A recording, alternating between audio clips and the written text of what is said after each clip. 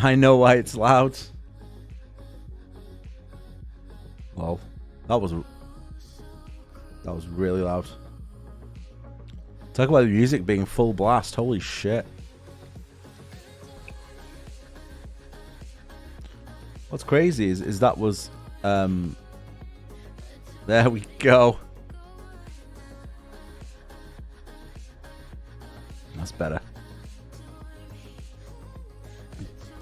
That's significantly better.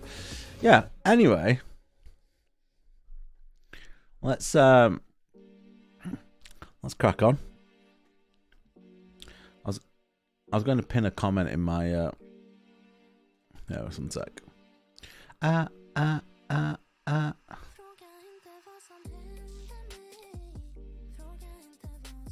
YouTube streaming is always a weird one for me.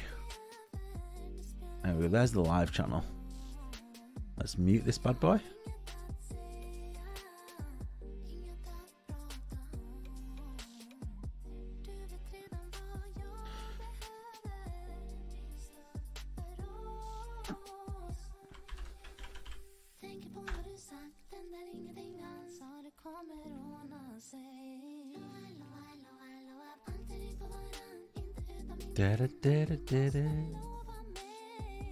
What? Global cooldown. Let's edit user. Oh god. Is that someone knocking at my door? I'm gonna rage big time. Like big time, sir.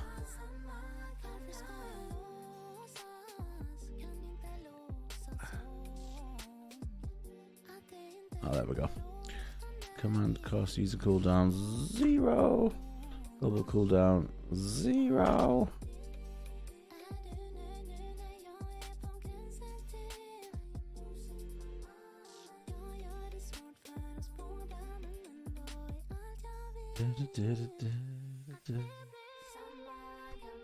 Why isn't my command working? It's not happening, man. Alright. Just have to do it myself, as you do. Pin message. Message is pinned. Excellent. Alright. We good. We good. We're good, Lila.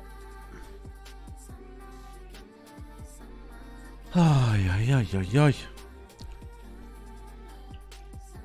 I was actually doing a bit of experimentation with the YouTube streaming contents. So how do you do a poll in YouTube? I've seen people do polls. Oh, there we go. Start a poll. Excellent. Which class on weekend 1? Barbarian, Rogue, Sock. There we go. Alright.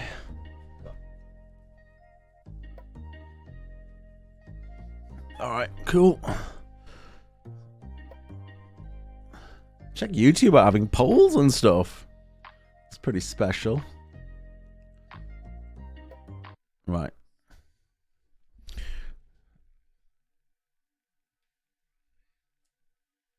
My breathing is so loud. I don't know why my breathing's so loud. On this microphone, it's like you can hear like every deep breath. It sounds a bit creepy. Never mind. You'll get used to it. Somebody. Oh, thank God! I thought somebody was outside. I was about to cry. You know when you just hit live and then there's somebody outside. You're like, what the fuck? Why? Gotta stop swearing so much on YouTube. Anyway, right. What are we watching? The one big problem. Should we? No. Let's do something more fun. It's finally here. 5 reasons to play. Go on then. We'll start here. To make sure you guys can actually hear this. There are a number of important things we'll be able to learn from just a few days of testing. My name is Kodiak. This is Legacy Gaming, and today I'm sharing the big things I'll be paying attention to during Diablo 4's open beta. Since we started covering Diablo 4 a short while ago, I've received a number of messages asking me what I hope to get out of the open beta. Now, truth be told, I'm open to the experience. I want Diablo 4 to blow me away and set the stage for the adventure I'll have on June 6th, not the other way around. That being said, based on what we know, there are a number of systems I'm desperate to learn more about, and I think the open beta will be the perfect opportunity to shed some light on music go loud. aspects of the game that will help determine its ultimate success or failure. It's still too First quiet. thing I'm really curious to learn There more we go. about is the game's shared world experience. It's no secret that Diablo 4 is inching closer to MMO territory, and that's something I'm anxious to experience for myself. During the open beta, we'll be able to fight Ashava, one of the game's world bosses, and this is... I am super looking forward to world boss fights, man. Holy moly, I am looking forward to world boss fights. Definitely, when you phase in, it's going to be similar to a Destiny World event. That is exciting. new territory for Diablo. It said that world bosses will require more than a dozen players to take down, and I want to know how... I also love that the camera zooms out. I think that's excellent. I think it just gives you a grander feel. It's going to be so hard to get to sleep tonight. The excitement is going to be very real. That's all going to work from a technical standpoint. Will players have to form pre-made raid-style groups? Will seamless instancing That's a good occur question. once players get close to Ashava's location? Will people have to form pre-made groups? I hope not. I hope not. Will the game have some sort of looking for group system? These are all pivotal questions that will inform what sort of group infrastructure the team can tap into post-launch. We know Blizzard has extensive experience. The mechs for that boss fight are already available, so like people know the mechs for the boss fight. So that should help. It's definitely going to be a challenge. With MMOs, and I'm sure there's plenty of knowledge sharing going on between teams, but it's unclear just how much the line between MMO and ARPG is being blurred, at least for now. It's safe to say Diablo 4's skill trees... The skill trees got updated today. We're going to be going through them. But yeah, the skill trees got updated. ...have gone through a number of changes since the game was first announced. And while there are already channels releasing build guides, I'm less than confident that things have stayed the same since the last closed beta. Skills are at the core of player identity. Yeah, he was right. The skills have changed. Skills have changed. In Diablo. That's always been the case, but this time around, the team's ambition to create a rather deep skill tree system means there's a lot to unpack and explore. First and foremost, I'm curious to see how far the skill tree system allows players to push into various builds, and while we're only going to experience a fraction of the full potential due to that level 25 cap, we'll still get a taste for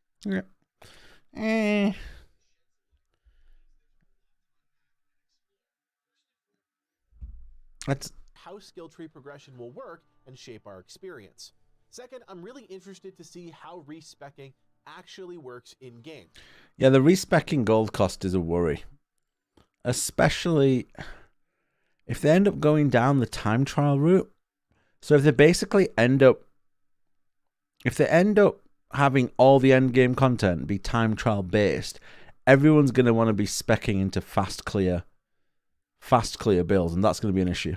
We know that individual nodes as well as entire trees can be reset, but at a cost. What I'm most interested in is the total cost of those respecs and if they feel balanced, even at the lower levels.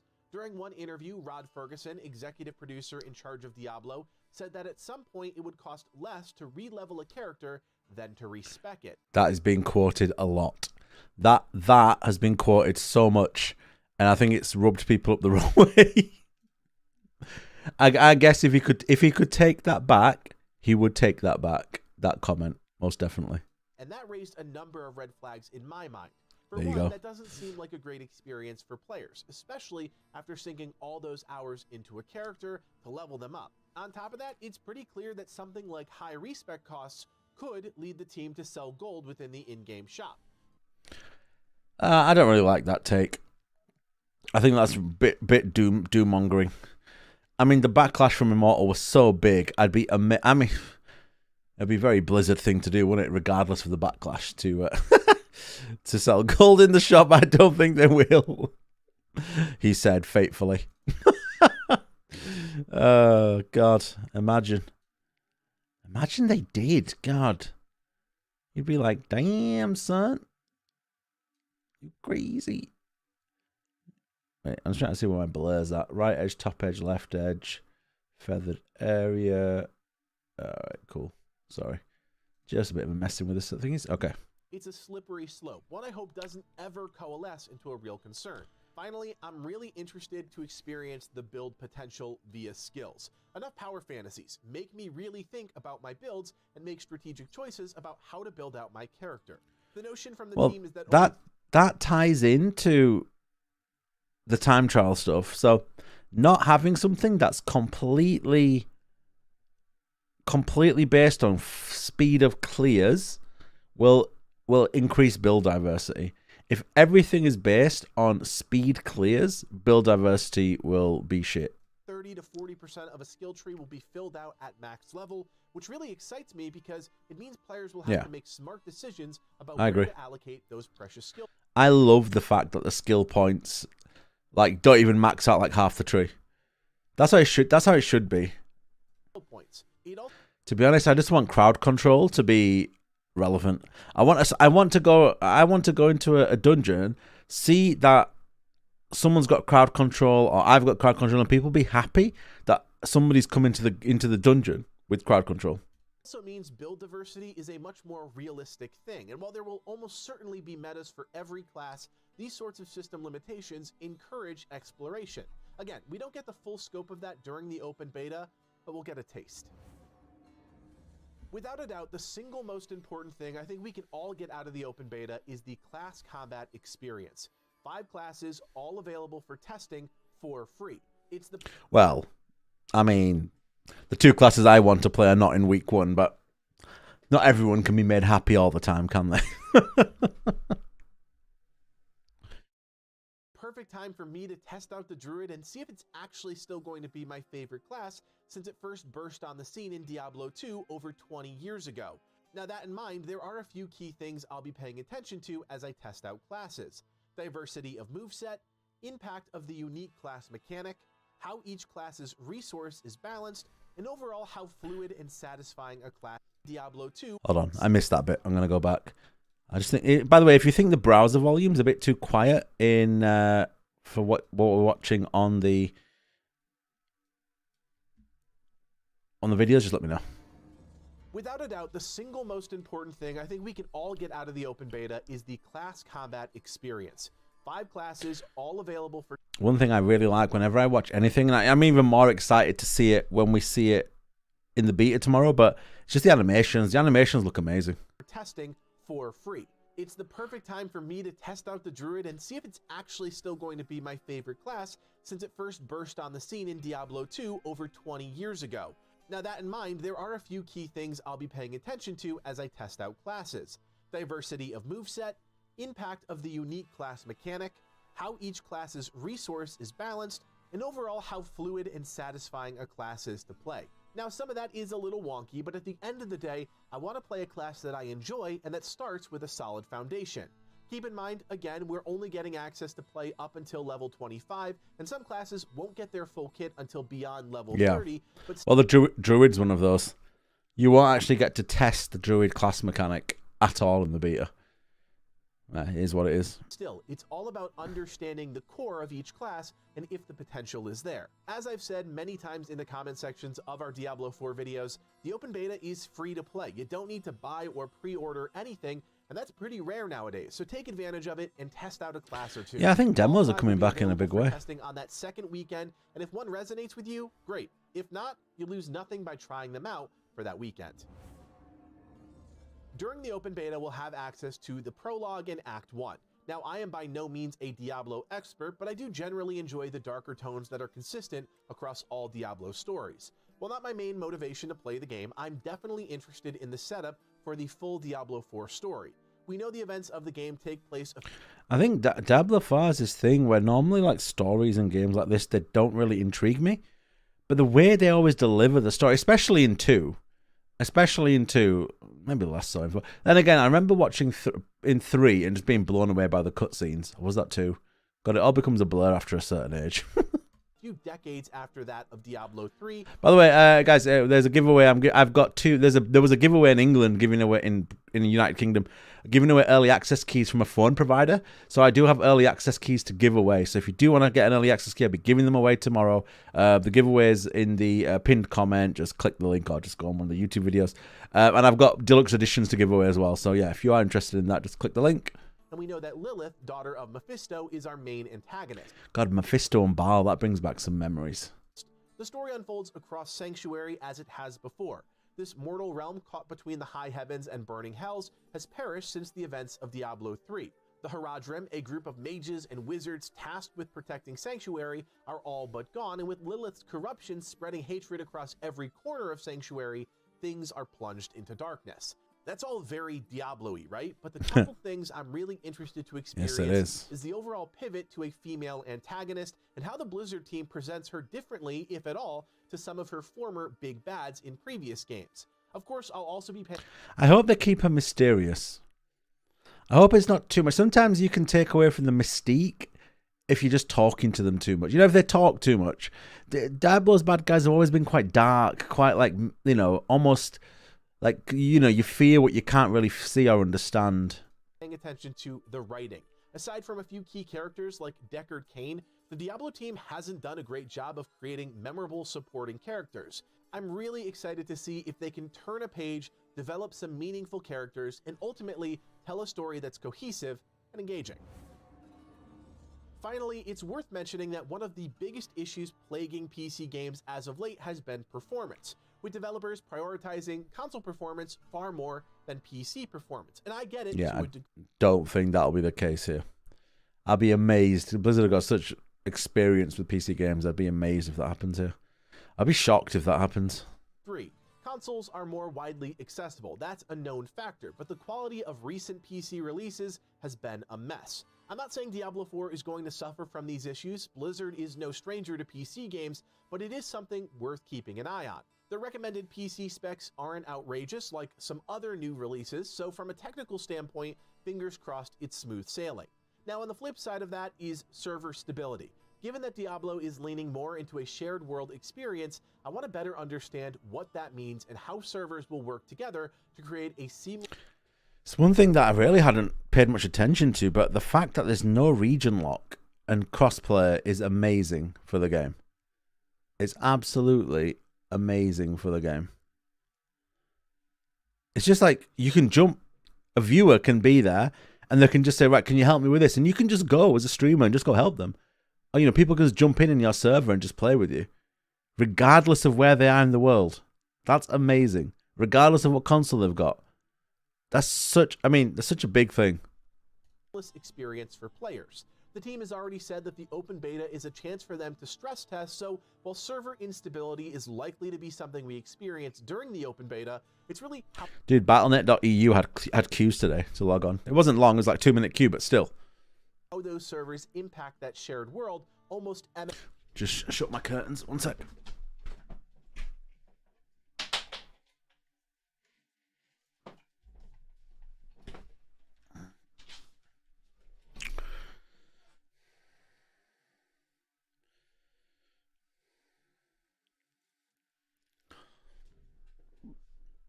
MMO-like experience that I'll be keyed in on.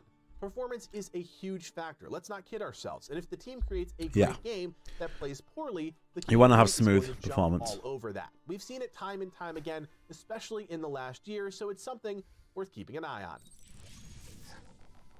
As you can see, there's a lot I'm excited to check out once the open beta kicks off, and from classes and combat to the open world experience, our team plans on soaking it all in. Friends, this is just the beginning of our Diablo 4 coverage. We know you guys check out the channel for all sorts of games, but if Diablo 4 is on your radar and you want more content like this, including deeper guides and eventually some fun builds, hit that like button and consider subscribing. We also plan on opening up a Diablo 4... Yeah, baby. All right. We're just clicking Diablo 4 and seeing what comes up. The true Druid God.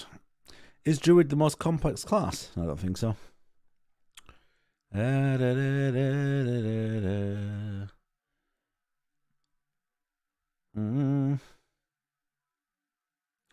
First look at all the early Time access. is now, ladies and gentlemen, Oops. and the hype levels are through the roof. There is just about 24 hours remaining until we are all diving headfirst into the world of Sanctuary. Oh yeah, with let's the not add early more access hours than are beta of needed. Diablo 4. And there is a ton of information that we need to dive into, like world bosses, main story quests, character customization, world events, PvP, altars of Lilith, And we don't have to watch the same footage every day, guys. Comeback Kids have done a total of 3 Diablo 4 game copy giveaways. Me too. 17 I'm giving at them away 9 a.m. too. Pacific time, and this event will conclude on March 20th. Europe people, that's 4 p.m. GMT, 5 p.m. Central European time. At 12 p.m. Pacific time. By the way, it's very important, ladies and gentlemen, if you haven't already, to make sure you head over to the Battle. Do indeed pre-install it, people. Install the game to preload it, so you're ready the second it releases. It's a big download. It says Other 70 events, players gigabytes. can also play using couch co-op during the early access beta weekend, and the best part is only one player will be required to have official access to the experience. The second player, all they will need is to have their Battle.net and console-specific accounts linked. Blizzard is making it a massive point overall in Diablo 4 to have people group up with teammates and friends to vanquish those demons. While near any player overall, Couch co-op you is gain cool. a 5% bonus experience buff, and if you're near a member of your own party, you're granted a 10% additional experience buff. So if you're looking to level efficiently or just want to play with friends in general, there are going to be no handicaps in doing so, other than having to carry little Jimmy across the street who doesn't even know what game he's playing. Through the early access weekend, you'll be exploring the game's prologue and first act, and players can level up to level 25. The early access beta, players will only have That access isn't to the world 3 boss we'll be classes, fighting. Rogue, Barbarian, and the Sorcerer.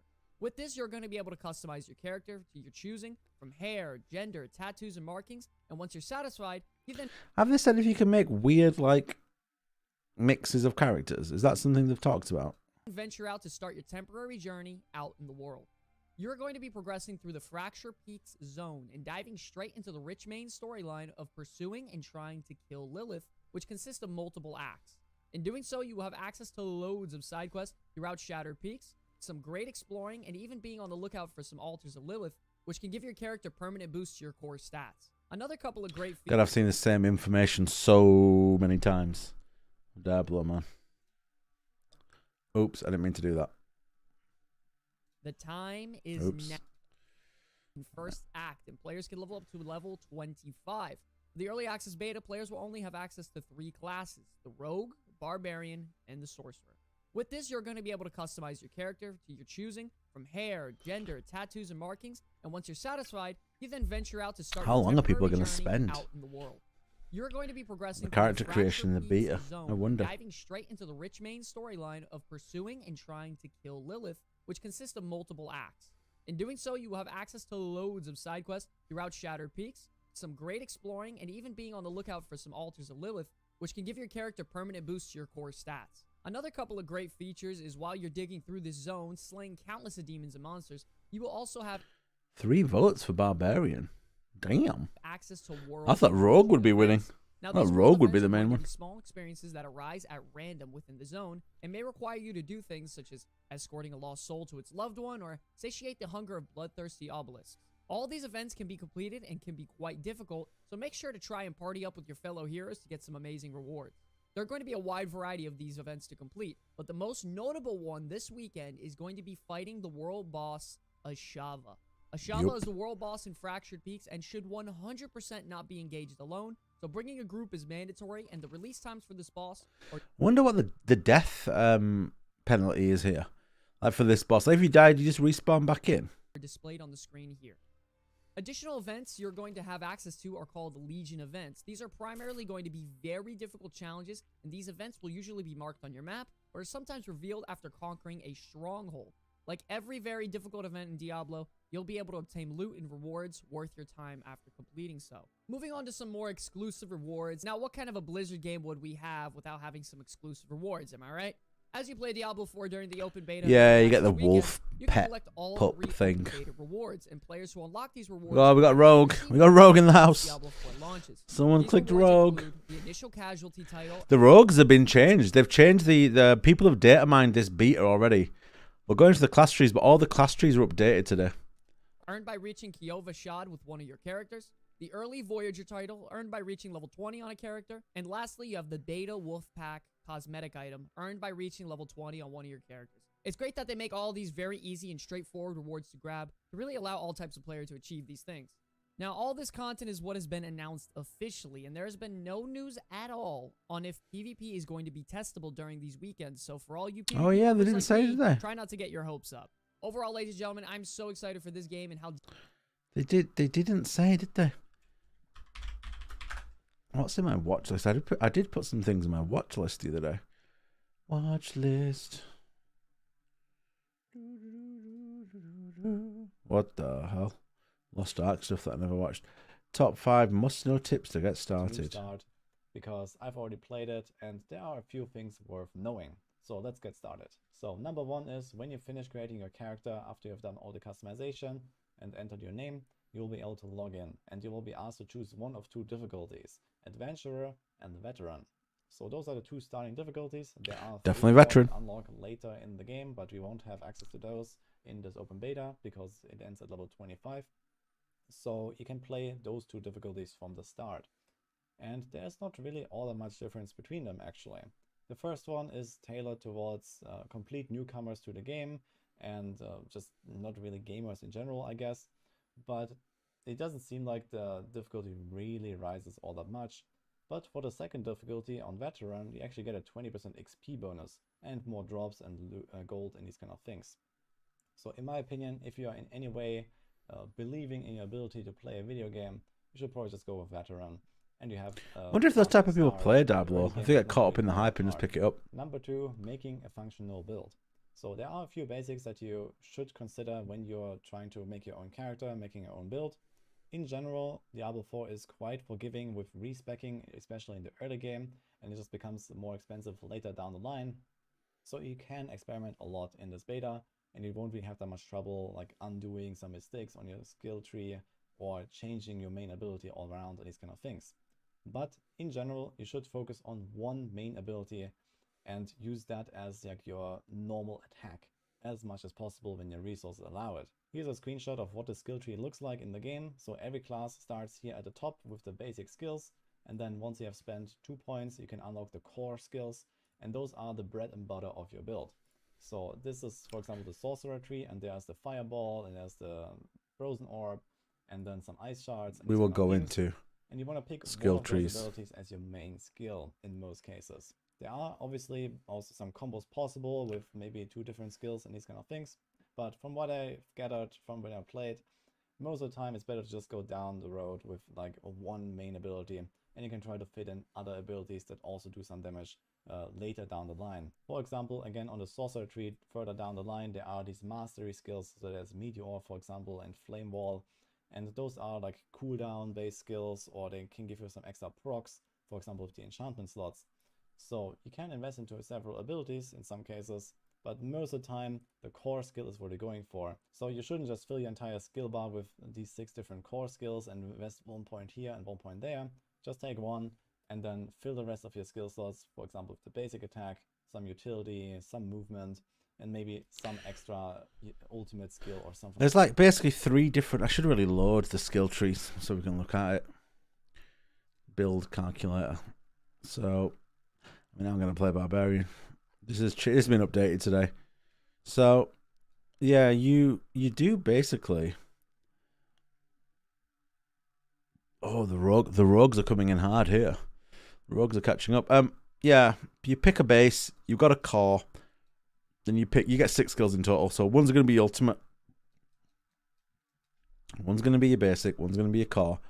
Then you're going to pick another 3 from these 3 groupings here.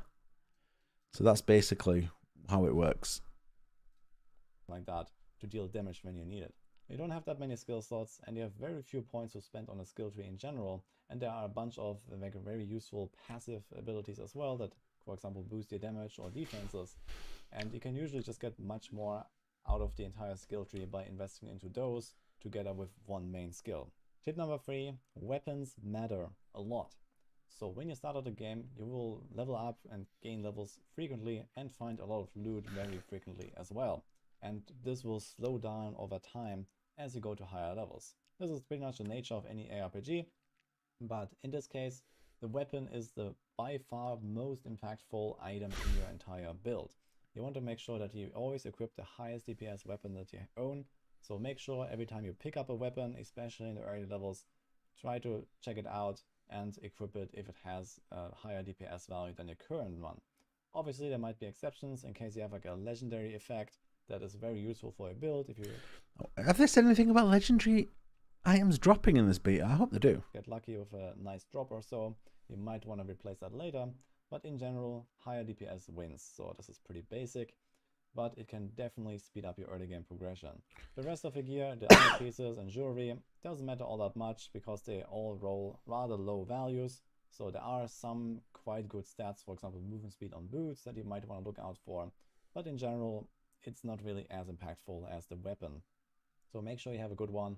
And for the armor slots, it's going to be hard to get out of habits that I'd formed in previous Diablo games. Well, like, it was always crit rate, attack speed. That's about it, really. Crit rate, attack speed, and just the base weapon damage. Getting out of that habit's going to take a while. Or not, just go with what you have, and maybe try to find some good legendaries later down the line. Tip number 4, find objectives to complete to progress your character, both for XP and loot. So, for example, while you're running around the zones, you will find these random side events. You can see this here, with this orange circle, for example. This is one of those local events. But there's also the campaign itself, so as you play through the beta, you will be able to complete the entire Act 1 of the campaign. And those campaign quests are also very juicy in terms of the experience you gain. Juicy. So just doing that will already probably bring you close to level 20 if you just want to do that and unlock the puppy, or just reach max level for the beta in general.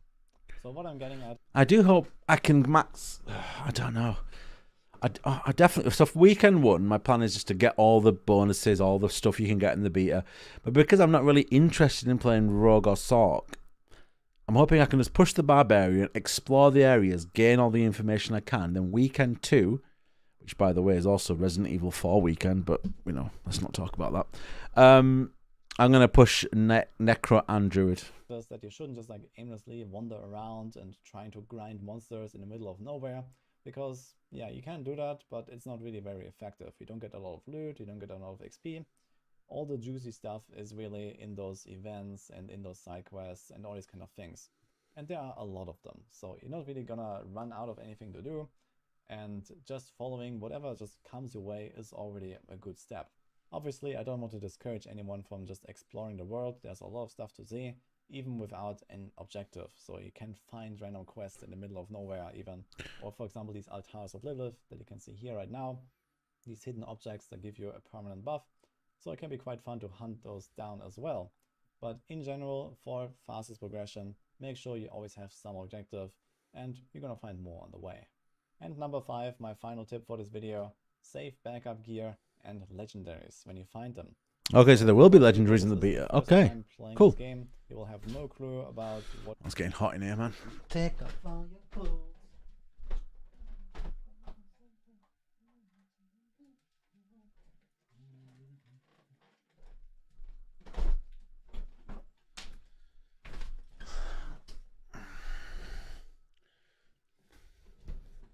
What is good and what is not and what you want to try. And in the end, it's best to just have the options available. So there's a stash. It's not really very large, but it allows you to store a bunch of items. So you can just go to the incoming, stash, selling, for example, selling stash for money. In there in the top, Row. And you can just like throw in some items to try out later. So especially once you get a few levels, you might start finding some legendary items that, for example, boost a certain skill or at least a certain archetype that you're not playing right now. So instead of just dismantling it, you can just throw it in there, and later on you can respec maybe after you've reached max level. So you don't have to level a new character from scratch, and instead you can just experiment a little bit by saving up some gold, respecing the skill tree, and then using whatever other items you have. In the case of rogues, for example, you might want to save different types of weapons like bow and crossbow or swords and daggers, or the same for the barbarian with those different types of two-handed weapons or one-handed weapons they can wear. So don't just focus on the one thing that you're doing right now, but leave yourself the option to also try something else later. And with this, I conclude this video here. Hope you liked it. If Thank you, want sir. to see more Diablo 4 content, I already have a playlist of something like 20 videos or so here on my channel.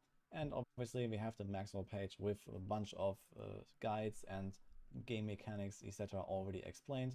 You can go check that out in the description as well. I wish everyone a good start for the open beta. Oh, that's my watch list. The fuck. I was like, what? This guy's got UFC in his fight list. He said he's got a Diablo 4 playlist. Where is it? Hi everyone. So Hello. Oh, nice hair, sir. Nice hair. Okay, this isn't really where it's at. Hey, that's me. What the fuck? Okay. Watch later. Ultimate class guide. Ability and of course damage.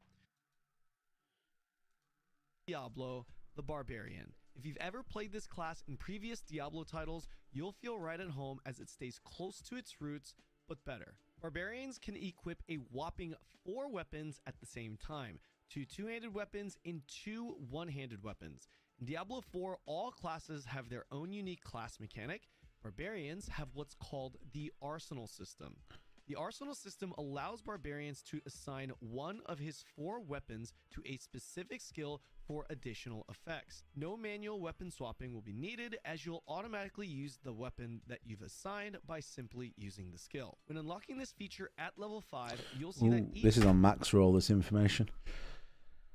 One-handed axe, critical strike chance against injured enemies. Double this energy, double this when using 2. Concentration 55% chance.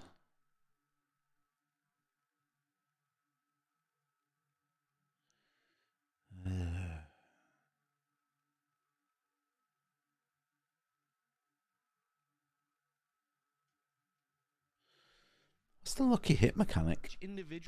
Something we should read. Max roll. Max roll.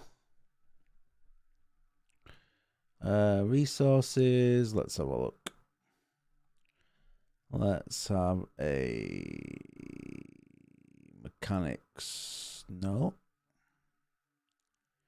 Nothing on lucky hit chance. Let's Google it. Lucky hit chance Diablo 4. Lucky hit chance. Here we go. A random on-hit affixes trigger within any attack, which are called lucky hits. Lucky hits come from many different sources: skills, passives, items, and legendary aspects. One example is a stat that can be found on weapon. Chance to execute injured non-elites. Ah, so it's on the weapon. Okay. Okay.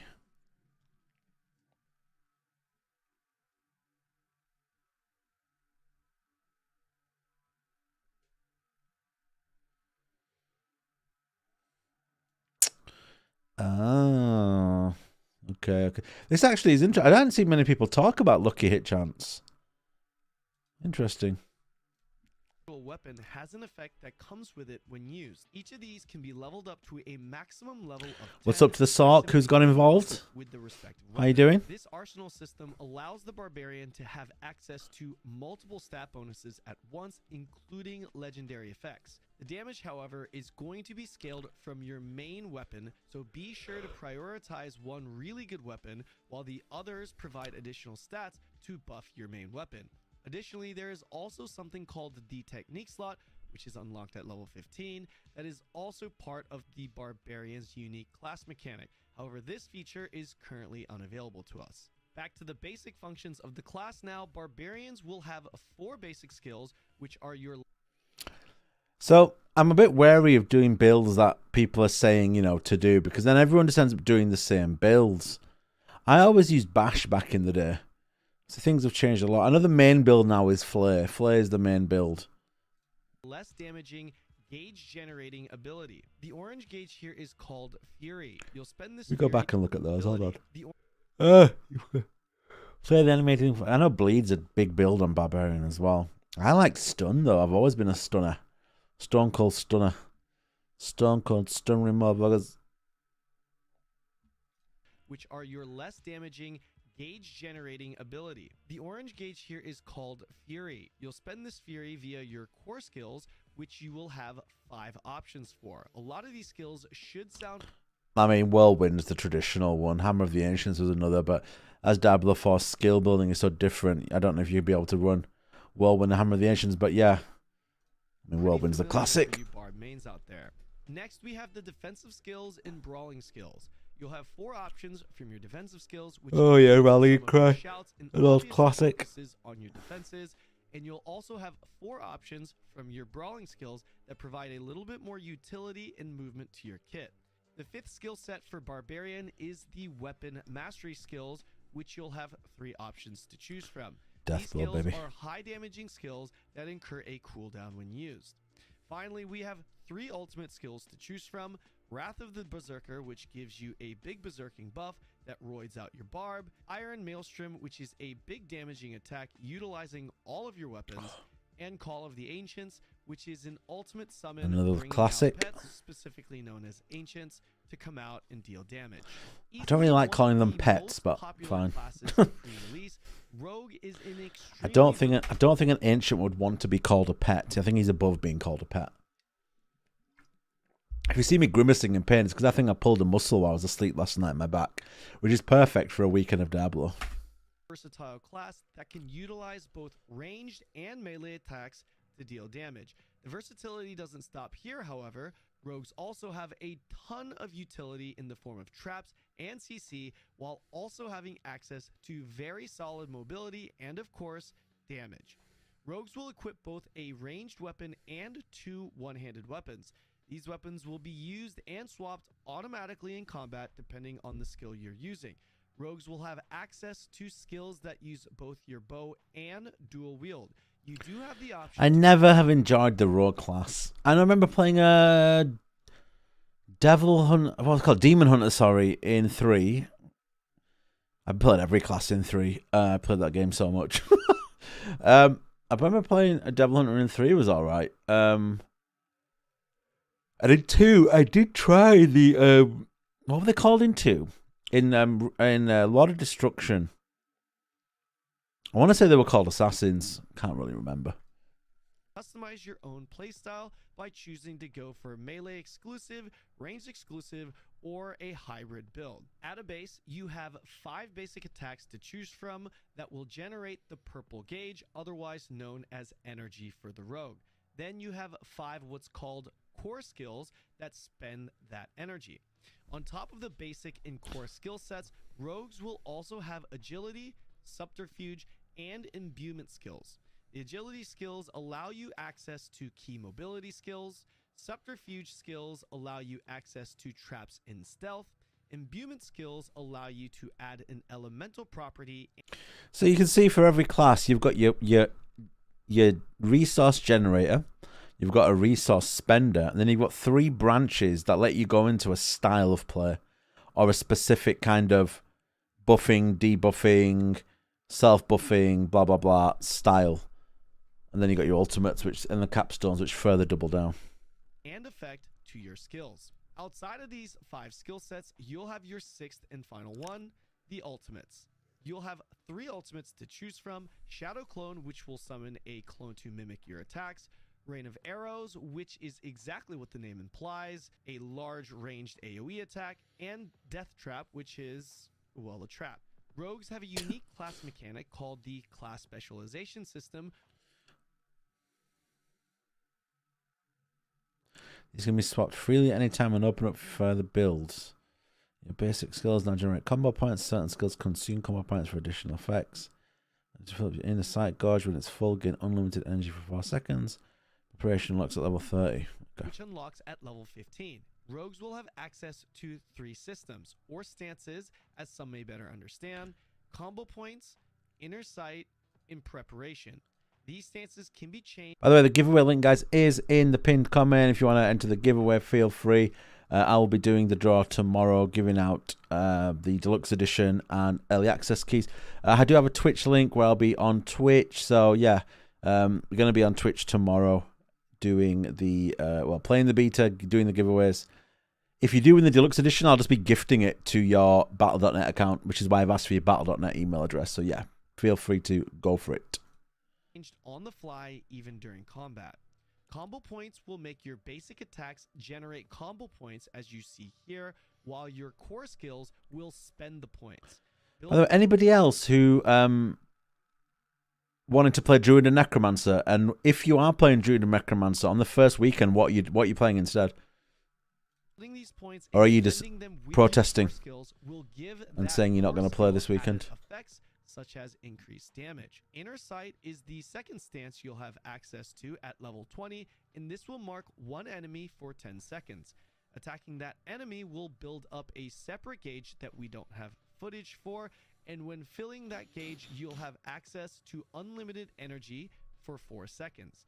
This is insanely powerful for single target scenarios, as you'll feel like you have unlimited resources. Preparation is the final stance, which becomes available at level 30. Since all testing thus far has been only up till level 25, we do not know exactly what this stance will be. However, it is speculated to be something revolving around cooldown reductions and resets. Sorcerer in Diablo is everything you'd expect it to be. I've never liked sorceresses. Because, you know, in D2, everyone played sorceress. And that really annoyed me and made me dislike the sorceress. And yes, 20 years later, I still harbour that same hatred for the sorceress. Expect big numbers with massive AoEs, crowd control, teleports. The sorcerer fits the mage archetype perfectly. Sorcs will be able to equip two-handed staves or a one-handed dagger, wand, or focus. And with it, you'll be dealing cold, lightning, and fire damage through your all-important resource. Ooh, cold, fire, and lightning. Like all classes, Sorcs will have 6 skill sets, beginning with their basic skills, which you'll have. I do like this imbue mechanic he's going to touch upon in a minute. I'm assuming he is, anyway. These will be your basic mana generators. You'll also have an additional 6 core skills, which will be your harder-hitting mana spenders. Sorcs will have 4 options in their defensive skills, including skills such as teleport and ice armor, and they'll also have 3 elemental summons to choose from in its conjuration skill set: Ice Blades, Hydra, and Lightning Spear. Rounding out the Sorc skill sets, you have your 4 mastery skills, which are hard-hitting, massive AoEs that will consume more of your mana, and of course, your long cooldown ultimate skills, which you'll have 3 elements to choose from: cold in the form. He spelled sorceress wrong. Fire in the form. Cannon. Oh, Cannon. Who's your video editor, man? Sack them. This is a disgrace. I'm kidding, I love Cannon. In the form of Deep Freeze, fire in the form of Inferno, and lightning in the form of Unstable Current. You may have noticed some skills having what's called an enchantment effect. Sorc's special class mechanic is its... wait, I want to see what that was. God, I did a workout in the gym today. It's absolutely screwed me, man. I'm telling you. Every 15 seconds, a blizzard forms over you and follows you for 4 seconds. Meteor. This is if you enchant it. Meteor, every time an enemy takes burning damage, there's 3% chance of meteor. Okay. 3% chance. Okay. Firewall, lucky hit, direct damage is up to 15% chance to find a spawn of firewall. Okay. Is its enchantment slots. This is unlocked at level 15. The build diversity goes even deeper, as Sorcs are able to apply an unused skill towards an active skill to receive an added effect. For example, if you slot the Meteor skill, you'll receive an added effect that gives you a 3% chance to have a meteor fall on a target every time they take burn damage. Further upgrading this would give you added effects on top of that. In this case, you'd have the added effect of having a 30% chance to have an additional meteor fall when your meteor hits 3 or more enemies. Keep in mind though, in order to slot the skill for the added effect, you'll still need to unlock the skill by spending a skill point on it in your skill tree. The first of 2 classes that have not been fully revealed. Boo! No Druid in weekend 1. Boo! Melee, casting, and summoning options. Outside of its unique ability to shapeshift, Druids have a lot of versatility when it comes to its skill kit, offering you a I really hope the Druid has a unique that allows you to like permanently shapeshift between the 2. That'd be sweet. Oh, I have like a really high uptime. Under the theme of a shape-shifting elementalist. Druids That'll be will have sweet. the ability to equip both one-handed and two-handed weapons, including staves, and will deal damage that mainly revolves around physical, lightning, and poison properties despite its elemental theme. Skill set wise, you'll have 5 basic skills and 3 core skills, otherwise known as spirit skills for Druid. Like all classes in Diablo 4, your basic skills will deal damage and generate your mana resource, which for Druid is called Spirit, while your spirit skills as a Druid will consume your spirit to deal more damage. You'll have options in both your basic and spirit skills to deal damage via transform state or by nature themed spells in human form. In your defense skill set, you'll have 5 options that will help with your survivability at the cost of a cooldown, 3 of which will transform you into a wolf or bear. The last 2 skill sets unique to Druid are Wrath skills and Companion skills, both sets that are cooldown blind. I don't think I'll be, in my build, I don't think I'll be using either of them. I'll be going defensive from elsewhere, from passives. Non-transformational AoE spells, and 3 options for companion skills: Wolves, Ravens, and Vine Creeper, which are essentially your summons. As far as your ultimate skills, like all other classes, you'll have 3 options. Cataclysm, which is a giant storm that follows you dealing crazy damage. Grizzly Rage, transforming you into a bear on roids. And Petrify, which is a mass stun that also deals damage. However, from the most recent dev stream, we do know that at level 15, the Druid will be able to interact with 4 spirit animals in regards to its class mechanic that will provide buffs to the Druid when given boons, which can be looted from monsters. Each spirit animal will provide powers to which you'll be able to select. Sorry guys, I had to sneeze there. From each spirit animal. The powers can be changed at any time, and once all the powers are unlocked, you'll be able to choose 1 additional power, allowing you to have a total of 5. So at first, Druids will only be able to bond with 1 spirit animal at a time and only receive that animal's buffs. So they will be able to swap these out at will. However, once Druids have unlocked all 4 spirit animals, they get 2 advantages. Druids can bond with a 5th spirit animal with different buffs. Druids will simultaneously receive 2 bonuses from 1 spirit animal of their choice and 1 bonus from all 4 remaining spirit. Oh, okay. I misunderstood that initially. Bonus from all 4 remaining Powers active at a time. Keep in mind though, this will not be available during the beta test because the region you have to go to, Skaz Glen, will not be available. The final class on this list is going to hit home for a lot of people. Oh yeah. None other than the Undead King, Oh Necromancer. yeah. One of the 2 classes that we'll be releasing during the second weekend of testing. We are still limited to what we know with this class. What we do know is that this is a class that has stayed very close to its roots with a lot of returning skills. Damn, However, Skippy. Diablo 4's iteration of Necromancer not only made it look more badass, but also took it to another level, starting with the equipables. Necromancer is the only class in the game to be able to wield a scythe. Additionally, they can if there isn't a scythe, that is amazing for summon builds. Like seriously, if there's a weapon that you need for a summon build, an Army of the Dead build that isn't a scythe, I'll be wounded. Absolutely wounded. equip other one-handed items, including swords and shields. Necromancers have 2 main resource pools, the first being Essence, which is essentially your regular mana pool, and like all other classes, can be generated by using basic skills. The second resource is actual corpses. As any regular Diablo player would know, these corpses are remains of enemies that are killed by the Necromancer. They can then be used by the Necromancer in ways such as raising minions or exploding them for damage. Furthermore, Necromancer's class mechanic in Diablo 4 is called the Book of the Dead.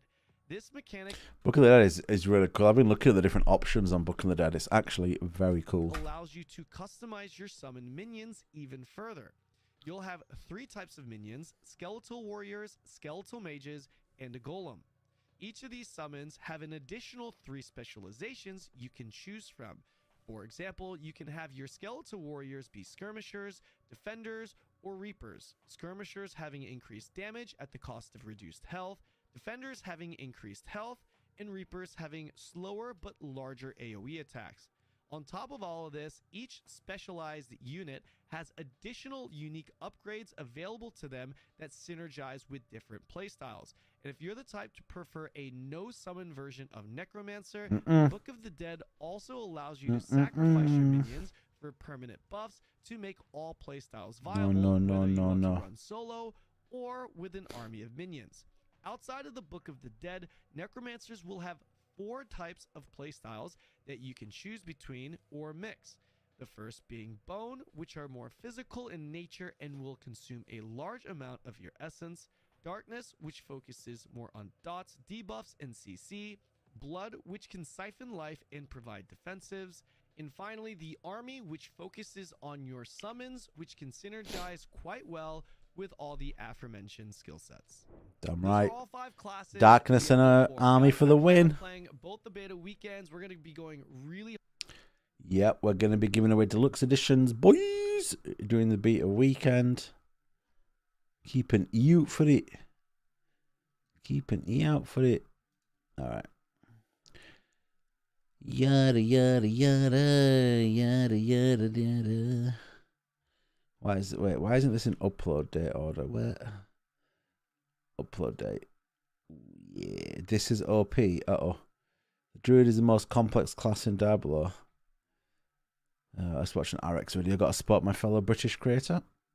A staple of the industry, and that means that when a new one is gearing up for release, a lot of people are wanting to know exactly what is new and if it's going to be good. Lucky for us, Blizzard has been doing betas for most of its upcoming games, and the latest one to hit your gaming device is Diablo 4. Ahead of the release of Diablo 4's beta, we know a bunch of the content, lifetimes, and how to get into the beta itself, so let's go through all of the details so you know what you're getting into.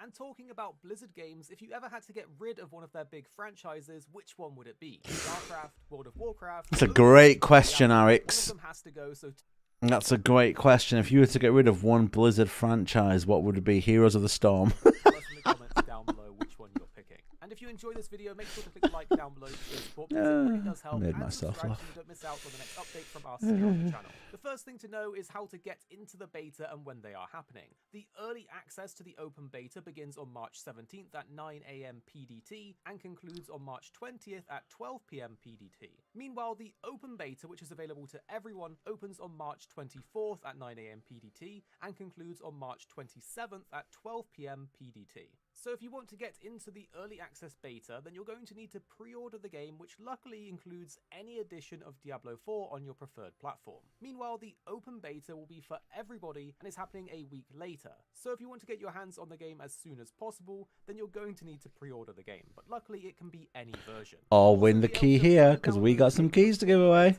And currently you're able to pre-download the early beta version ahead of the test as it is available now. But what exactly are we going to be able to play in the beta? As with most betas, Diablo 4 will be giving us a short snippet of the early game and campaign. Here's what Blizzard have said about what we will be able to experience.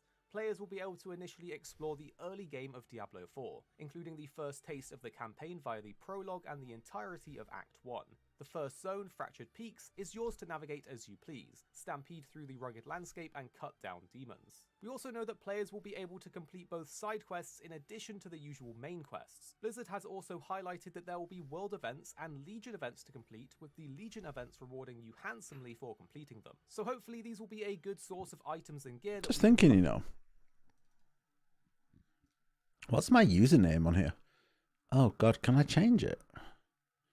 View Pro, probably not a good idea to do that on stream. Hold on, unless I put it on this window. What?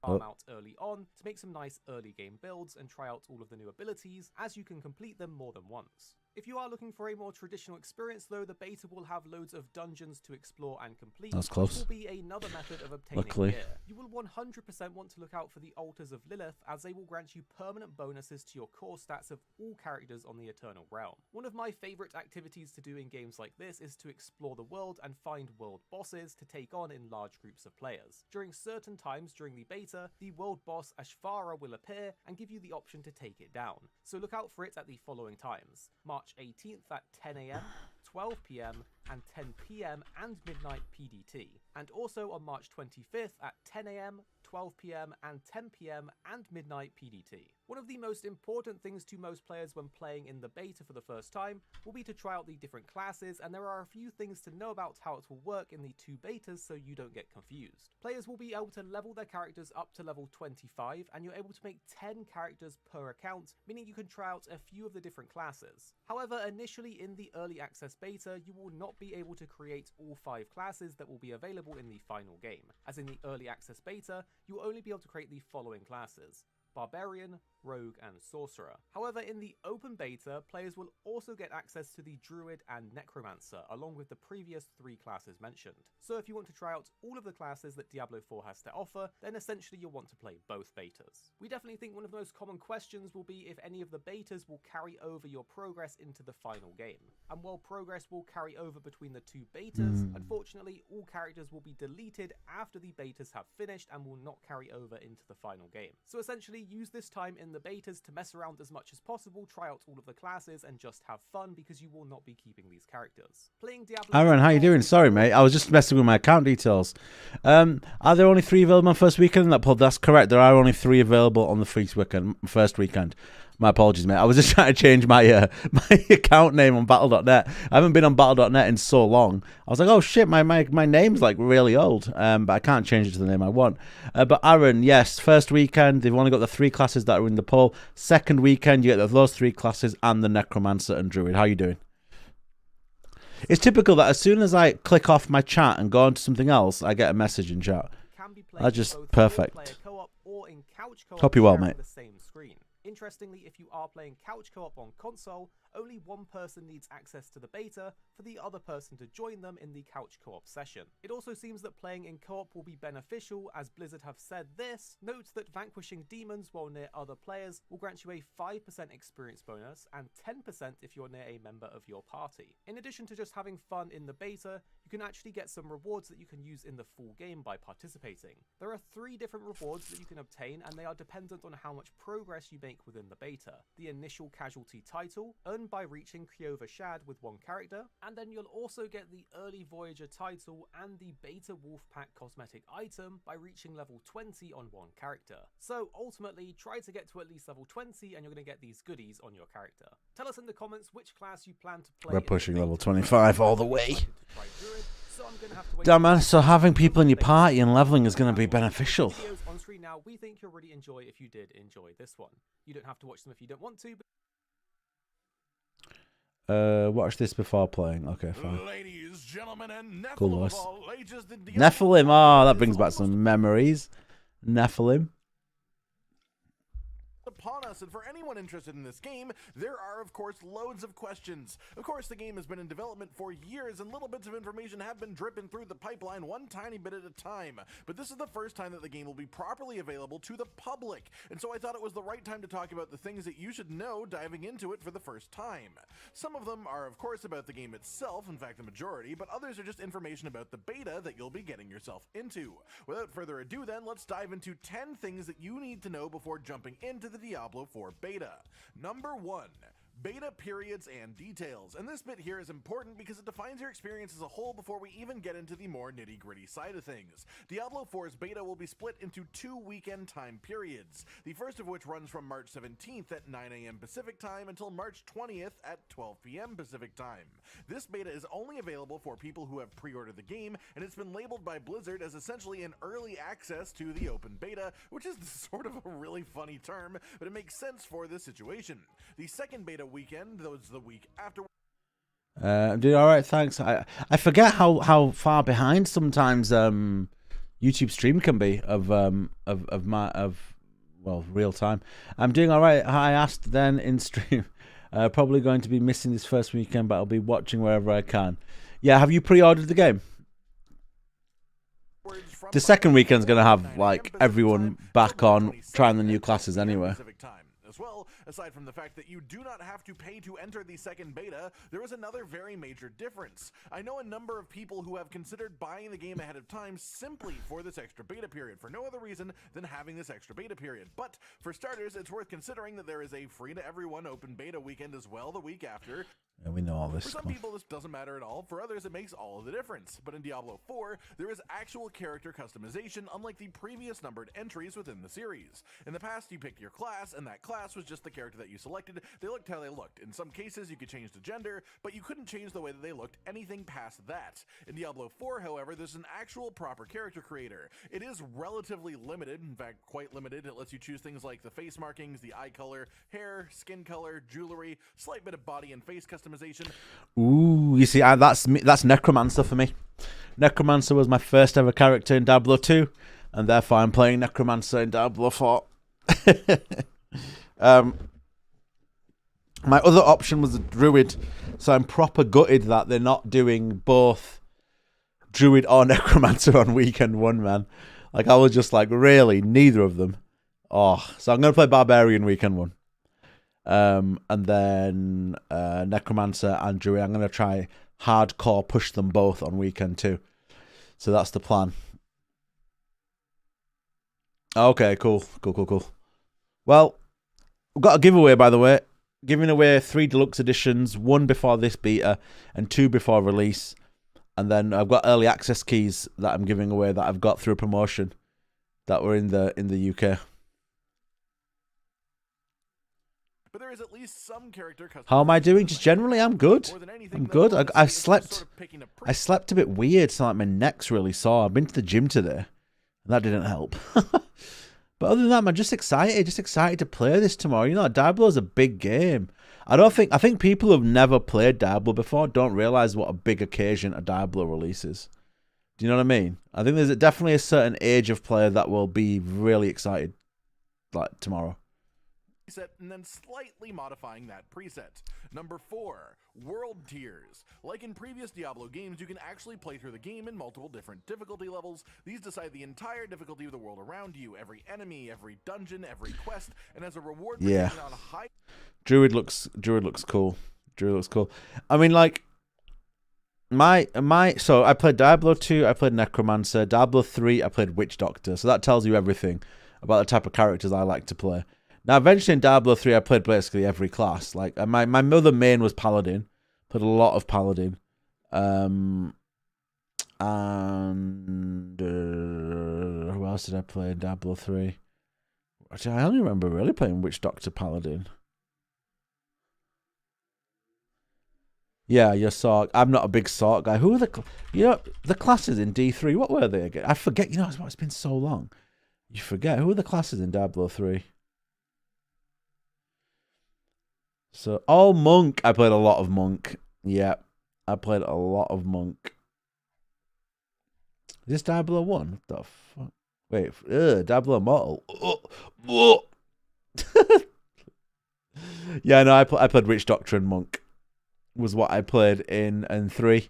And then Crusader later. I stopped playing before Necromancer came out. But I played Crusader, yeah.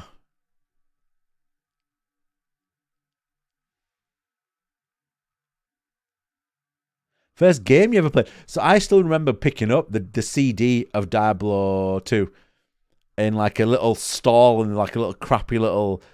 I don't even know where it was, man. It wasn't even a real shop. I remember just seeing it and reading about it and just buying it. So Diablo 2, what were the main classes again? Because is that Diablo Immortal? Go away. Why does Diablo Immortal keep coming up? Amazon, that's what it was called.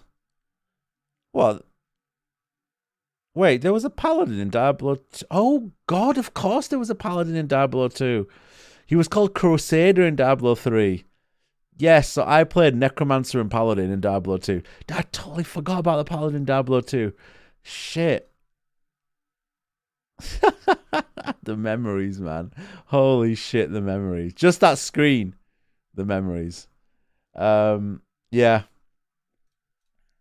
World tiers, you get better loot, more gold, and more XP from every single source. In the beta at this early point in the game, yeah, so I was Necromancer main, Paladin, Diablo 2, heard, the first world tier is a bit too Witch easy, Doctor, like Crusader, Monk, Diablo 3. In the world without much issue, but the second world tier feels... I also did play a bit of Druid Diablo 2, a lot of destruction.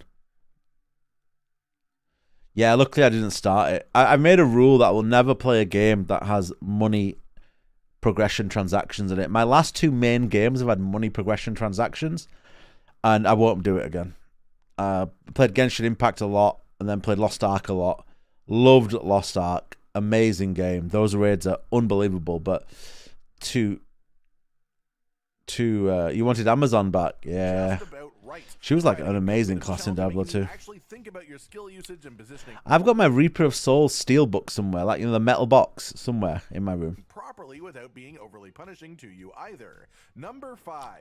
It's all the same. Not procedurally generated, mostly. The world around you in Diablo 4 is actually not procedurally generated outside of dungeons, unlike previous entries in the series. Yeah, nostalgia. That is the same for every It's a hell of a drug. every single playthrough, and while some may not like this that much, it does allow for some more interesting mechanics within the game. For example, world bosses. In the beta, there will be one world boss known as Ashava. This creature will spawn at various times in the first beta weekend and also the second beta weekend, and these are the times here. And while in the area for the world boss, not only will you see your own co-op party if you form one, but you will also see loads of other players that aren't in your party who are in their own world, ready to take on this creature too. The reason you can see these other players is because of our next entry, number 6, dynamic matchmaking. In the world of Diablo 4, you will come across... Not too dissimilar to Destiny, this. Where you just kind of phase in and zone into a kind of instance. Exactly the same. Whether you are in a party with them or not. The developers have stated that they will try to keep this somewhat limited so it doesn't negatively affect your quest or change the feel of the world, but essentially they want the towns and cities to feel actually populated by humans and busy, and out in the wilds they want you to just come across each other on occasion, not constantly, but just once in a while, just enough to know that you aren't totally alone in the world. When you see these players, you can join a party with them, as generally they'll be completing the same objectives as you, but you can also just choose to totally ignore them. We won't really know until launch just how intrusive the system will be, but it's also a sort of a requirement to make things like those bosses function properly. So yeah, I was a witch doctor from day one, man, in D3. I remember there being this absolutely broken dogs build early on, and my dogs just one-shot everything. That was the greatest build in any game ever, because I didn't have to do anything. It's interesting to have nonetheless. Number 7, skill trees. These skill trees in Diablo 4 are absolutely massive and varied. Even at the early level. Have you seen the build calculators, by the way, for D4? They've been updated today with the new with the beta being released for download. Entirely viable. Of course, in a game like this, in the endgame, it's likely that 1 or 2 builds per class will just be the absolute king above the rest, but all reports seem to say that the amount of variety in these skill trees has led to an insane amount of viable playstyles within each class, which means if you pick a class because you specifically like one particular aspect of it, you will more than likely be able to build around that entirely and still be totally happy, still be able to do pretty Yeah, much what they do is, though, they blur the lines sometimes. Well, Genshin was obviously a clear money game, but Lost Ark is like pay for progression, not necessarily pay for power. That technically you can pay for power, but the raids are structured in such a way that sometimes it does negate it. Obviously, more power makes the raid a touch quicker, so that means less mechanics. But anyway, yeah, it's just can't be asked for any of it. If Lost Ark wasn't so grindy and I didn't have such a bad community where it was so gatekeepy, I'd definitely still be playing Lost Ark. I've got so many like absolutely souped up characters in Lost Ark. But the gatekeeping's too hardcore, man. Like, finding 8 people to do a party is a pain in the ass. Like, at least in this, it's like, you know, it's going to be a lot easier. Very cool to see. I love build variety in games like this. It keeps the lifespan going up and up for the people that... Build variety is the most important thing to me. I'll give you the link, mate. 1 minute.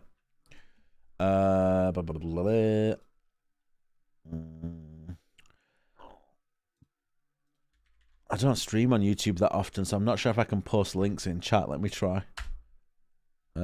Send. Did that work?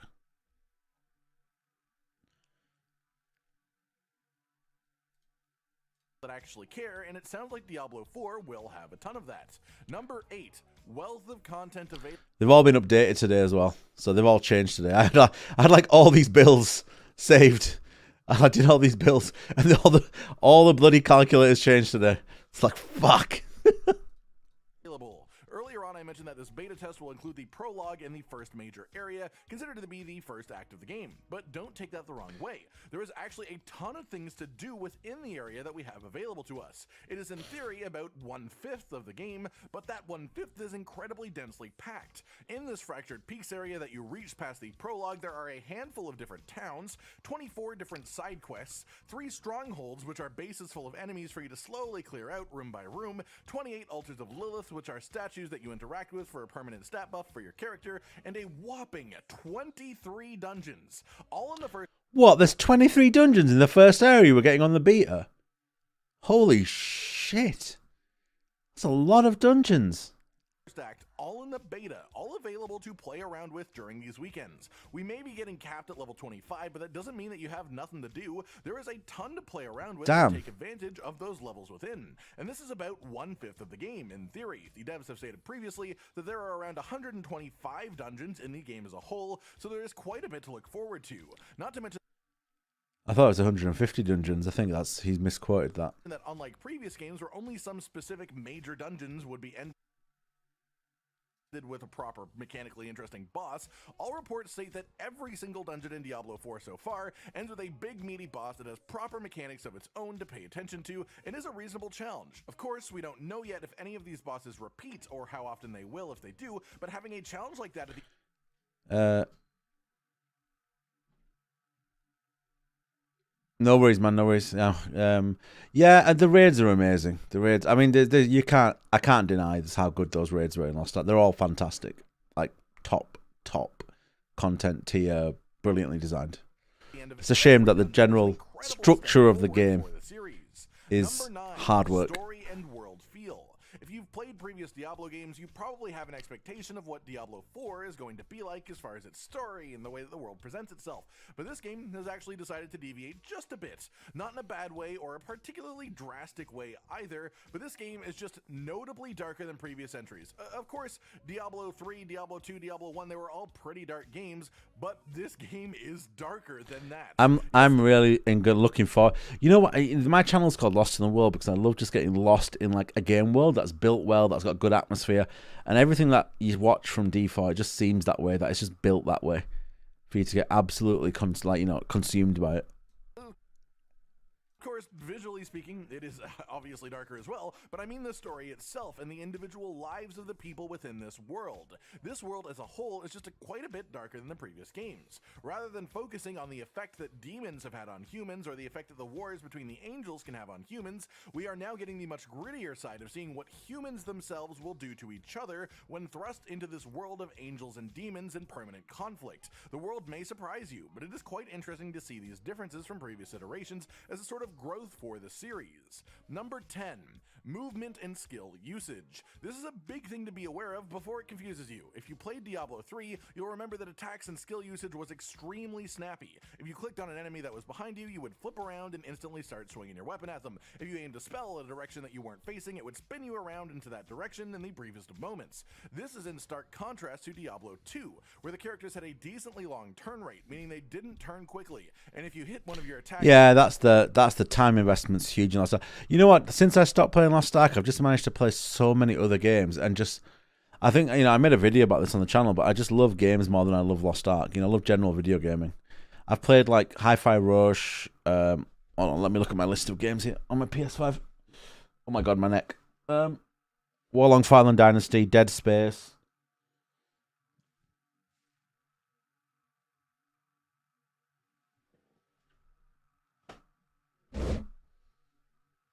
What else did I play? Oh, Hogwarts Legacy, Hi-Fi Rush, Neon White, yeah, Resident Evil 4 demo, which was amazing. Have you heard of Up Against? Yeah, I have heard of Ashes of Creation. Probably too MMOE for me. What's good about Diablo for me is it treads the line between like hardcore, but in terms of time investment, it's not as hardcore. Like, because of the seasonal model, there's like peaks and troughs. Well, like Lost Ark was always like, you know what I mean? Like, all the time. Well, at least in Diablo, there's like, and with the content being 4-man, it should be a lot less gatekeepy. It should be like, once you get there, it's chill. Do you know what I mean? Oh, no, I've got one of my tenants ringing me. Let me just leave this video running for you. or skill buttons while they were still turning, it would just come out at the angle that they were currently facing, regardless of where you yourself actually wanted it to go. Diablo 4, however, seems to be somewhere in the middle of these two systems. The turn rate is much faster than Diablo 2, but it isn't as ridiculously snappy as Diablo 3. It is an attempt to have the fun feeling of not missing your attacks all the time, but still the realism of, hey, your character isn't facing the right direction right now, you can't just sling a spell behind your back without looking, and it's important to be aware of that before diving into the gameplay yourself and thinking it's unresponsive in some way. That's not the case. It's just functionally different at its core, and you have to pay attention to this mechanic. And that's it, everyone. 10 things that I think you need to know before diving into the beta for Diablo 4. Of course, if you know of any more things that can help other players out, feel free to leave them down in the comments and help each other. I hope you all enjoy your beta experiences, whether you have early access to it this weekend, or if you're just waiting for the free beta open to all next week. Like if you like the video, subscribe and hit the notification bell for more, and most importantly, ladies and gentlemen, until next time, stay sweet. Josh, Cotton, and Hollow with the videos, dropping the humor like a hammer on your tippy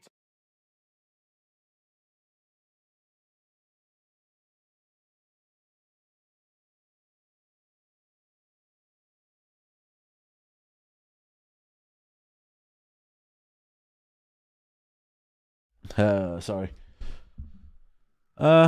Yeah, Herd of Ashes of Creation, probably too much of a time sink for me. I really do enjoy my single player games, so my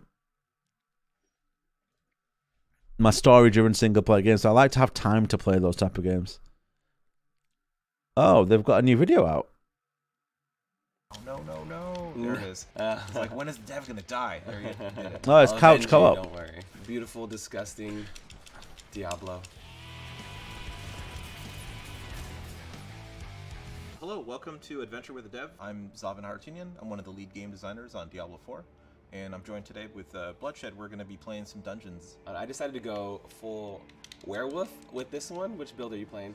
I'll be mixing up a little Bleed and some Hammer of the Ancients, and I've also got Iron Maelstrom. What dungeon did you pick today? We're going to be playing through Cor Dragon Barracks, which is a really cool Knights Penitent fortress in Fractured Peaks. What you're seeing here is it's one of the fortresses of the Knights Penitent, which is kind of the military arm of the Cathedral of Light in Fractured Peaks. You can see as we kind of move through this space, we're constantly kind of going indoors and outdoors. Some of this was Look, he's pretty much like inspired Werewolf by, full time. Look, the Secheron dungeon tile set Oh, in Diablo nice. 3. We loved it when we made that. We want to try doing something like that again. You added traps like in Secheron also? Yeah, so actually traps we went really big on that in Diablo 4. Most traps have secondary effects that players can take advantage of whenever they find them. Yeah, so right there, there's a trap. They'll get you. I know. Speaking of Secheron, right? Yeah, the big pendulums is what I remember from Secheron. And oh god, I remember use those. to Holy attack shit. enemies for me. What's one of the favorite things that maybe you've helped implement into the game that you're really proud of? Or We're not in it right now, but one of the first dungeons that we ever built, the first tile sets we ever made, was actually the Crypt. And we're like, okay, well, how do we make sure this feels like Diablo? Oh mate, I played New World at launch, and I hated the fact there was no fast travel.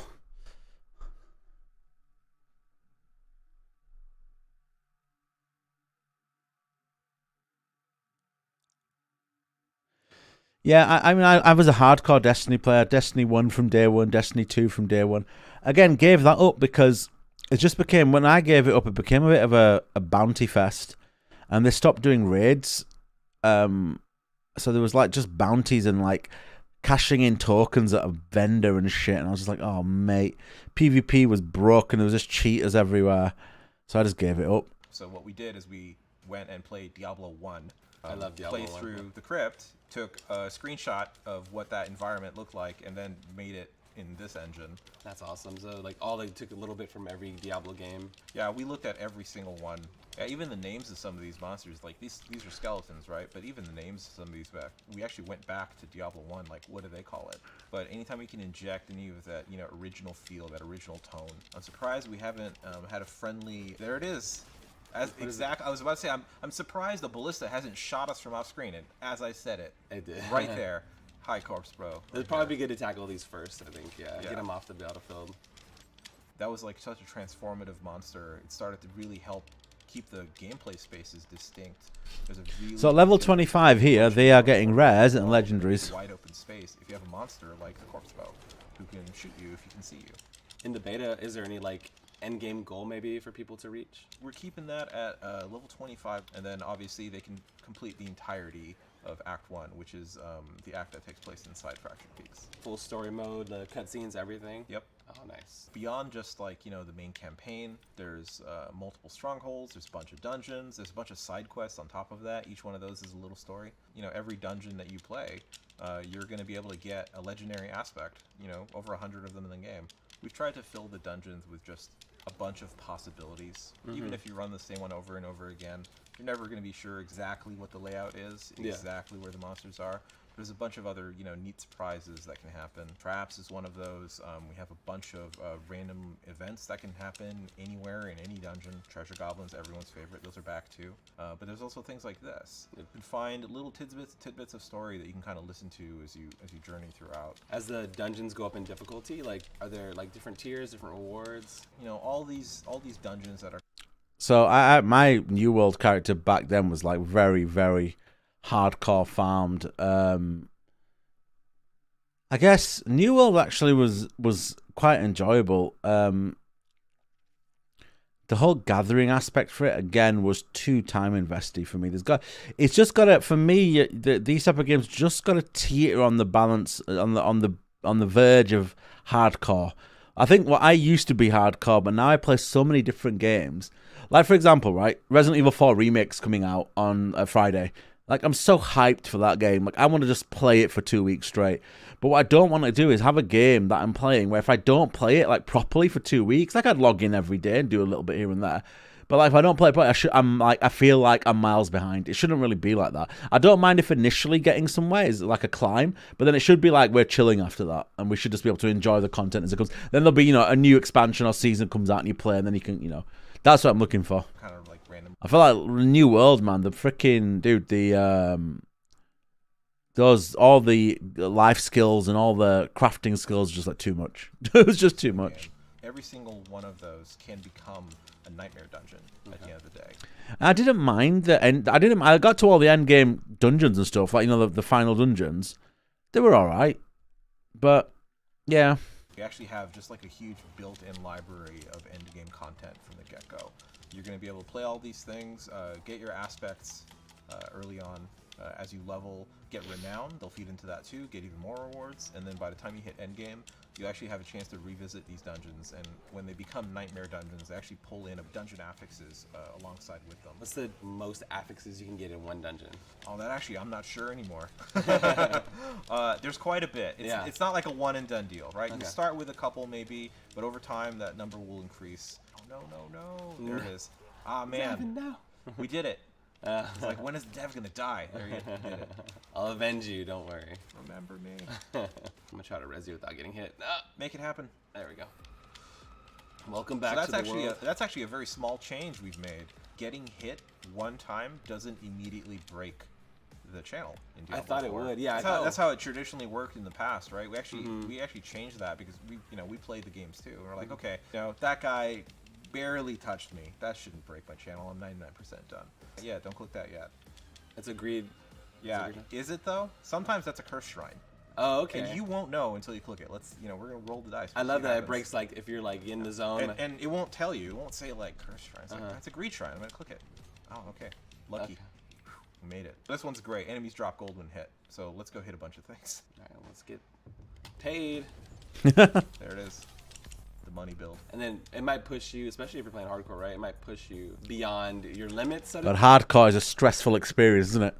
I remember playing hardcore in Diablo 2, and after I lost my character, I was like, I'm never doing this again. Never doing this again. Yeah, definitely. With New World. Speak, right? Put you in a position that you're like, do I capitalize on this greed shrine, or do I possibly die? By the way, what I said about cursed shrines, also true about healing wells. And then it sometimes it might be a cursed well. Wow. Let's see. see. Enemies can pop out? Yep.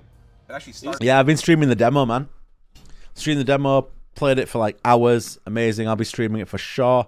Reviewing it. I do reviews on the channel, so yeah. reviewing it. Was just playing. I had an early access with Capcom for Exoprimal yesterday, so we were streaming that. I stream on Twitch as well. I kind of stream between YouTube and Twitch. I do both. Yeah, so I basically, my passion is reviewing games and just doing content on YouTube. So the goal is to get there to like full-time reviewing games. But I don't play the algorithm game. That's the problem. I need to understand the YouTube algorithm more. Yeah. Got me on edge on everything now. It actually starts an event. Both if you of them break do. a door, yeah, you might Actually, no.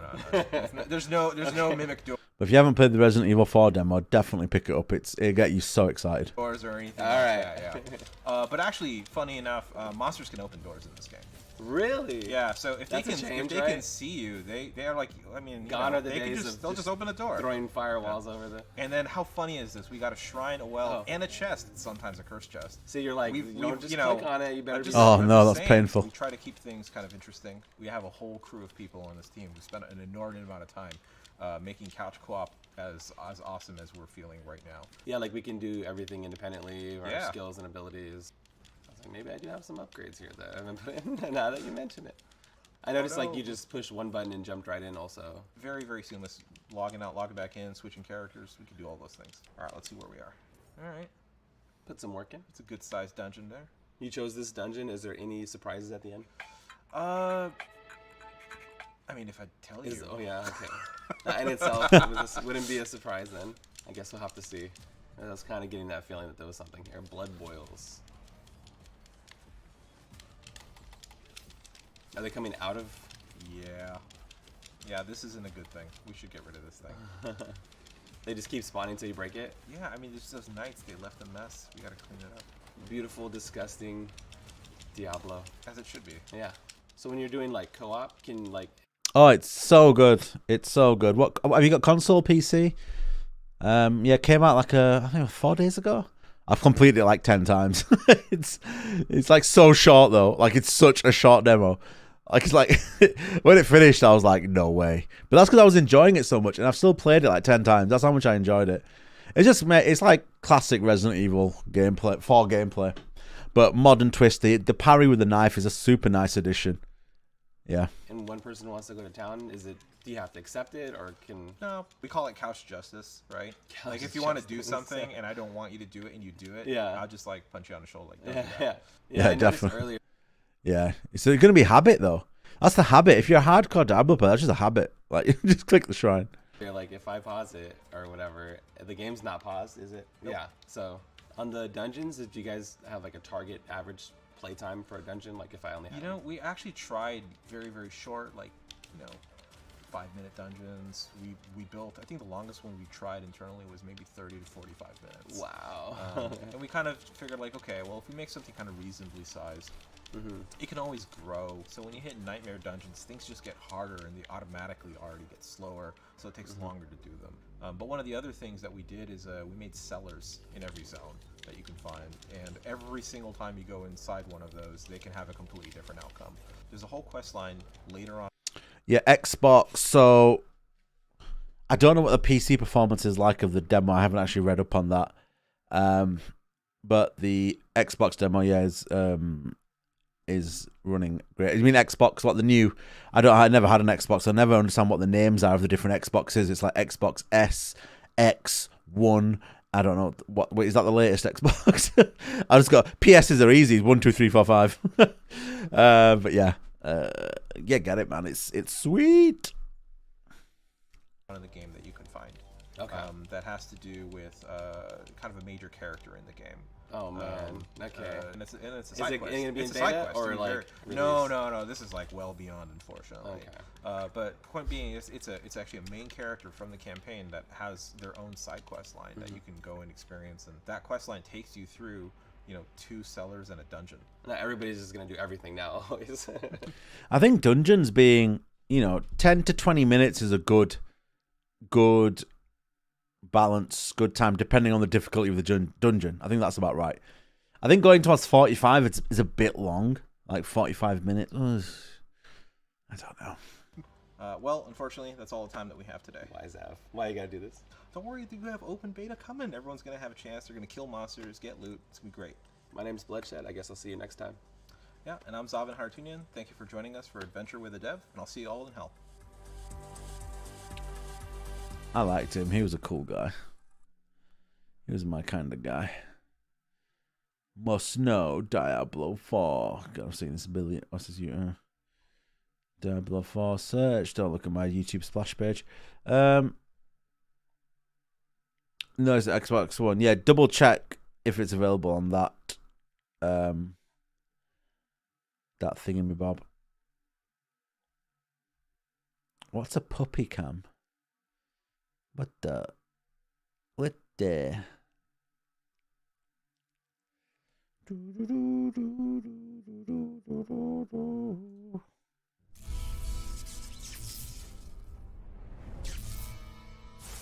Hi, Zizrin here with another. This guy's a Path of Exile player. I'll be right back. Just gonna leave this running. Diablo 4, highly anticipated game by Blizzard, and now in 2023, we're finally going to be able to play it. I've been doing what we call a deep dive. I think I did like 8 hours, 9 hours, just watching videos, seeing other people's sum ups, other people's takes, and reading all the information and going through things. So I wanted to cover a lot of things and explain to people in my audience that might not be fully caught up on D4 yet on what's happening, what isn't happening. For example, I didn't really know until yesterday that the rune word system has been temporarily scrapped and wasn't going to be in the launch. It's a good thing, but we'll talk about things like that later, and that's what this video is going to be about.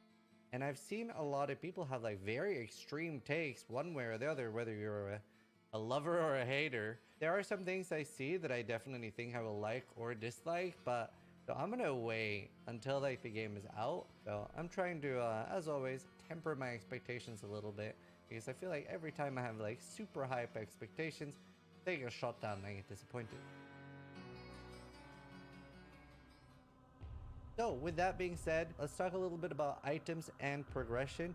And obviously Blizzard does cater more to a casual fan base than people like myself, but it's great that we're going to have other games like obviously PoE and Last Epoch that has a bit more depth to it. And the items that we see so far, without having played anything, did not seem that advanced. Something that I'm not a fan of seeing, the normal stats on the item, they seem a little shallow. Whereas it seems to be like both on unique items and legendary items, basically one really cool stat that you care about. And there are some really cool systems there where you can basically pull out a stat and transfer it to other items. So that's going to be really interesting. Some were going to be drop only. Some were going to be something that you can unlock at a low tier in your codex and copy to other items later. So there are some really cool systems there, but it seems to be more about that main stat, and the other ones are a little bit fillery. Obviously good for casual players that maybe don't care that much about fine-tuning their gear and each gear being really important, and potentially bad for people like me that I do care a lot about those things. The uniques especially are powerful affixes that you build around, and the legendaries will be things that change skills. They also seem like they can be fairly build enabling, but less so than uniques. Games like Diablo in the past has always had sets. One of my least favorite features of Diablo 3 was how commanding sets were in basically saying, you're playing this skill now, buddy. Sets are not available at launch and will be something that is coming later in the game. Runes and rune words, like I mentioned at the start, have been entirely scrapped. The initial system that we saw, which you can see here, was basically a cause and effect. Similar to, for those of you that have played Path of Exile, basically support gems, where there's one rune word. This could be basically a cast when not mistaken system. So the first rune will be something like, well, when something happens. So for example, when I take damage, when I deal damage, when I deal cold damage, when I drink a potion. That would be the first rune. And then the second one would be, well, then this happens. This obviously got a lot of backlash by a lot of the fans of Diablo, because in Diablo 2, this was such a big part of the game where you basically build your own uniques and you're finding these shards basically for uniques for really cool items. Personally, I would love to see rune words return, very similar to Diablo 2, but with the actual base types being more interesting, because as somebody pointed out in my chat, things like Enigma aren't really that exciting at the end of the day. It's a strong, cool unique, but it's just a unique. Item types also have 15 to 30 minutes is a good time. Dealing more damage to enemies that are 15 to close 30 you. minutes is That a good time. we're You know what? I left the very room to do. I didn't even do. Be Those be that right really like back. things like plus gem levels or +1 charge bolt, +1 lightning seals. That does seem like it's returning. A lot of people like that in D2, and it's great to see that return. Gems and sockets are also returning. Going to be interesting to see how this is going to work either alongside a runeward system coming into the future. There is going to be a gambler NPC as well, and from the lines that we've seen, it said you would be able to get the best gear possible with the gambler. So that makes you wonder, is it going to be very easy to gear with the gambler, or is it just going to be a ridiculously rare chance that you're very rarely actually going to see? Things that I'm looking forward to discover at launch. So Diablo 4 is a little bit more similar to games that we've seen, like Lost Ark, than traditional RPGs like Path of Exile. And Diablo 4 is more of an open world, and it is also going to feature resource gathering, similar to Lost Ark. I don't mind resource gathering as long as it isn't So it is a bit more having to do it like all the time. People running around. Don't really mind it. This can definitely be very cool. Personally, I do actually like a little bit of resource gathering in a game. It just depends how worth it is. Yeah. And whenever the world, if it feels like a necessity, it's a problem. It's going to be a nice thing for immersion, running around a little bit, especially when you're just like not actively playing. Maybe you're watching something and you're like, oh, you know what? I'm going to do some gathering while I'm doing this. Salvaging gear is also making a return from Diablo 3, so breaking down gear that you have found. And there will be some crafting as well. I don't think the crafting is fully... I don't think we're fully sure about crafting from scratch. There is also upgrading of gear you already have, basically making it stronger and more powerful. And then we have the occultist, which is basically you're able to add legendary affixes to rare or legendary gear. So if you do find something that's kind of build enabling early or cool, that's something you'll be able to add, and later you'll be able to use like the ones that are... I'm happy that when they talk about the game, they're very keen on talking about how killing monsters and finding loot is the main way they want you to find stuff. That's music to my ears. Rather than craft things, the joy is in seeing it drop and you get it, and that, you know, you're always getting upgrades. Lost Ark, what Lost Ark didn't have was that your upgrades were from a percentage chance in a crafting mechanic. So what it made up for that in content in the raids, but then it lost that in like that general feeling of discovery. And you know, I'm really looking forward to hopefully feeling that again. Actually dropped and not just being added to your codex. The ones that are added to your codex at the end of a dungeon when you discover it is something that it seems you'll be able to do infinitely, but at a low and weak version of this. So that's nice because that gives you a reason to actually grind out something like a high roll of something for your in-game gear. That's a very good system. I made a video about this, but like moving a legendary aspect over to your gear will give you the minimum roll of that legendary feature. So therefore you're incentivized to continually farm and find better versions of it. Ooh, an hour a day is a bit much for me, Aaron. That's pushing it. I'd say like 15 minutes of gathering a day is cool. You know what I mean? So in terms of progression, with a catch-up mechanics, if you don't do it for a week, you get like double the rate or something. There's going to be similar things to Torment level, and we have... You're more hardcore than me. World tiers. You start out with having 1 and 2 unlocked. 3, 4, and 5 are available as well. It said something with 5 being something around like level 70. They'll be unlocked by doing certain dungeons. 1 and 2, you can choose as you start. The 1 is, you know, more for beginner players, and 2 is more for veteran players. So if you've already played Diablo in the past, or you're already familiar with this type of game, you're probably okay to start on 2, especially on softcore, and then you'll get better rewards, more loot, more XP. There's a new system, Renown, apparently fairly unpopular in World of Warcraft, but it's basically like exploring areas and finding shrines and things like that, and you have to run around the world. I think Renown's going to be one of those things where you... when the full games comes out, everyone's going to blast it and go through the map and, you know, not going to complete all the Renown. Then they're going to go back and do it over time. I don't think it's something people will go towards it after they've got to the end game, I reckon. Obviously, this is very early, as pointed out by a lot of others, gets min-maxed, and, you know, you just get a set route that you're just running through very early. They do also have Altars of Lilith, which I haven't played. You watch, and ooh, I just, again, talking about not playing Lost Ark and having more time to do things, I just started going through my list of anime that I've been putting off for ages. So I started Mob Psycho the other day. I'm only on episode 5, but yeah, so I started watching Mob Psycho. So I've got a list of stuff to go through. My cousin, who's like massive, I got him into anime, and now he watches more anime than me, and he keeps telling me to watch stuff all the time. Lost Ark, but I kept seeing people refer to them as Mokoko seeds from Lost Ark, where they're basically things that'll give you a permanent upgrade for not just the character you're playing, but all future characters you make on your account, which is a great thing for people that don't like making new characters and having it be the same experience as your first one. Maybe they want their second character to be a lot faster to level up and twink out, as we say. So as far as skill trees and things like that, you have like fairly normal, what we're used to in RPGs, skill trees that we've seen before. And yeah, they look very similar to... But how do you watch anime and read the subs at the same time? That's what I'd struggle with. A lot of...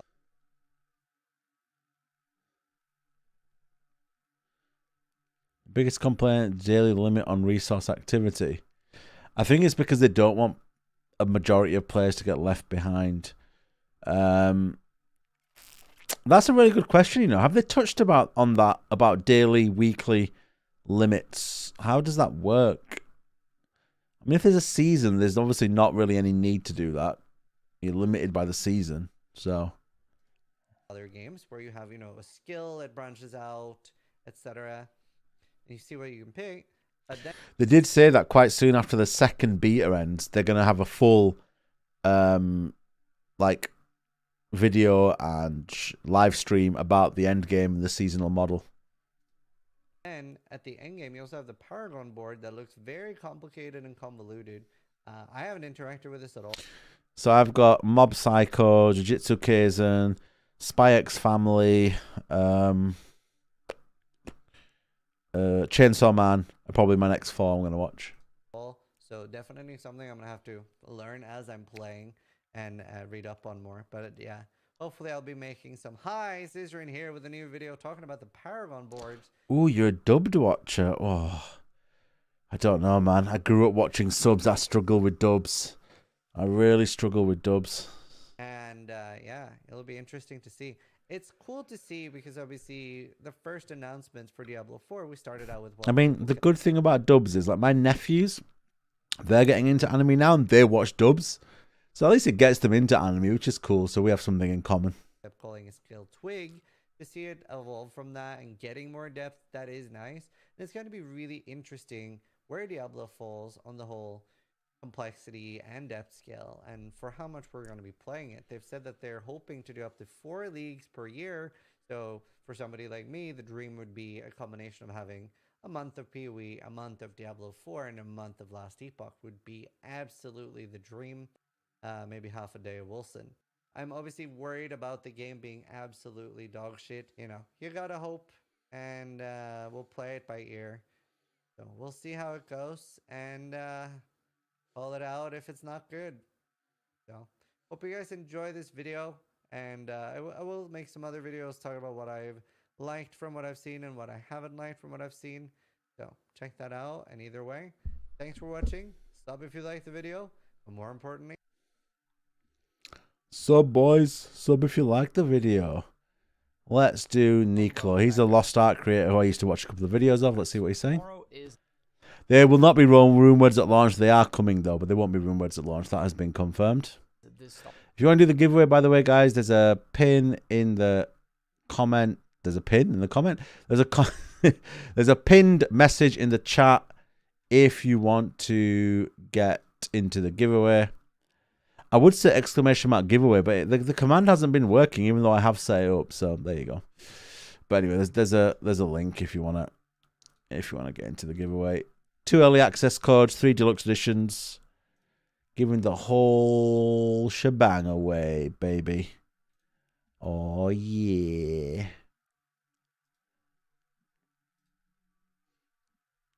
My thing's not loading. What? No. There we go. I'll pop the link in chat just in case the command isn't working. It's being temperamental today.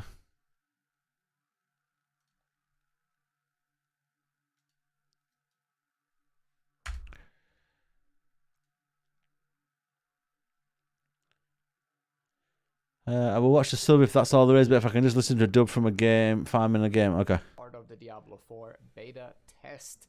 Obviously the closed one, so you need to pre-order or have a code. But the following weekend after that, there's the full beta test, where you can also, by the way, have all 5 classes. The one this weekend will only have 3. So that's going to be a little bit different in that regard. So first of all, let's get to my first point, which is picking your class or your spec even. Being able to try all of the classes before the game actually launches. Don't forget to subscribe to the YouTube channel, boys. A lot of time. Subscribe to the YouTube channel. Personally, I'm kind of subscribe. Barbarian and Druid. So that's kind of perfect because both weekends have, the first weekend doesn't have a Druid, the second one does. So in the first one, I will try mainly Barbarian. In the second one, I will try mainly Druid. Good lad, Nicola. Good way to, good lad. Which one of those we like to hear. Actually try to main. I can't stop yawning today. I think, and this is my workout's completely broken me. Fuck around and find out. If you really want to get ahead The for launch, the best thing to do is to, actually explore the game. Which quests are useful to you early game? Which renown points across the map can be done fast while leveling? And of course, like, which little secrets can you reveal by, simply fucking around and finding out? Get your inner lore nerd out of the way, take your time in the beta. There's no need to rush.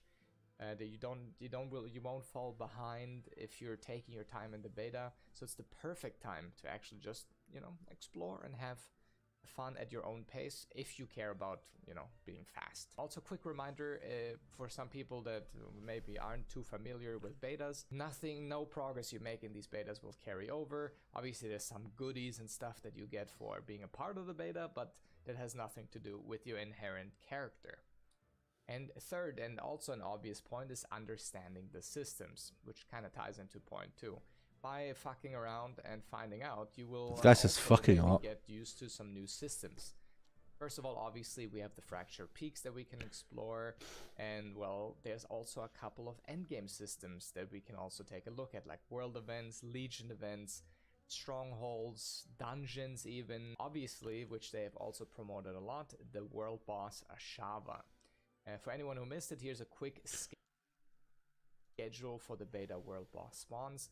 I've not seen anything regarding PvP though yet, so that one is 10 a.m., 12 p.m. It's 10, 12 CET. Out for, but obviously, since you can only get to level 25, I don't know how interesting PvP would really be anyways. So in summary, my plans are this.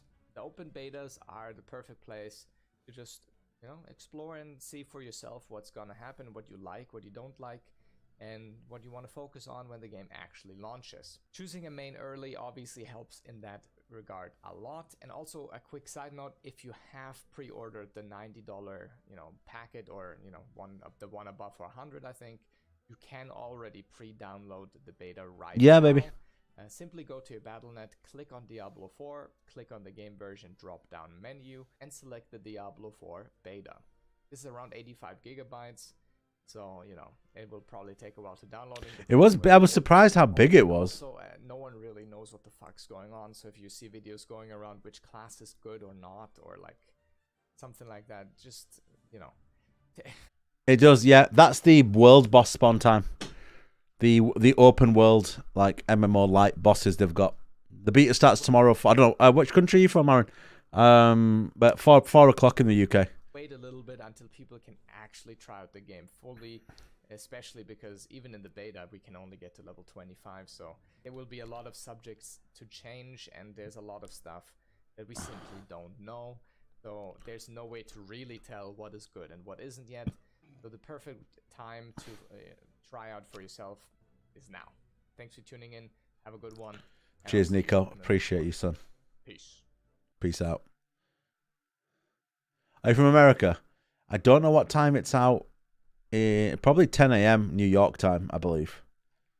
I believe that's what. Avoiding worst class. People doing this, man. A proper 118,000 views. Dude, this is utter bullshit. How do you possibly know what the worst class is? Avoiding worst class. I hate YouTube algorithm. It's a piece of shit. Discussing potential downsides. You know what, man? It got him the views. Fair play.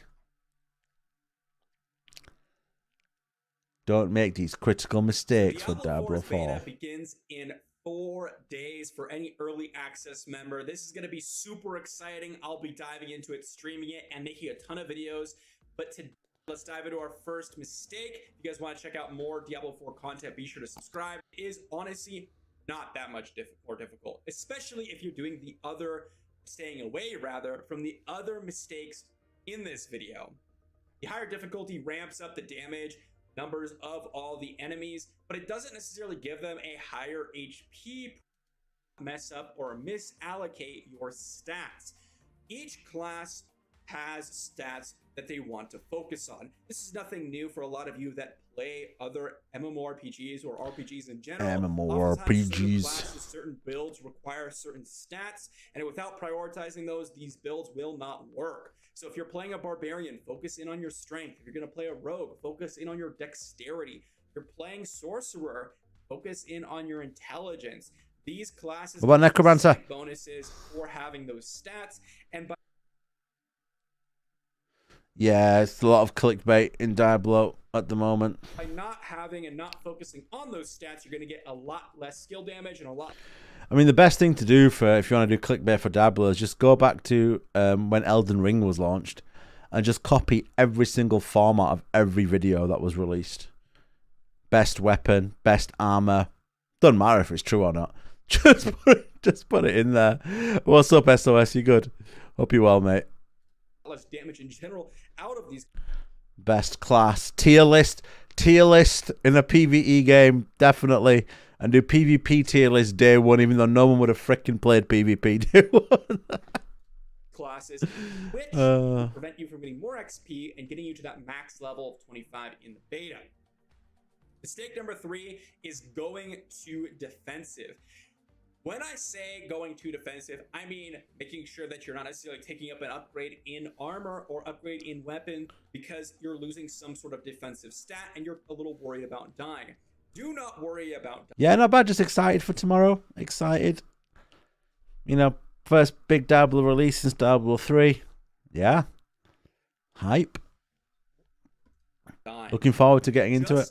Go ahead and pick up the highest damage available so that you can pump through as much. It's a good week, man. We got Diablo 4 first beta, Resident Evil 4, Diablo 4 second beta, and then hold on, what are the other ones? What date are we on?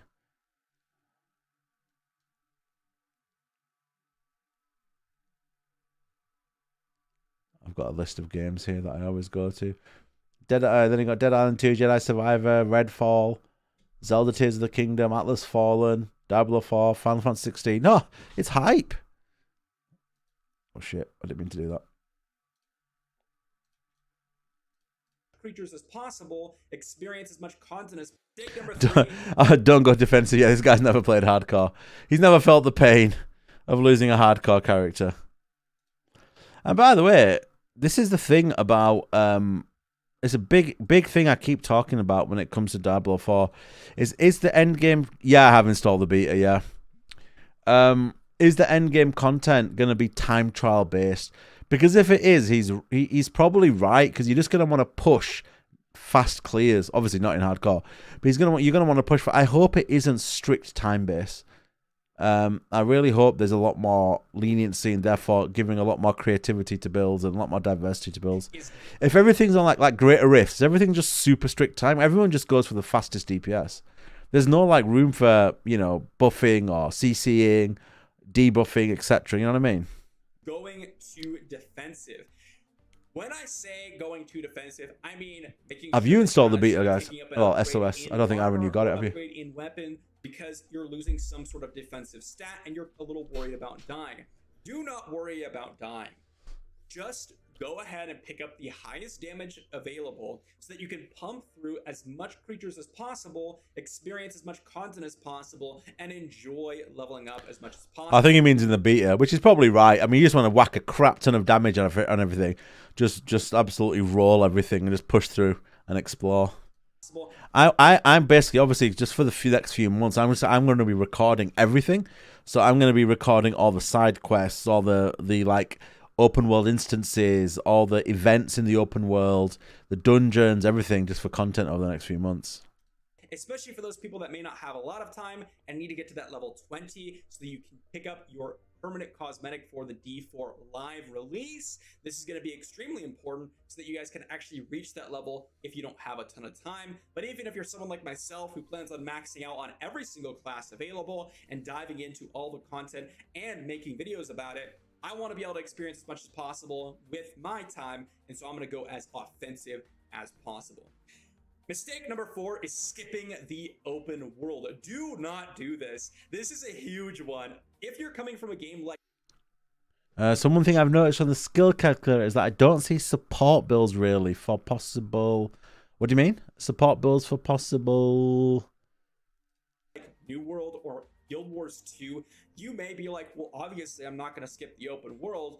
These games are honestly designed with the open world in mind, especially with Diablo 4. With all the recent kind of content and footage that's been released of a lot of the new open world events, first off, they look absolutely amazing, so you do not want to miss them out just for that aspect. But the real reason in terms of value is that you're going to get more XP. Thank you, dude. VK, thanks for the subscription to the channel. Appreciate it. Along with everything that we love about ARPGs, which is gear progression and leveling up. So you do not want to miss these open worlds because it's going to be so much better than just running around and killing monsters randomly. You're going to find random chests, random caravans, random things where groups of monsters... So it's not... And there won't be traditional supports. You kind of rely on yourself for some fortify and heal and things like that, potions. But in terms of support, in terms of buffs, like there are skills and passives. So when you're looking at the skill tree, you've got your squares are your skills, your diamonds are your skill upgrades, and your circles are the passives. So anything that can provide bonuses to other people are sometimes often in the circles.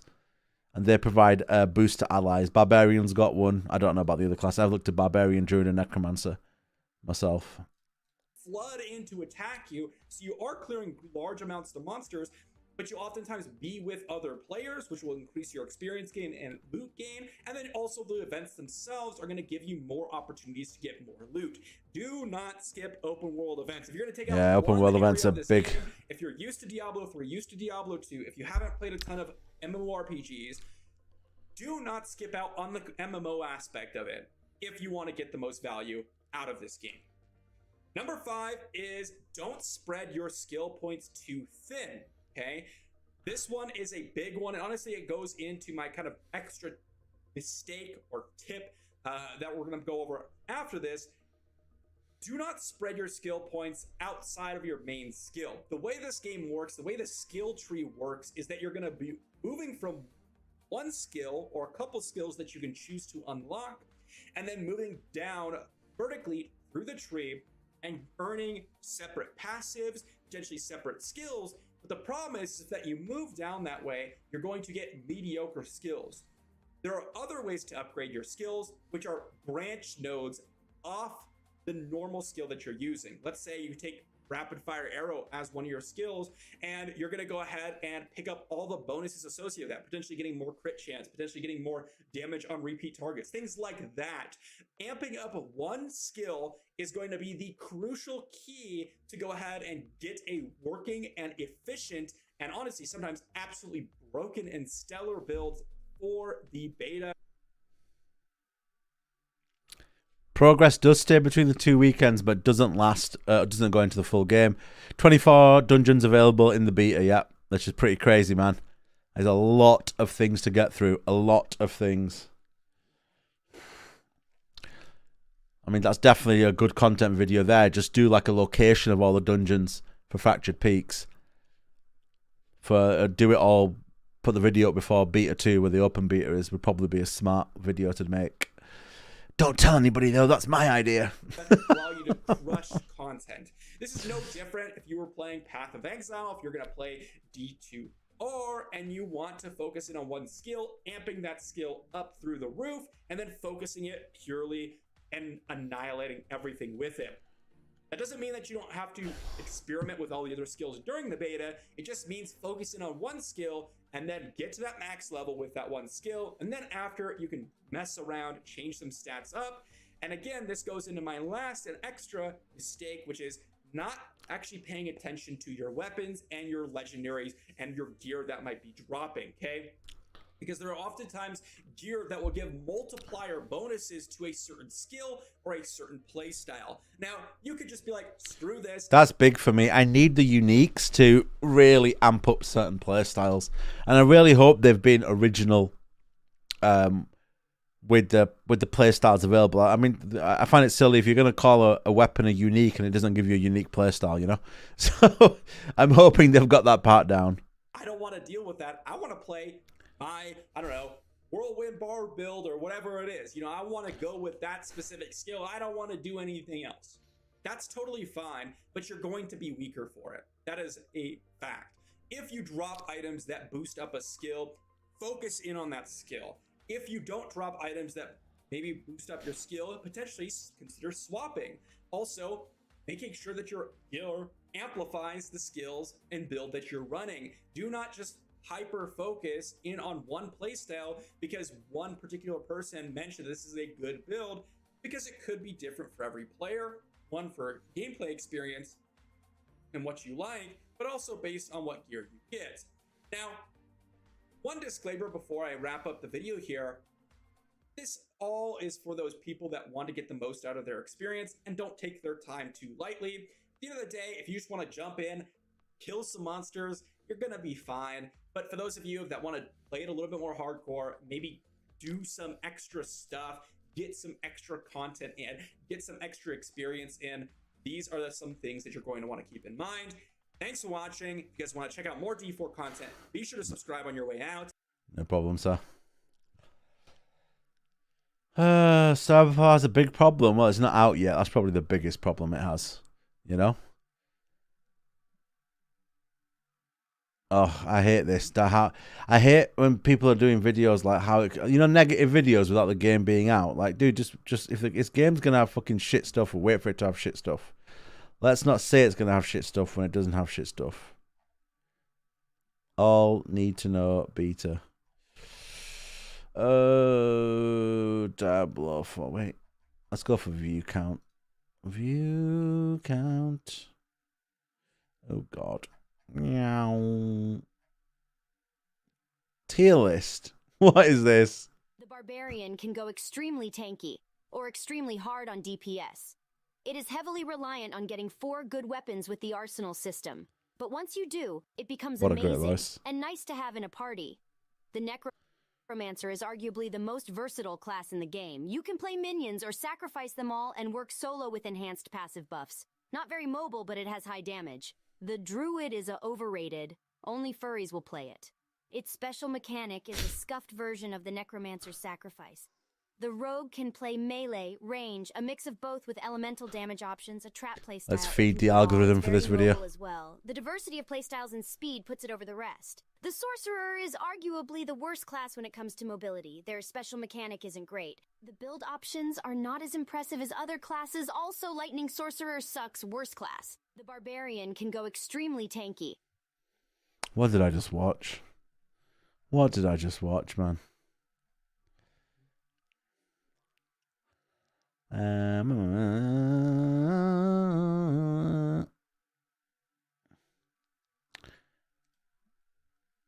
honestly, the main way to figure something like that out is through a game's core and base structure features, which is character progression. Before we dive too deep into this topic, ladies and gentlemen, don't forget to stick around until the end of the video to see how you can earn a free copy of Diablo 4 from the Comeback Kids. Why is a great character progression system so important to a game's longevity? A progression system is a way for players to feel progress when they're playing a game. This could be as simple as unlocking new weapons or... I don't think they had any interest in credibility. Oh, I remember this from D3. Butcher's Carver. I used to get this and roll my eyes. I don't know if it ever got upgraded, but I never played a class that could use it, to be fair. You played Witch Doctor, so I don't give a shit about Butcher's Carver, to be honest. Gaining new levels. Do you remember in Diablo 3 when it first came out and you used to get like legendaries for other classes? That was a brilliant system. Who left that in the game? achievements. It could also be a bit more complex things like gaining skills, talent points, customizing your character down the line, and unlocking new areas. A solid progression system provides players with a sense of accomplishment that keeps Bill them Boss, engaged thanks for and the subscription motivated, to the as well channel. as always wanting more. Appreciate it. When players Welcome. get a sense of reward or unlock something new, it gives them a reason to keep playing and keeps them interested in the game. The most common way for a progression system to fail is if it's simply too repetitive or they feel like they have no meaning or end goal. Now, can Diablo 4 fulfill all of these requirements while also creating a game that doesn't feel repetitive? A way of constantly giving you a fresh experience while also not being too RNG heavy? Starting off with one of the core systems in Diablo 4, the Renown system. It's an account-based reward system which unlocks rewards for all the characters on your account, including skill points, potion charges, paragon points, and also each zone in Diablo 4 has its own specific Renown progression as well. You can progress through Renown in multiple ways, such as unlocking waypoints, completing side quests, finding altars of Lilith, liberating strongholds, completing dungeons, and doing some basic discovery. I think this is a phenomenal addition to the game, and for every single type of player this can apply to. You have hardcore players who want to leg up over the competition with extra skill points and paragon points. You have complete who just like to I thought they'd complete the removed game it. with it being zone varied. And even for basic players, because honestly it's just such a natural progression system that you'll be completing it as you play the game itself. It also heavily helps replayability in the game with making everything account wide. I would easily rate this a perfect system because it's fun, unique, engaging, and helps in every aspect of the game no matter the type of player you are. Another quick system that engages in more exploring and discovery while also helping replayability is the Altars of Lilith. These stone altars are spread all across the world in Sanctuary, and after you find the altar, Just it will boosts permanently exploration, increase a really. specific Exploration stat feeds for into all an the endgame characters in your system. It's account. good. This is especially useful for speeding up the boring stages of leveling, which is the early levels for another character. The one concern I have with this system is if you are allowed to spend these however you'd like with each character, because what if my main character is a barbarian and I just dump all these points into strength? Obviously, that would bring zero to little impact on a sorcerer alt that I'd like to play, so I'm assuming that you can invest these points however you'd like on a brand new character. Now, moving on to what I think is a phenomenal addition for theory crafting and testing out different builds is going to be the Codex of Power. Now, this is pretty much a giant manual that collects all legendary aspects that you've unlocked by completing specific dungeons for the first time. And for those of you that don't know, every dungeon in Diablo 4 unlocks specific legendary aspects for your Codex of Power manual, and there are a very wide variety of aspects, some for offensive, defensive, resource utility, and even mobility. These unlocks also include aspects usable for other classes, by the way, which, once again, I think it's incredible for the game's long-term health and pushing replayability more and more because no one wants to play a game where right when you make a fresh new character, you need to start over every system they have in the game that you've worked weeks or months on previously on your main character. A perfect example of good systems with awful replayability was in World of Warcraft Shadowlands, where you had so many great systems and so many things working for the game, but it started to feel like a chore because it was endless, and the worst part is that you had to start all over on every character you created, which turned 5 jobs a week on your main character into over 20 every week if you wanted to have 1 or 2 alts. And seeing Diablo 4 really honing in on this and not allowing it to happen just feels so amazing and is very refreshing as a player, whether you're casual or hardcore. Now back to the aspects that you unlock. You can actually take these and imprint them on rare and legendary items you acquire out in the open world, which very easily helps you cater to your build with having the choice of power wherever it may need be. Now, it is important to note that these powers you can imprint anytime you want aren't the strongest. They are set at the lowest legendary value, which honestly I think is great because it still gives you the want and desire to find... Yeah, so there's one thing in D4 where they're big on, and that's giving the player the information. So, for example, it'll tell you where you can get headpieces, where you can get gloves, where you can get chest pieces. Specific dungeons will have specific drops. So once you've discovered them, it tells you what's there. So if you want to farm a specific thing, let's say you want a legendary gloves, you know where the glovish dungeon drops the gloves. You just farm the shit out of it. You know what I mean? That's good. I like it. So, but those things can also drop from elsewhere. So yeah, that's a good system. I didn't realize so many barbarians are going to be people are going to be choosing barbarian. I thought actually everyone would be going rogue. Old school Diablo players clearly just, being cool. Powers at their best power scale, but it also allows you to test out build. And it tells you where all the aspects are for the codex. So again, good system. Like if you're never going to play a Sorc, You could probably clear the dungeon if you wanted to just for the renown, and then never have to clear it again. You don't have to really go back, you know? And playstyles very easily whenever you'd like, which for me makes me want to keep playing different builds, different power sets on all sorts of different characters. The only issue I have with this system is that you have the opportunity to make your rare items best in slot with imprinting a legendary aspect on it, because rare items have one more affix than legendary. Well, I like that system. I think that's a brilliant system.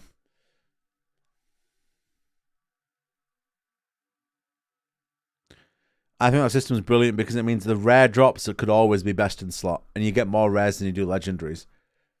And with the legendary rolling minimum value, your legendary drops will always be exciting because you'll be able to roll a higher roll, and therefore use the legendary and put a different affix on something that had a lower roll.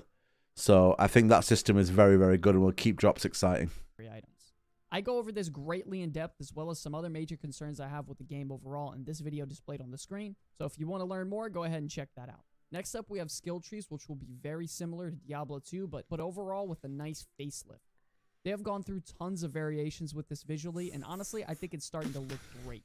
So as you level up and progress through the game, you are able to spend points beginning at a skill or a passive within each cluster. After spending 1 point, you can immediately move on to the next node that is connected to the previous node, allowing for you to focus on using a certain ability or heavily improve it with passives and buffs, etc. What's great is that they even added a search function that will highlight nodes for you to help you even more in finding skills or passives to help finding a bonus to a certain ability even easier. You can respec point by point or refund all the points directly within the skill tree for gold, and the cost and effort to respec will gradually increase within the character's level. So pretty much while you're leveling, it's very important to note that you need to test out as much builds as you possibly can, because it's going to be harder down the line, which I can agree with, because there needs to be a way for players to dump their gold, or else everyone will just be overflowing with gold and rich.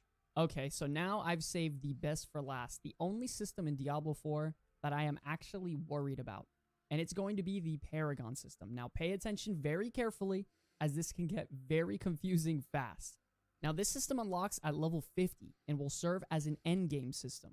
How it works is you will earn 1 paragon point every quarter of a level, earning 4 paragon points total per level, up to level 1. Exactly, yeah, that's a great way to explain it. Center of your class board. It is. It doesn't really hurt the casual experience that much, because a casual isn't gonna look at like a 2% difference in a unique proc or a skill proc as a huge thing. Well, the hardcore player will, but the casual will still have the item, and so will the hardcore player. Now, I love the idea of getting 4 points per level to give you these little micro dopamine hits. But coming from a visual perspective, this thing is incredibly intimidating for beginners. There is a massive amount of directions you can go, and on top of it, there are 5 different tile types total, and each tile type can give a wide variety of effects and benefits overall. There are also even gate nodes which are placed at the edge of the boards, which you can then attach brand new boards to, and then you can move on to that other board. And before you attach the new board, you could also rotate it to optimize which of the 4 gates you'd like to start at. On top of it all, there is also a glyph system embedded into the paragon board that you insert a glyph into a paragon tile, and it will give the adjacent tiles a major bonus. We do know right now that glyphs have levels, which can be increased by completing certain dungeons, and increasing a glyph's level increases its radius on the tiles it affects nearby. After all that mountain of information, to me personally, this is a lot to get into. I'm not gonna lie, I love the idea of it. I just think that from a fundamental design standpoint, it's way too intimidating for a casual player. I think overall, though, it's a very cool system, and they're trying something new, which is exciting. A good progression model is vital for maintaining the player's interest. When they actually work, you can have a game that keeps people coming back for hours on end, but without it, they may not want to come back even after one session. Whether you're working on a phone game meant to be played for minutes, or a 100+ hour RPG, you must have your progression model fleshed out. So what do you guys think of all these progression systems? Do you think they're hot garbage? What would you change? What would you add? I think we have a pretty solid game, to be honest, on our hands, and I'm truly excited to be making content on it. And if you guys want to see more, please don't forget to consider... What the fuck was that noise? Well... Future of Diablo.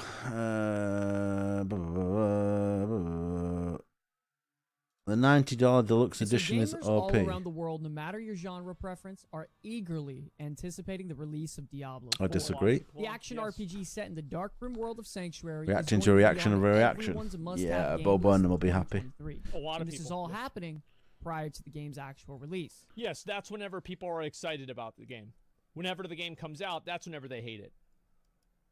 And if you're on the fence, I'm going to be breaking down each of the editions available, as well as which option will be the best choice for you to purchase.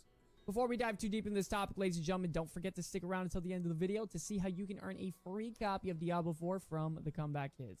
Now, Diablo 4 is going to have an early access beta on March 17th through the 19th.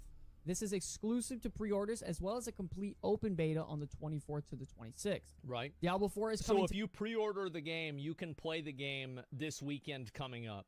And I think also if you go to KFC and you get a double down, you can play it too. I don't know. Double down, not in the UK though. To PC, Xbox, and PlayStation consoles, and there are going to be 4 total options to choose from. Right. You have the Standard Edition, the Deluxe Edition, and the Ultimate Edition. You also have a Physical Collector's Edition, which we'll tune in more on later. Now, if you pre-order... By the way, guys, the Physical Collector's Edition, I don't know what genius at Blizzard thought of this, but it doesn't include the game. Maybe they changed it by now, but yes, it doesn't. I remember they... I don't... Who thought this was a good idea? These versions digitally, this does not mean you get the actual in your hands physical copy of the game. Right. Which is You get a honestly an code. incredibly common thing nowadays. So now let's break down the Standard Edition of Diablo 4. Okay. It is the cheapest of all of them, and it is the one most of the player base is going to buy. So this is for poor people who can only spend $70 on a video game. Obviously. Everyone's used to a game being the normal $60 price, but things are now starting to change with the base game cost being at $70. Yeah. For pre-ordering the Standard Edition, it includes early access for Diablo 4's open beta, Right. so players will be able to return to Sanctuary early even with this edition. Okay. Players will also Great. get the Lightbearer amount in-game, and for Ooh, World of look at that. Warcraft, the Amalgam of Rage I mount. have it. In addition to all this, for Diablo 3 players, you get the Anarius Wings and the Anarius Murloc pet. Dead game. And they also receive... Why are they going to give Diablo 3 cosmetics out when Diablo 4 is coming out? Is it just me or is that a bit weird? receive the Umber Wing Darkness cosmetic set for this steaming pile of dog they call a game. Oh, Diablo Immortal. Wow. Wow. That looks great, guys. Holy shit. Game. I would say, honestly, even if you're considering buying the game, this is going to be your go-to option with you now being able to play 2 testing weekends, and you get a really great pre-order amount that's exclusive as well. I personally don't care about any of the extra cosmetic stuff in the other games like World of Warcraft, but it could be for you also. The mount's nice. Moving I on mean, to the who gives a next fuck? higher edition, it's going to be the Digital Deluxe Edition. The Digital Deluxe Edition for Diablo 4 costs a whopping $90 and They're includes all the 90. content that comes with the Standard Edition. You also get a massive game changer that is honestly a bit much in my opinion. Yes. Players will be able to play the full release of Diablo 4 up to 4 days early. Here's the truth. Is it unfair? Yes. Does it pay to win? Yes. If I ran a game, would I do this? Yes. It is such easy fucking money that any company that doesn't do this is just deleting money. That's just the truth. It is such a massive incentive. So I got the Digital Deluxe. I got the early access, and they announced the release. Or maybe they announced the release date after. I can't remember. But basically, I'm away on holiday when Diablo 4 comes out. So I'm literally go away the day before the early access start and come back the night of the release on the 6th. So I miss all the early access that I got from the Digital Deluxe. Because everybody wants to play it on day one. They want to play it as soon as it comes out. And guess what? This capitalizes on it. It just does. You might not like it. It might not be fair. And it's not. But it's such a massive advantage and such a big thing. Like, think about it with Lost Ark. Here's a great example. Is with Lost Ark, over 500,000 people bought the early access.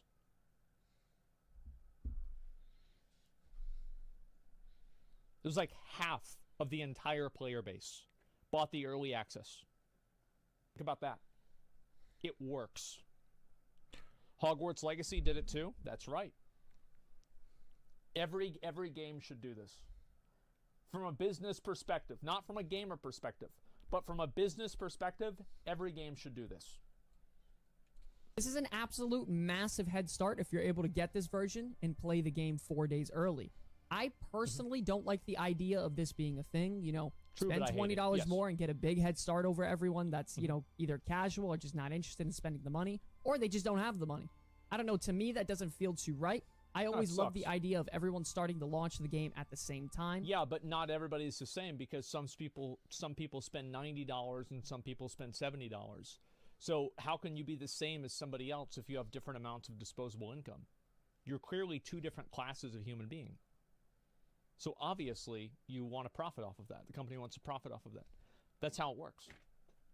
That's just how it is. I mean, you think about it, right? In an airplane, you have fucking preferred seating. You have sitting in economy. You have Spirit Airlines, which is like, I think they're like, it's not even an airplane. It's pulled by seagulls or something like that. You have first class and then like first advantage, which is like you pay extra money and you get the same chair. Like, it's just nuts. There are all these different ways that they upsell you. Every single thing out there does this. So you shouldn't be surprised if games do it too. That's it. Also helps them understand the support model for the game up front. Oh, absolutely. There is, yes, you get a head count early on so you can allocate server space and prepare accordingly. 100%. But do you think that's the real reason why they're doing it? Nah, bitch. They're doing it for money. That's the reason. Real life pay to win. Yeah, it's just, this is the way that life is. I hate it. But there it is. Like, I never fly first class. If somebody buys me, like company buys me or like another company buys me first class ticket, great. Awesome. But for me, I have no problem. I scoot in there with two big old beefy boys and we'll sit there and it's fucking fine. I got no problem with it. It is what it is. Life is good. And to me, it just feels like you're splitting the player base right in half at the launch of the game immediately. On top of that, with this edition, you get in-game items as well. Players will receive the Temptation Mount and the Hellborn Carapace Mount armor. Aside from items, the Digital Deluxe Edition includes a premium season Battle Pass unlock, which does not come with the Battle Pass itself. This will be sold separately for $10. And this is another thing that they do now, is they have 3 different tiers of Battle Passes. So they have and this is the way that a lot of games have, right, is you have the, let me show you, notepad. So you have basic, normal, seasonal, rewards, premium, and then extra seasonal rewards plus cosmetics, and then super premium. Super premium, baby. Extra cosmetics. Before they start fine not in season, it doesn't matter, man. After a month, nobody will care that they started 4 days early. Like, seriously, dude. Like, it's not important. I mean, look, getting people, I mean, as you said, it's a business thing. I mean, really, a month in, let's be honest, the servers will probably be knackered on the day one. So, I mean, I've paid for it and I'm not here and I couldn't really give a shit. So, whatever. So, this is the business model that a lot of companies use for battle passes nowadays. And you can expect to see 3 different levels of battle passes pretty much for the indefinite future. What's super? Yeah, extra super premium. That's called being on G2G. G2G, lol. Greed? Yes, you could say it's greed. You could call, I mean, like, it doesn't really matter what you call it, though, right? Because you still have to deal with it. It works, yes, it works. And yes, that's for why those they of you do that it. do not know or may have forgotten, Diablo 4 is going to have a battle pass based off strictly cosmetics as far as we know right now. Yes, that's correct. Now, moving on to the next one, players who want to pre-order the Ultimate Edition are looking at a very big $100 price tag. Ooh. To be fair, it's actually not $100. It's $99.99. So it's not really $100. So it's a bit less. The Ultimate Edition has only 2 differences from the Digital Deluxe Edition. Instead of the Premium Season Battle Pass, players will receive an accelerated seasonal Battle Pass. Let's refer back to the picture that I just made a couple of minutes ago. Every single game does this. And do you know why? It's because it works.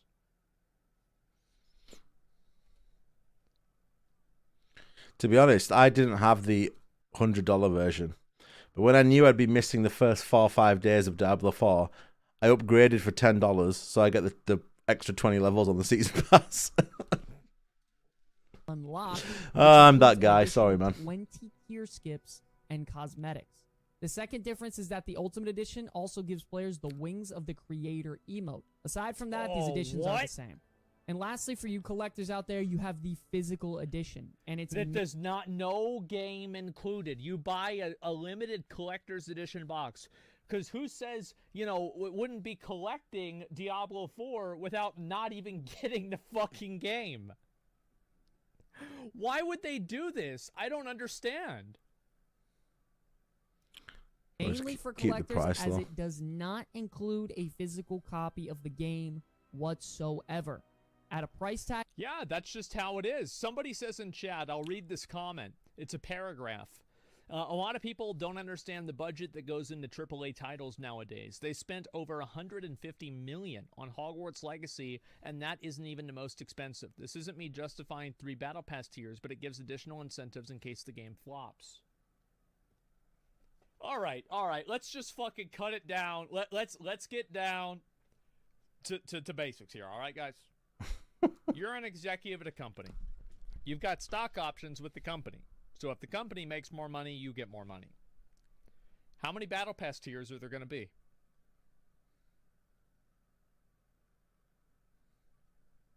10? All of them? I would say at least 3. That's how it is. These people are not going to leave millions of dollars on the table. It's just not going to happen. True that. Inflation shouldn't affect the game's price ever. The problem is that... Yeah, so that's the way I thought, Aaron, was that because I'm missing the first couple of days because I'm away. Just kind of makes up for some of that, I guess. Have more disposable income than they did in 2005, whenever games went up to $60 and $70. People are still poor as fuck.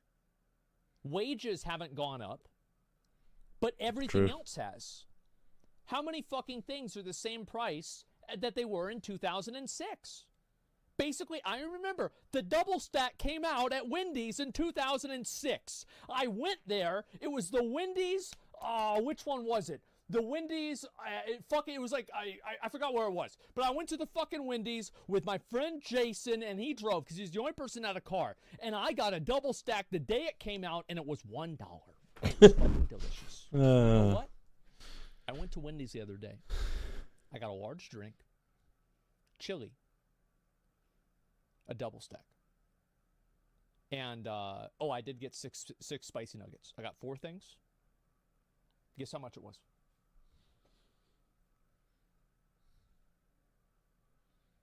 I've never been to a Wendy's. No, it's $15. It's $14 like 70 cents. It's disgusting. The nuggets didn't even taste as good because I knew that each nugget I was biting, I was eating $1. Inflation is a bitch, but gamers don't want to pay more money. So guess what fucking happens? But wages aren't going up with inflation. That's the problem. Because the company's still got to make The money. problem is wages are being suppressed. That's the issue we have in society, and that's bullshit. Money. Sadly. They can't price the game higher, so they do it with microtransactions. That's how it is. Yeah, basically, Aaron, yeah. That's what I'm doing. Because minimum wage is too high. That's true, brother. You let people put the kids back into coal mines. They want to go back. They want to work. of $100 Diablo 4's limited collector box includes the Candle of Creation, Oculate mousepad, cloth map of Sanctuary, the Pin of They Haradrim, should have given Lilith bigger boobs. collector's edition art book, and 2 matted fine art prints.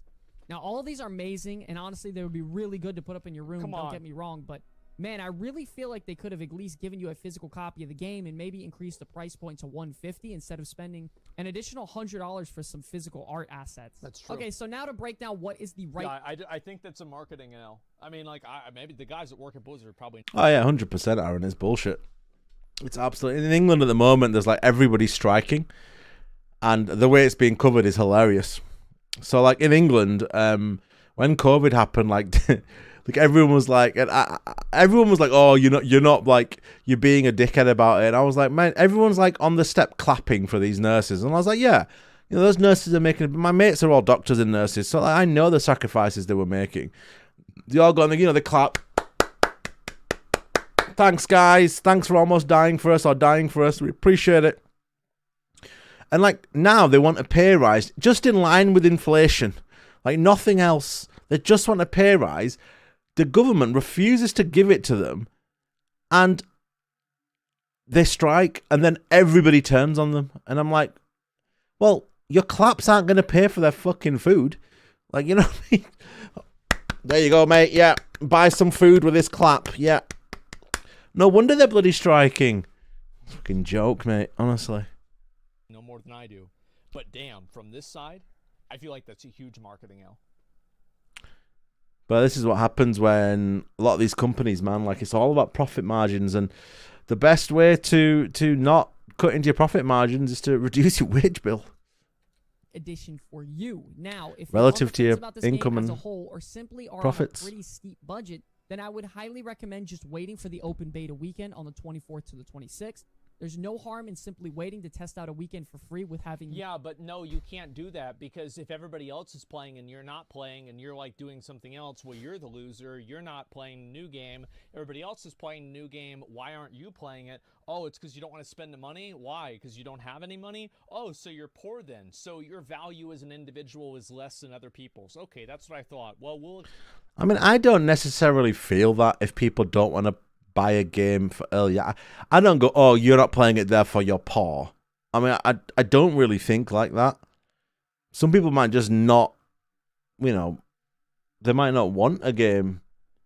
They might not want a game that badly. Different people have different, like, hype for games, right? So. ignore you and we'll go and have fun by ourselves on a new game. Duh. That's just how the world works. No risk at all in spending $70 on a game. Now, for the very casual player who will play an hour here or there, not really having too much time to sink into the video game, I strongly recommend pre-ordering the standard edition of Diablo 4. If you're not sure on Diablo, play the open beta. Go back and watch Diablo 3 and see what the general gameplay loop was that was, and then see if it's for you. You get to test 2 playtest weekends coming up this month, as well as getting a really cool Lightbearer's mount in-game. It's great for those dads who simply don't have free time here or there, or the people who are too busy with IRL stuff, work, family, whatever.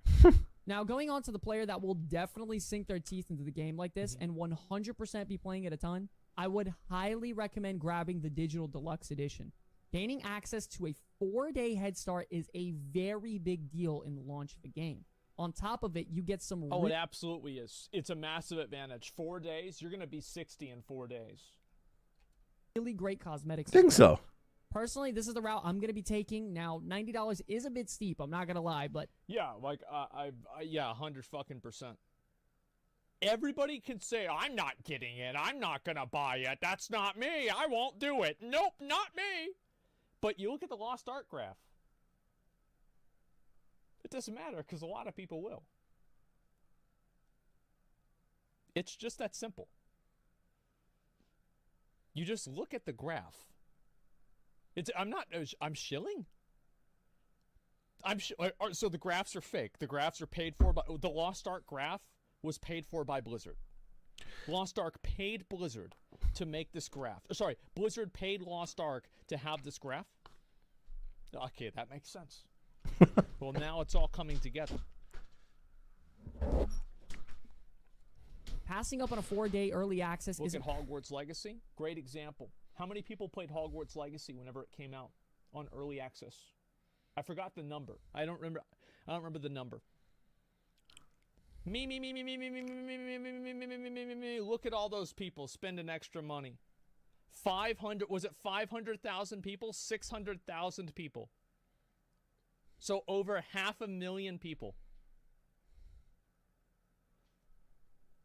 You can announce how much you're not going to spend, but it doesn't matter because other people do it anyway. Take the mask off, Bobby. What did you do with Asmon? Oh. What do you mean? What have I said that was wrong? Huh? What have I said?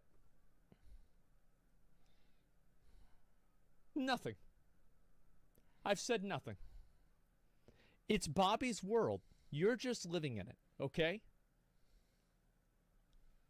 That's it, man. And you can think as much as you want about how it's bad and how much you don't like it, and you can announce in Twitch chat as your message gets deleted in just a few seconds how much you're not going to do it. But at the end of the day, there's enough people out there. The Bob tricks. And it makes your opinion worth nothing. I had to deal with the same thing as storm mounts in WoW. Many years, I tried to push against storm mounts. It didn't work. Because it doesn't matter what my opinion on them is. They're just going to do what they want anyway. really an option for someone like Never me mattered. who's ready to give this game, I mean, practically my life for the upcoming months. I don't care about the battle pass at all, personally. I do like a mount here or there, don't get me wrong. It's Sure. just not for me. Now, unless you're an absolute Diablo fanatic, collector of games, physical copies, and stuff like that, or you just simply have money to spend, overall, the physical copy brings little to no benefit to you. That means you'll be spending That's not true because you put it on the wall. minimum $170 to buy this and the game. And to me, that is just way too much money to be spending. Yeah. Overall, ladies and gentlemen, I'm so excited for this game and how deep we are actually going to dive into it. We have so much content coming up for you all in the next few weeks. We have live streams, new videos, updates, guides for all things Diablo 4. So if you're interested and you guys want to see more, please don't forget to consider subscribing. And also back to that giveaway. The Comeback Kids is doing a giveaway for a free copy of Diablo 4. So if y'all are interested, please visit the link in the description It's a below good to video. find out more details on how to win that. I think But that's anyways, fair. ladies and gentlemen, that's going to be all from me. And until the very end, my name's Scott from the Comeback Let me link it Kids. to you guys. I'll see you all in the next one. Peace. Peace. Peace. Like I've got the most random YouTube front page. Like it goes Diablo, NFL, Hot Ones, reviews, foreign news, NFL, music festivals. Yeah. My football team losing.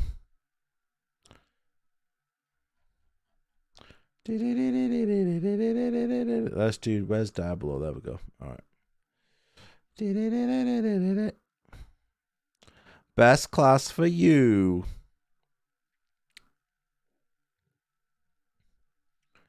Rogue sample builds. Nah, nobody knows now. Nobody knows now. 6 things I hate about Diablo. What the fuck? The game's not even out yet. How do you already hate something about Diablo? That's pretty impressive, to be fair. Pretty impressive that you can hate something that you've not played. I'll give you that. I'll give you that, Mama Jamma. Oh, is the Diablo CKFC sound any good? This is the type of video I want to watch. You can eat your way into the early access Yeah. of Diablo 4 by Yeah. ordering a double down sandwich from KFC. I don't know if I could eat that though. It's 2 pieces of chicken and cheese in the middle. Oh, the bread's the best bit. It's more about the connection of the bread to the chicken. But is it actually any good? I shouldn't be watching this because I want to go get a KFC even though I'm on intermittent fasting at the moment. Let's find out.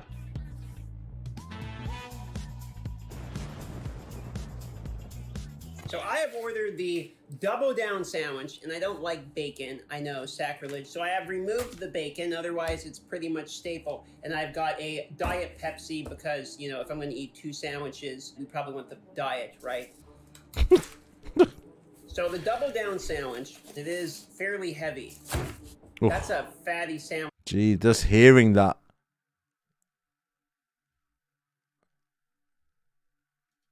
It actually scared my cat. Oh, okay. Well, that is just from the first... Oh, just looking at that makes me feel ill, man. That is some fucking sandwich, that. Look at the state of that. impression. It just looks like a whole bunch of chicken. Doesn't Oh. it look like a sandwich? Oh my god. Mate, go get it for access, man. They're not doing this in the UK. UK was a lot easier. My phone provider had an exclusive early access beta key giveaway. So I just had to log into my phone provider at 4 p.m. on Wednesday, which was yesterday, and I got 2 keys. It's just so easy. Didn't have to eat a double down chicken burger. There's a big blob of chicken and some cheese coming out mate. one in there. The first thing That is I bad. think when I look at this is I cannot get this whole thing inside of me. Like there's no way. I'm a skinny boy. I don't think that all fits in my stomach. Listen to this. I mean, that's a thick. Okay, that's a lot of chicken. I don't know about this. He's gonna, Okay, well, let's see what's he's actually gonna like. eat it.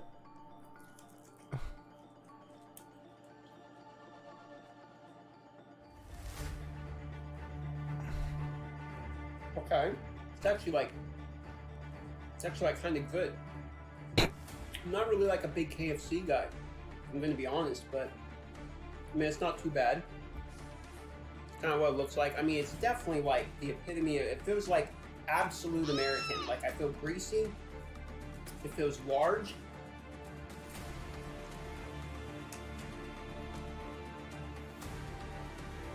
The chicken's not bad though. I mean the chicken is really not bad. This is the most hyped video ever. But it's just not The combo is $11 for 3 days. I never thought about it like that. a sandwich. This is 2 pieces of chicken with cheese in between. KFC fries are amazing, yeah.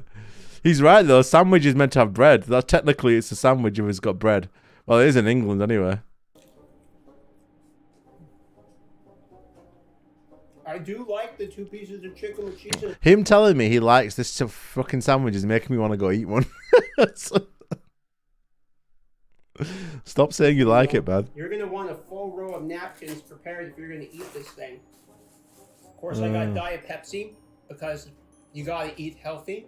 And then, of course, we have the French fries. French fries are Oh, mate, this is killing me. This is actually like killing me. kind of not bad. Also, remind me a little bit of like the nacho fries from Taco Bell. Not bad. A little cold because I ordered delivery, but so be it. The part that's appalling me is the amount of cheese that they stuff. I mean, look at this thing. It's just like it's like glued together with the cheese. Oh, cheese. I don't know, man. I don't know. It's not bad. I don't think I can eat all this. I really don't think I can eat all this, but it's really not bad. It feels it's very, very filling. It feels very rich, if that makes sense. If you can have chicken that's rich, you know how you eat like a chocolate pie sometimes, you're just like, oh, like I take a couple bites of this and I already feel done, but we're gonna push through for the love of the content. Try it again.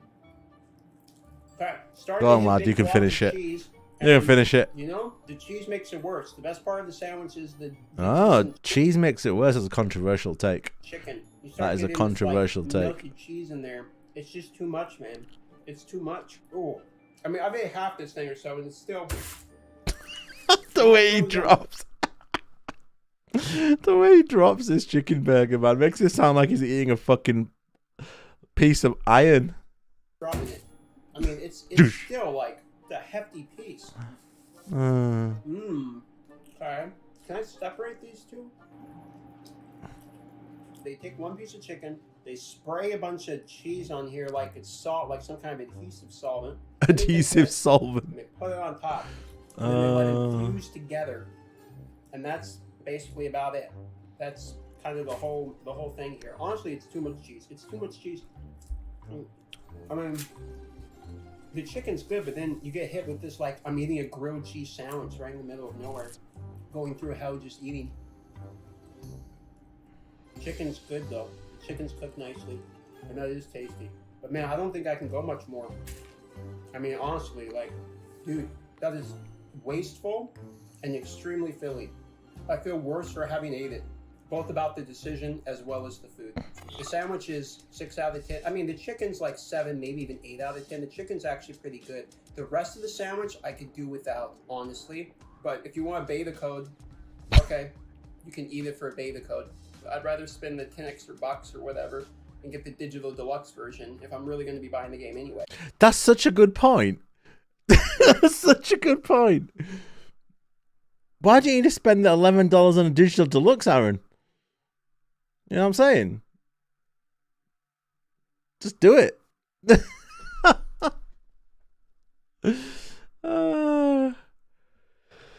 He's got a point. But if you're going to KFC and you want some chicken and you maybe want to try the D4 stuff, you know what? So be it. It's not the worst thing in the world. The chicken's good. The cheese, they really could have chilled on the cheese. I didn't get it with bacon. I don't know why you would eat this with bacon. I mean, look, I'm going to be honest. If you like bacon, good for you. Okay? Funny. My problem is, where the hell are you going to put bacon in this and then expect somebody to eat this whole thing? Like, I get it. I'm 6'1", 138 pounds. I'm a skinny guy. I can't exactly put it down. I get it, okay? But my point is this, I ate half of it already, and look at how much chicken there is left to get inside of my body. Like, it's not going to I'm pretty sure that Haku. At least not in this video, okay? That was an amusing video. I like this guy. I like him. He's won me over instantly. Let me watch one more of his videos. Diablo Immortal. Oh, he made Immortal videos. Oh god, he's obviously a millionaire. He hasn't made any Diablo 4 videos. Oh, he just makes Diablo Immortal. I dislike him now. I like him, but I dislike the game he decided to make content on. Right, Diablo. There we are. Avoid getting scammed. Go on then.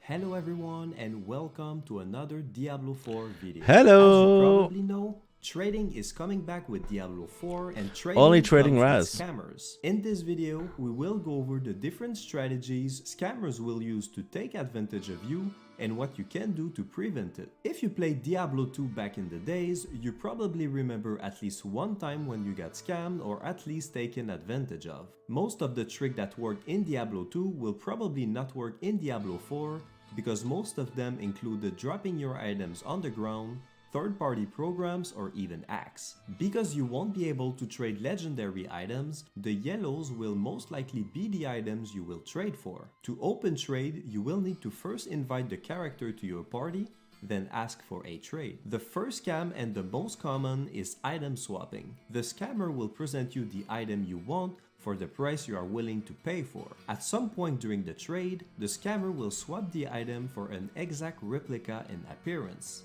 This strategy hopes that you accept the trade without checking the item again. They can also use a distraction by saying their inventory is full, so they need to go to their stash first. Then, they will trade again, placing the replica, hoping you don't memories notice of that or forget to inventory. double check. To prevent this, Absolute you memories. need to always double check the items before you accept the trade, and if you notice a swap, avoid any trade with this character. This second scam involves the scammer closing the window right before you place the item. If he does it correctly, you could drop the item on the ground, and since you are not ready for that, the scammer will most likely be faster than you to take it. A good way to avoid these scammers is to wait a little bit before you place your items in the trading window, or use a command to put the item in the trading window. For example, right-clicking the item. I don't think I'd trade anything in the beta. Why would you? In fact, I probably wouldn't trade anything till I'm well into endgame. I'll just keep it for myself. But this can only work if Diablo 4...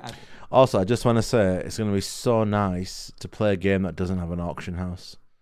I got sick of scouring the auction house in Lost Ark. For this. The third scam is impersonating another player. In Diablo 2 and Diablo 3, names are not unique.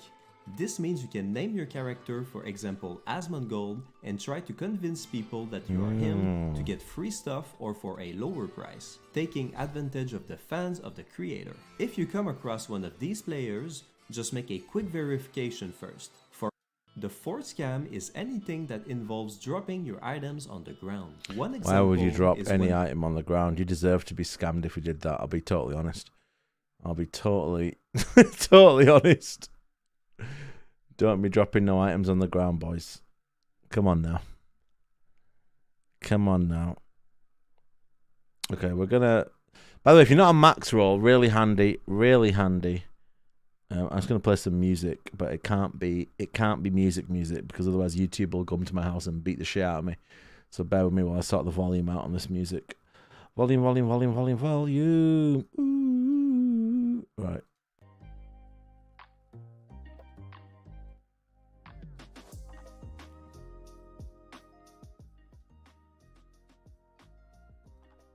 Can you guys hear that? Okay. Just some background music.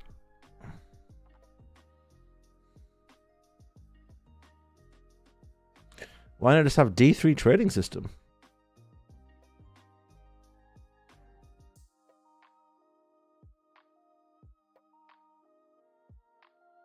That's fine. That's fine. We're good with that. If party can trade for hour if dropped in party. Yeah, that's what they're saying. You if you're in the party, you can trade with them. If you're in the party, you can trade with them. Avarice the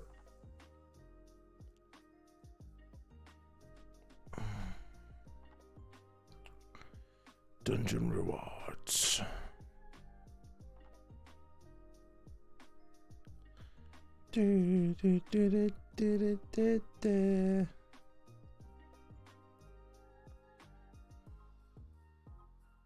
Yeah, so they're Fractured Peaks, 23. You were right, 23 dungeons in the beta, which is nuts, man. That is insane. Will we even be able to get through all of that in 3 days? What do you think?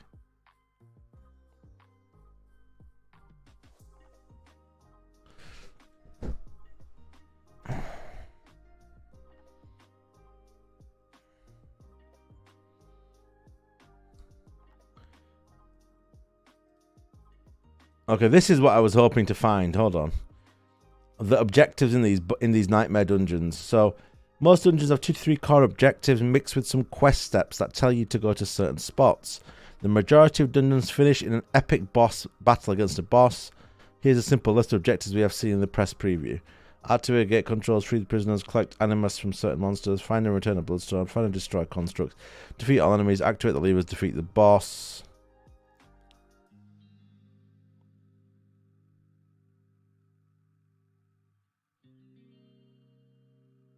Yeah, look at 10 to 15 looks to be the sweet spot, and there won't be any difficult, like high difficulties, so it shouldn't, they shouldn't be that long.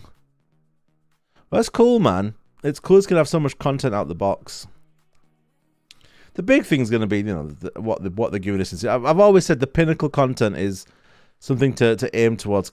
Like even if what I would personally love if they did was they brought in like big, unique world bosses in the seasons. That'd be so cool, and that's something that you can do as a community, and people would come and watch, and you go on the server and you all jump in these instances and you kill these massive world bosses.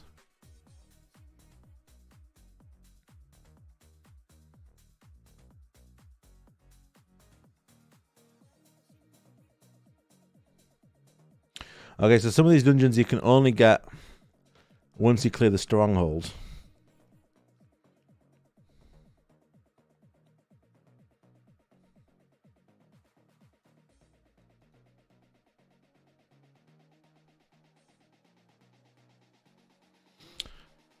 So it looks like there's a limited amount of dungeons that you can craft for nightmare dungeons. Not every single one. There's, let's see, 1, 2, 3, 4, 5, 6, 7, 8, 9, 10. So 20. So 20 dungeons looks like they're used in the nightmare crafting. Actually, it's more than 20 because... Yeah, tiers 1 to 10. So it gets more the further you get. That's probably because you're going to be repeating these a lot. There's 20 there. Is there any crossover?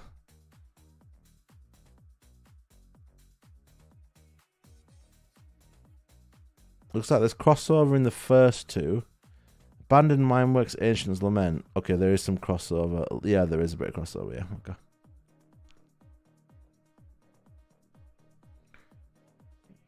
But hopefully the sigils you craft will make them unique enough, you know?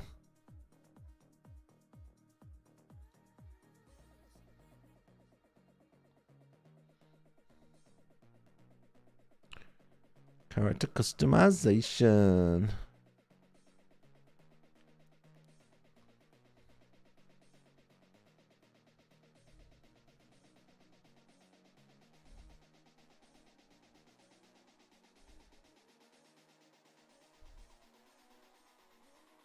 To be honest, I'm not a big character customization guy. I'll be honest.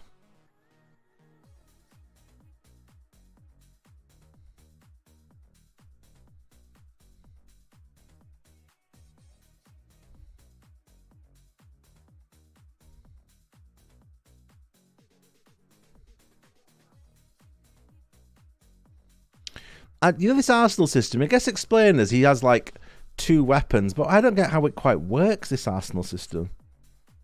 Like...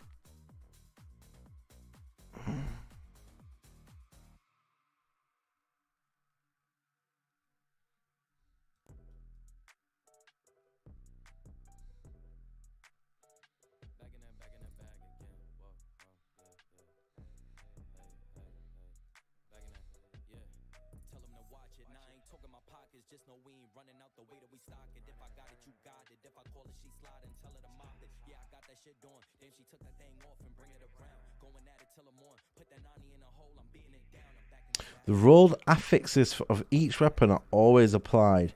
However, the raw damage of a skill depends on the main weapon in the main hand. That's fine. In other words, your main weapon does your damage. The others are stat sticks. There's one final advantage. More legendaries. Ooh, that is actually pretty cool.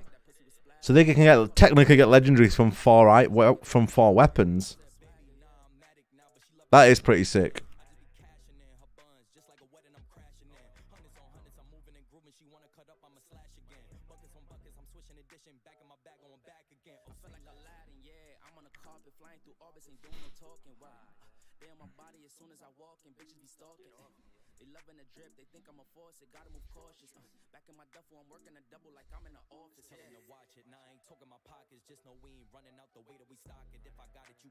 Yeah, that's interesting.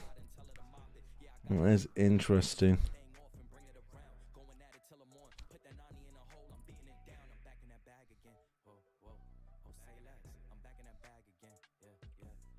Whoa, whoa.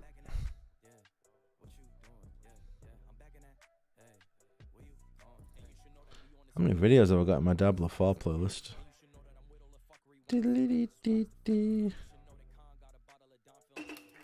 Oops. Only 3. What? Really?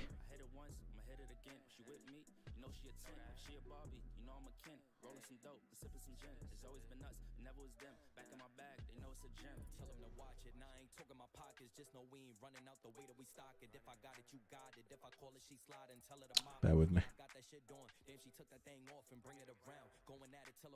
3.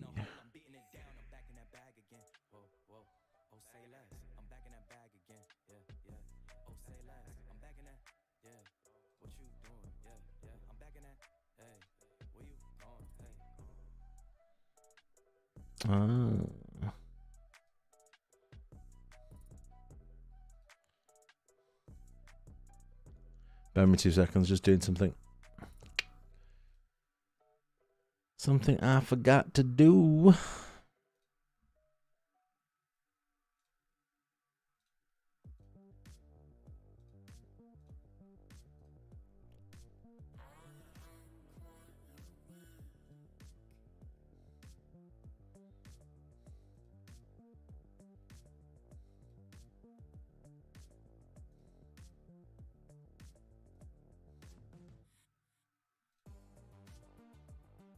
Hey, this is a tune. This is a tune. By the way, don't forget, in the pinned comment, there is the giveaway. Feel free to enter. I'll do the draw tomorrow. If you haven't already got the Digital Deluxe, keep an eye on your Battle.net account. I'll be gifting you through the Battle.net website. So, yeah, it'll just turn up on your account. So, look out for an email or whatever. However it works when you get gifted something. I'm going to do the draw as soon as I'm back from the gym tomorrow. So I'm probably going to be on Twitch. So there's a Twitch link in the description somewhere. I'll just on my channel, just go to Twitch. It's Lost in the World on Twitch. Yeah, just hit the follow. Jump in. I'll gift you it. Download it. Enjoy.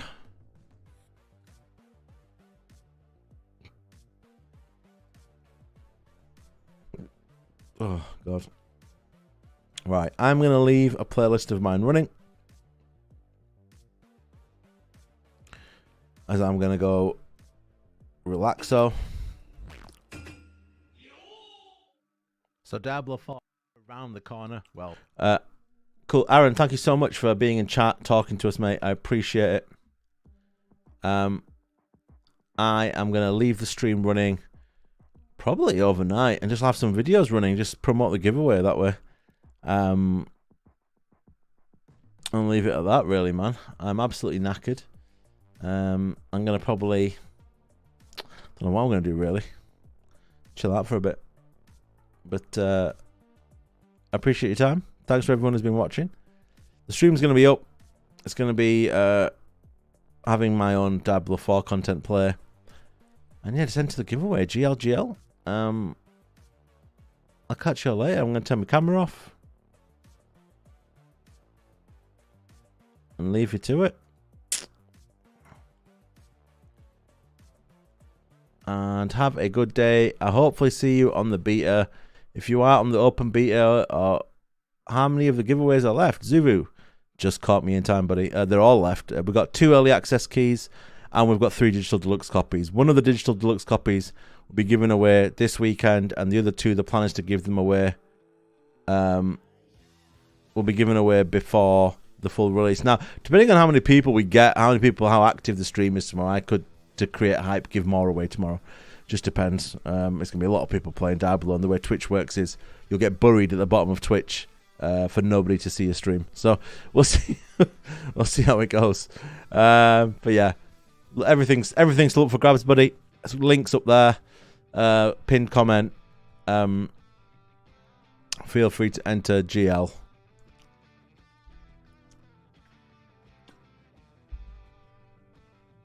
And I will leave y'all to it. Peace. Let's see how long you can leave a stream running before YouTube takes it down.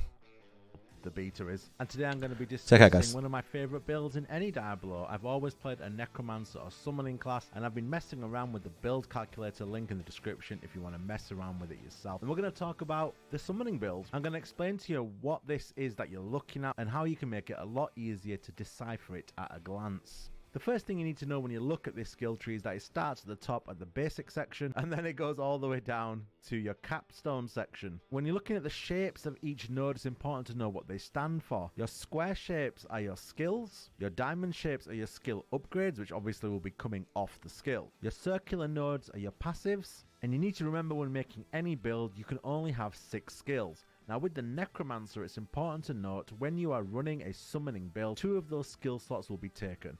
One will be taken for Skeletal Mages and Warriors, which is rolled into one button, and the other will be for Summon Golem. Skeletal Mages and Warriors will use corpses when you summon them. These are important things to take note when it comes to deciding what we select and where. Now that we've explained that, and just briefly by the way, we're not going to be going into the Paragon board for obvious reasons, as well as obviously items because we don't know what items are going to be in the game. This is merely looking at the skill tree to give players an idea of what a skill build would look like.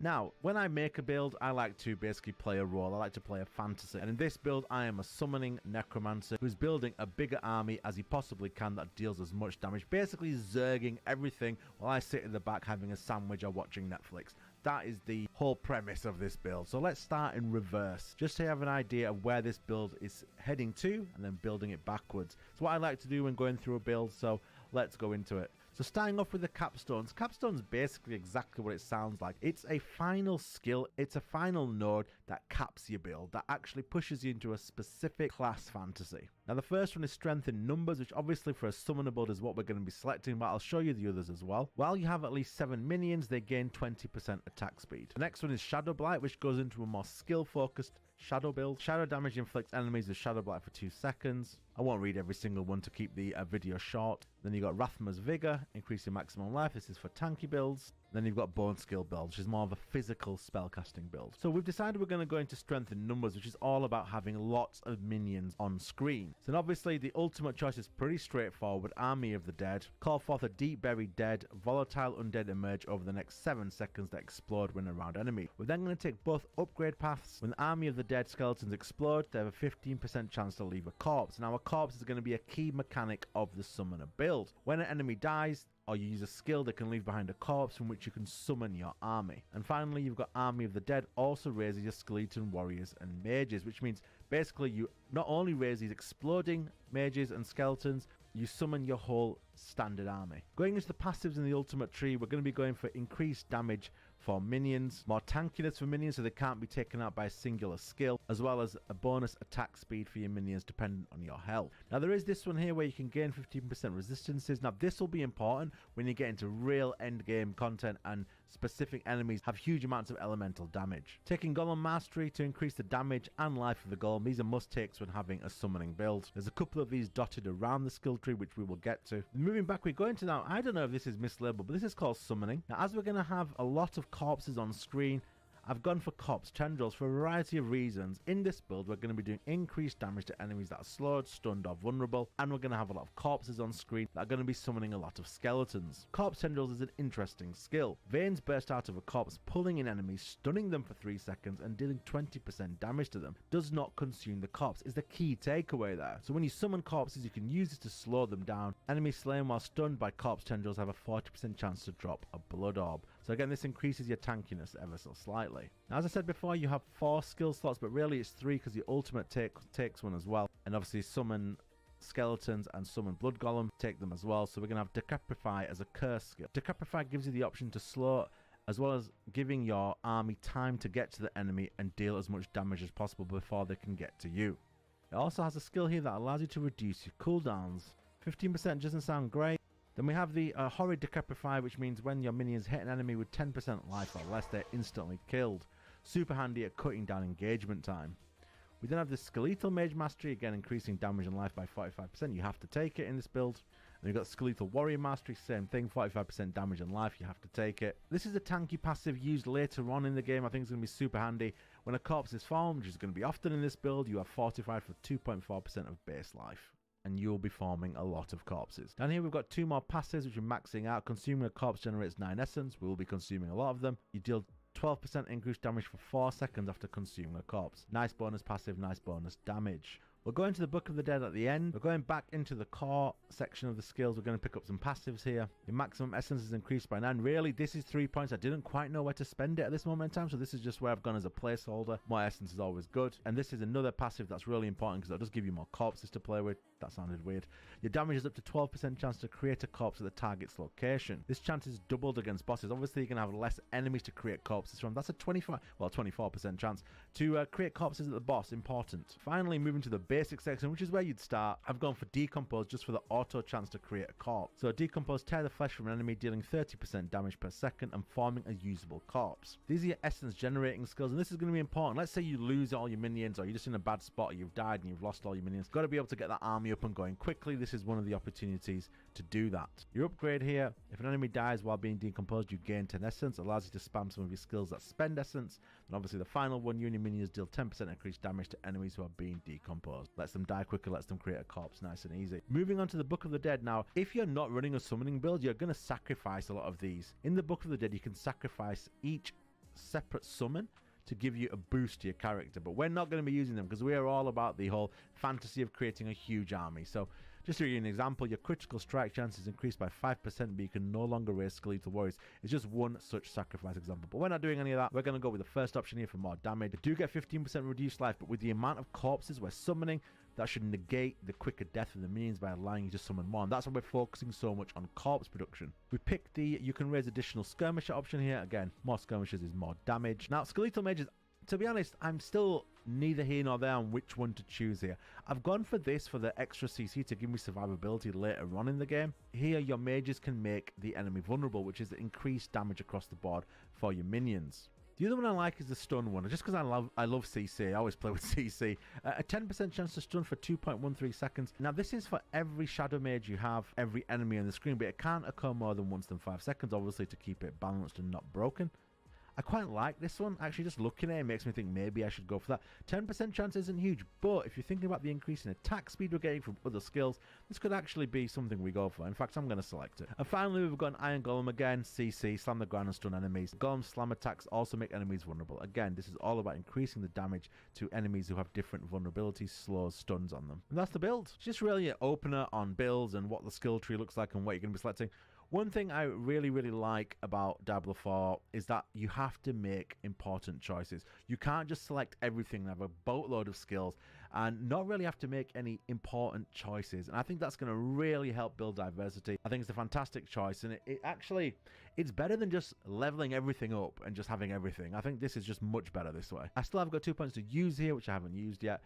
Something I will consider further down the line, but this will probably be my opening Necromancer build. Now, I may have missed some obvious things further down the line, and maybe if, the game is super difficult at the higher Nightmare dungeons, I'm going to have to go into more tankier skills. I didn't choose any defensive skills in this build right now, but why would you when you've got 5,000 skeletons and golems in front of you? Anyway, quick look into Necromancer builds. I'll be doing a few more of these because they're fun, I find them enjoyable, and it's just good to talk about the game in the run-up to its release. Peace, take care. Don't forget, we are giving away 3 copies of Diablo Deluxe Edition, and if I can get my hand on one of those free early beta access keys that O2 are giving out, because I am with O2, I'll be giving away that key as well, just because I'm nice like that. Alright guys, take care, peace.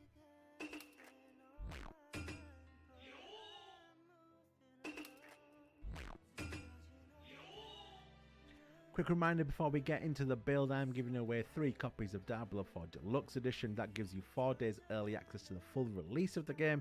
So rather than playing on June the 6th, you begin on June the 2nd. And you'll get access to the early access beta on Friday. Now, one of those copies will be given away on the 15th, and the other 2 will be given away a week before full release, just so you know. I'm hoping to be able to get access to a free beta key from my phone provider, which I'll also give away this week. So keep your eyes peeled for that. Anyway, let's get into it. Hello. I'm here to show you a druid build. Alright man, let's go. To be honest, it's just late. I'm just messing around with builds, and I thought, well, why not have some fun? This is my druid transformation build. I can't say that word. Druid transformation build. Okay. The whole point of this build is to be in werebear and werewolf form as often as possible and do as much damage as possible while in those forms. Why on earth would you be a druid if you're not going to be a bear or a wolf? Specifically a bear. Okay, let's go. I do have another video with a Necromancer build that breaks down the skill trees and exactly what you're looking at.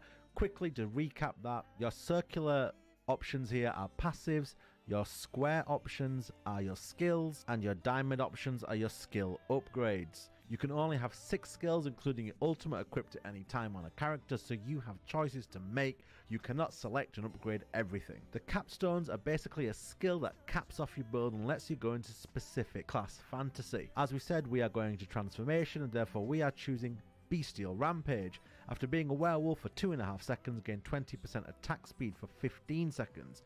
After being a werebear for 2.5 seconds, deal 20% increased damage for 15 seconds. The whole point being here that we're going to be transforming between both all the time and therefore have those buffs up all the time. Like with the Necromancer build, we're going to work backwards so you see kind of where we're wanting to end up and what the whole premise of the build is. Then we build back into it, showing you how it works. In the actual game, obviously you won't do that. You will start at the top, which is your basic function. Basic is where you choose your skill. When you choose your generators, so these generate the kind of mana you need for your character, whatever that may be. Then you go into spenders, then you go into more specific class fantasies. As I said, we're going to start at the back, so we are going Bestial Rampage for the buffs I talked about a second ago. Going into the ultimate we're going to choose is Lacerate. We have 2 transformation ultimate options here. I'm going to go for Lacerate because I feel against harder boss enemies, it's going to be the better option. I'm assuming here the dash 10 times hits the boss 10 times. While the option for the Werebear works off kills, and obviously if you're against a boss, you're not going to be killing the boss with 1 hit, therefore this might not be as good. So we're going for Lacerate, lucky hit chance 15%, shapeshift into a werewolf, become immune and quickly dash 10 times. That immunity is big, so it's an oh shit button as well. Dealing 420% damage. Each time Lacerate, I can't speak today, each time Lacerate deals critical strike, heal for 3%. Again, it's an oh shit button that does a lot of damage. Finally, Lacerate's, oh my god, Lacerate's final strike deals 200% increased damage. Huge. Nice. Moving on, we're not going to pick up any of these passives because they don't deal with the transformation skills. Wraith Tree, we're going to go Rabies. This is a must for transformation builds. Poison is actually quite strong in Diablo 4 from the beta testers I've talked to. Rabies, shapeshift into a werewolf and perform an infectious bite on the target, dealing 30% damage. I'm not doing the decimals. An additional 55 over 6 seconds. Infected enemies spread rabies to other surrounding targets. Once rabies infects 4 targets, it deals 30% increased poison damage against all targets. The initial bite of rabies heals you for 10%. I like this because it's a bit of a oh shit as well for healing. You're going to need it because you're going to be in close quarters all the time. The other option here is initial rabies bite deals 100% increased damage. I'm going for this because I'm not picking up, as you're going to see in a second, any defensive options. So for me, I need some options elsewhere that keep me safe, that keep me healthy. And this is why I've gone for this option. Moving from there, we're not taking anything in the companion tree. Neither are we taking anything in the defensive tree. So now we go to the spirit spenders. We're going for anything that boosts werebear and werewolf damage. So starting with pulverize, shapeshift into a werebear and slam the ground, dealing 52.5% damage. The upgrade pulverize deals x 20% increased bonus damage when hitting 2 or more enemies. Finally, pulverize has a 20% chance to immobilize all enemies hit for 3 seconds. The option I've not chosen is enemies that were pulverized deal 50% reduced damage. I've got Fortify elsewhere, which we'll get into in a second. So yeah, I'm happy with these. Did I miss my Fortify? I did, sorry. My apologies. In the Ultimate Tree, guys, we've got these Fortify options here. As I said, this is going to be a melee-focused transform build. We're going to need things to keep us alive. Increase the amount of Fortify you gain from all sources of 9%. Whenever you are stunned, immobilized, or knocked down, Fortify for 2.56% of base life. 15% chance when struck to fortify you for 1.76% base life. You're looking for as much fortification as possible. Down here we've got more bonuses to transformation. When a shape-shifting skill transforms you into a different form, it deals 15% increased damage. Basically any skill that transforms you will give you 15% increased damage. Shape-shifting fortifies you. Again, we need it, going with these. Upon shape-shifting into werewolf or werebear, gain 12% damage reduction against elites for 3 seconds, handy in nightmare dungeons. Sorry about that, I forgot to go to that, but moving back, we have got pulverize, as we said, that's the skill spender. Shred, another transform skill spender. Shapeshift into a werewolf and perform a 3 combo attack. Critical strike chances against close enemies increased by 9%, needed because, as you can see from some of the other skills, crits are needed. So a 9% free crit rate is nice. And while in werebear form, damage reduction is increased by 9%. Now the key thing is the bonus persists for 3 seconds after leaving werebear form. I like it. I didn't take the werewolf one because I had to choose between the two, running out of skill points at the end, so we just went for the werebear one because, again, survivability, we're going to be at close range all the time. Our generators then, we've got Maul, shapeshift into a werebear and Maul enemies in front of you. If an enemy is hit by Maul, then Fortify. Again, as I said, we're going into that Fortify. Finally, Maul has a 15% chance to knock down enemies for 2 seconds. There's 2 things about this. Number 1, it keeps you alive because they're knocked down. Secondly, it lets you get free damage off on the boss or just reposition. We've got another generator here, Claw, lucky hit chance 50%, shapeshift into a werewolf and Claw enemy for damage. Claw's attack speed is increased by 10%. Claw poisons enemies for 10.5% over 3 seconds. And as I said, the testers I've talked to told me poison is very strong. Now, Spirit boons. This isn't going to be in the beta, by the way, the spirit kind of boon option for the druid, which sucks, I guess, but what can you do? With the boons, I'm still struggling to decide where to go on this build. I feel like Snake with Masochistic's a good shot, but there's not really a second option available to me. So we're going to save that for full release to see how the boon system works, because it hasn't really been tested properly yet, and that is your druid transformation build. All skill points used, be focusing on being a bear and a wolf, because what's better than being a bear and a wolf? That's all really. Peace out, take care. 5 days, 6 days till beta. Let's go.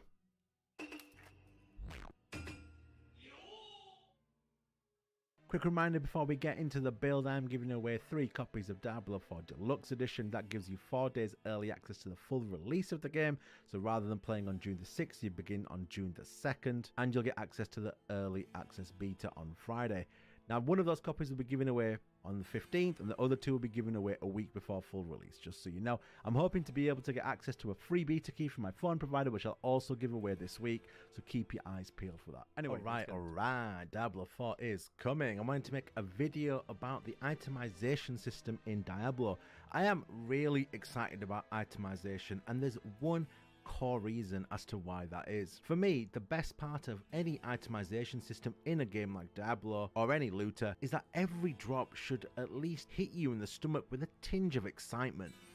I think there's nothing worse than an itemization system when something drops and you're just not excited because you know it's trash. You know you've already got the best in slot. You know that there's no room for improvement. You know that you've seen it all before. And that's where I think Diablo 4's itemization is an absolute winner. Look, let's be totally honest. We all play these games for that dopamine hit. You know, that sound effect drops, the item hits the floor. You think about the possibilities that that role offers. Unlike previous Diablo games and other looters, Blizzard have moved away from the traditional best in slot, and they've made it very clear that they've done so from the off. No set pieces, though initially met with some derision by the community, I have to say I was a huge fan the moment that was announced. Why?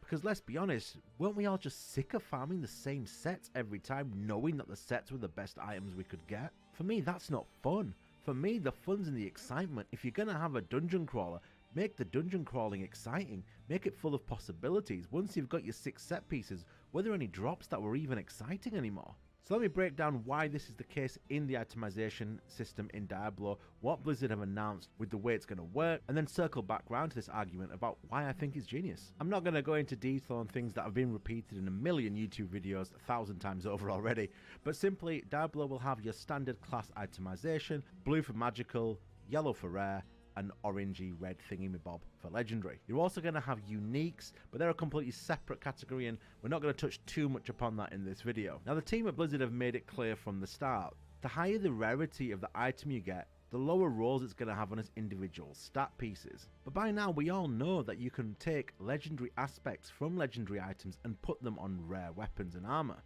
With the rare items rolling higher base stats than the legendary counterparts, this means that rare items are going to be your best in slot once you put the legendary aspect on it that you want. Now what that means is that every single rare item that drops is going to be an exciting moment in Diablo 4, as every single one could possibly be an ability to get an upgraded legendary, because when you move your legendary aspect over to the rare, it transforms that rare into a legendary. This is actually a fantastic system, and as soon as I heard about it, I knew that that was the system that was right for Diablo. The counter argument is that it may make legendaries redundant, but my counter argument to that counter argument is that the legendary may still have a place in a build, because you will need the rare to roll better stats than the legendary and get the rare item that can house the legendary aspect. But what's more exciting than every single drop possibly being an upgrade? We all know we get to a time in many looters where we've already got everything we need, and none of the drops are exciting. Quite simply, this change by Blizzard is fantastic for the longevity of Diablo 4.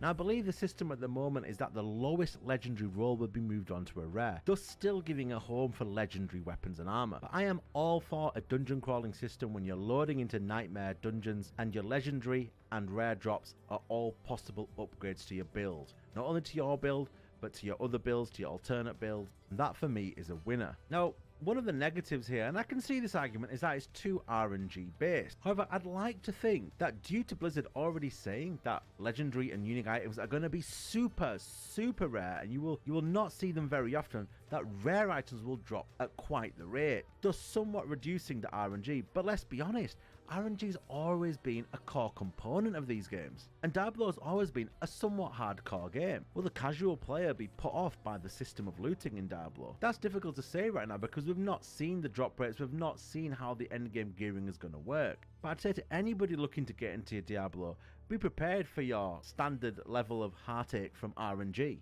It just comes with the territory in a game like this. And to add to that, let's be honest, I think modern games have lost a touch of magic because the information of where to get everything and when to get it is all over the internet. You can find all the information about any game you want simply by Googling it. In my opinion, I think it's fantastic that this at least takes that out of the equation, thus re-injecting the excitement into the looting experience. Rare items are most definitely going to be the go-to item in every slot, eventually, and that's the key point. As a dungeon crawler, that's going to be getting harder and harder as you go up the nightmare sigil levels for your dungeons. All these upgrades are going to be needed, and therefore that need to find and collect that drop is always going to be there. And with the rare system, it's going to be a possibility on every enemy you kill. I remember playing Diablo 3 Reaper of Souls and seeing set item drops and, you know, legendary drops and ancient drops and just not being very excited after a while. At least here, there's always going to be some excitement when you hear the now infamous sound of a loot drop in Diablo.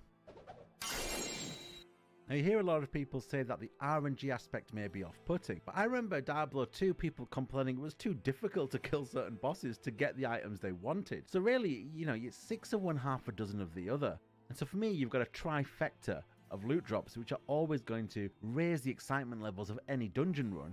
You've got your rares, which are going to be your best in slots if you hit that kind of bingo lottery roll of five slots being amazing. And you then got your legendaries, and not only are you looking for that legendary affix which you can move onto a god tier rare, you're also going to be hoping for a legendary that has the maximum. Hi mate, you okay? Rolls Sorry, I've just taken a bit of a break because I went to the gym today and hurt myself. So, hold on a second.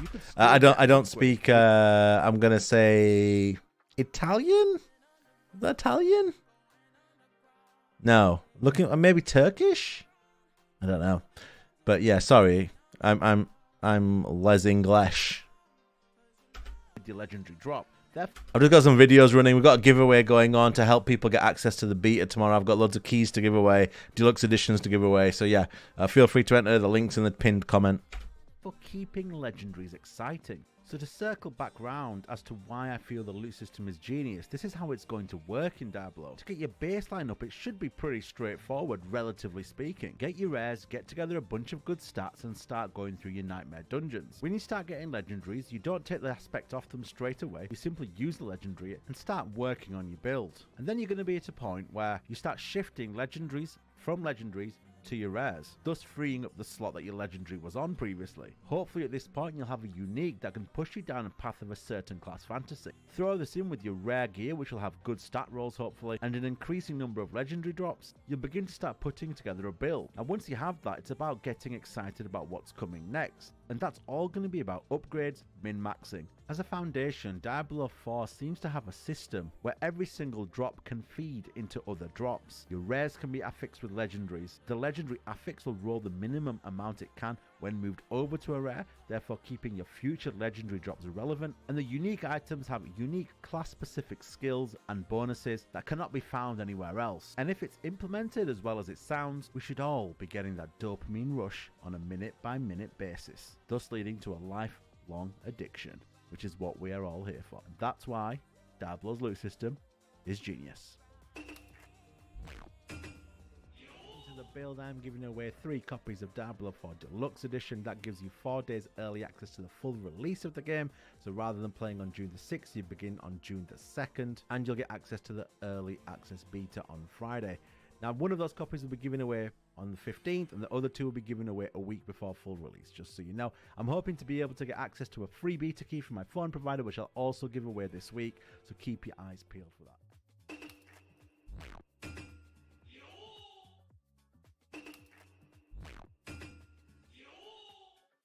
Okay, super quick video. O2 and Virgin Media are giving away early access beta keys on Wednesday, 4 p.m. That is Wednesday, the 15th of March at 4 p.m.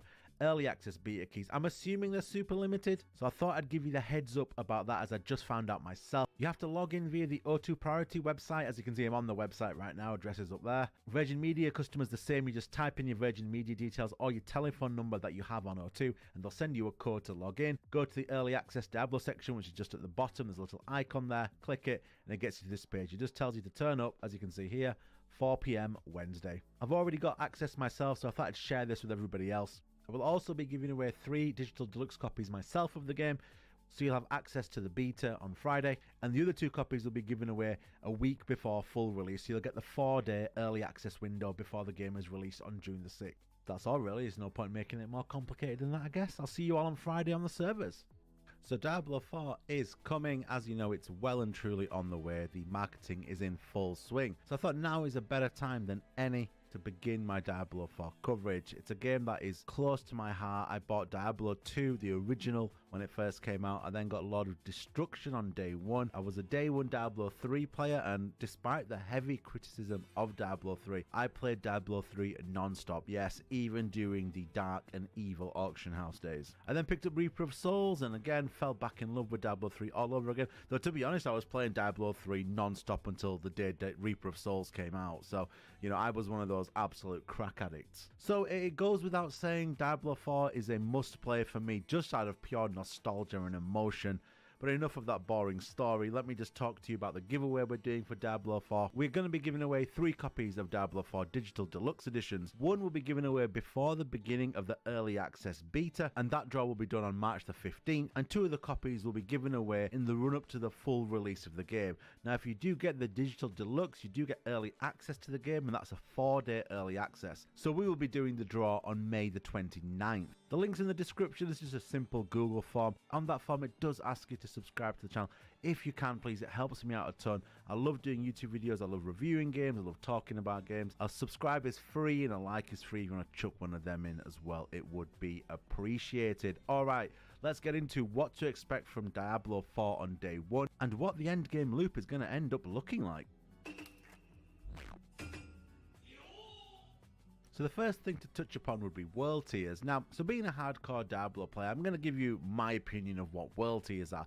To me, they're not really a true game function in Diablo. I mean, they're basically glorified introductions and tutorials that are introduced to the player to slowly get them used to the increasing difficulty towards the end game, the gearing and crafting that is a core part of the end game loop, as well as just simply getting the player to understand what Diablo 4 looks like as you get towards the real meat and bones of the game. Every world tier has better loot drops, better experience, and better gold drops, which is the in-game currency, and every new world tier will introduce you to a slightly new part of the game, whether that be nightmare sigils, dungeons, or unique items. If this is anything like previous Diablos, you'll be ending the main story in the final world tier, which is world tier 5, Torment, and when that ends, that will then drop you off at the start of the end game, or as I like to call it, the game. So the first thing we want to talk about here is the Tree of Whispers. Basically, the Tree of Whispers is a posh way of saying bounties, but in this case, in Diablo 4, the bounties feed into another system, and that's what makes these bounties much better than just your standard daily login bounties. Like bounties in Diablo 3, the Whispers in Diablo 4 will provide loot and experience and gear, as well as crafting material, and those crafting materials are important because they do feed into a variety of mechanics further down the line. When you complete a certain amount of Whispers or bounties, they provide you with Grim Favors. These Grim Favors can then be exchanged at the Tree of Whispers for a variety of loot and experience. Think of the Whispers as a very simple and easy way to pick up a variety of different loot, crafting materials, and XP to boost your character, whether that be boosting towards the level cap or boosting towards paragon experience. Now, moving on from the slightly more basic bounty system, we have the helltide system, which is definitely something new, something that's moving towards an MMO open world style activity. If anybody has played games such as Lost Ark or Destiny, the best way to think of Helltide's event would be an open world event, or a world boss event in Lost Ark. Helltides are demonic events that affect a whole region, where all the enemies become empowered by Lilith's evil presence. Now, one thing I love about the Helltide mechanic is that it takes on an almost Dark Souls-esque formula, where killing enemies provides souls which can be cashed in for loot. However, if you die, you drop your souls on the ground. These souls can be cashed in to open Helltide chests, and Helltide chests in different areas give you exclusive items to a singular item slot. Now, this will allow you to target farm, which is something that wasn't possible before, will definitely lessen the almost infuriating grind towards specific pieces. At least it makes it a touch easier. If you die and drop your souls, you can go back and reclaim them, but it definitely adds an element of tension to the Helltide events that are just not present sometimes in other areas of the game. To add to the Helltide event, just because it's a similar type of open world event, there are live events, and though these are not linked to Lilith specifically, specific areas will have live events, such as an invasion of the drowned in a corresponding area. Each of these live events will provide unique drops. The next core mechanic of Diablo's actual endgame will be Nightmare Dungeons. Now, if you remember, we talked previously about crafting materials. Now, your first Nightmare Dungeon will be given to you as part of the story quest. However, moving on from there, you'll be able to pick up Nightmare Sigils, which give you further access to Nightmare Dungeons. You can also craft these sigils by picking up a variety of crafting materials via other in-game systems. These sigils will add specific modifiers to the dungeons. Think Diablo's Greater Rifts. Through completing these dungeons, you'll get the next level of corresponding powerful sigils, introducing you to increasingly harder and tougher dungeons.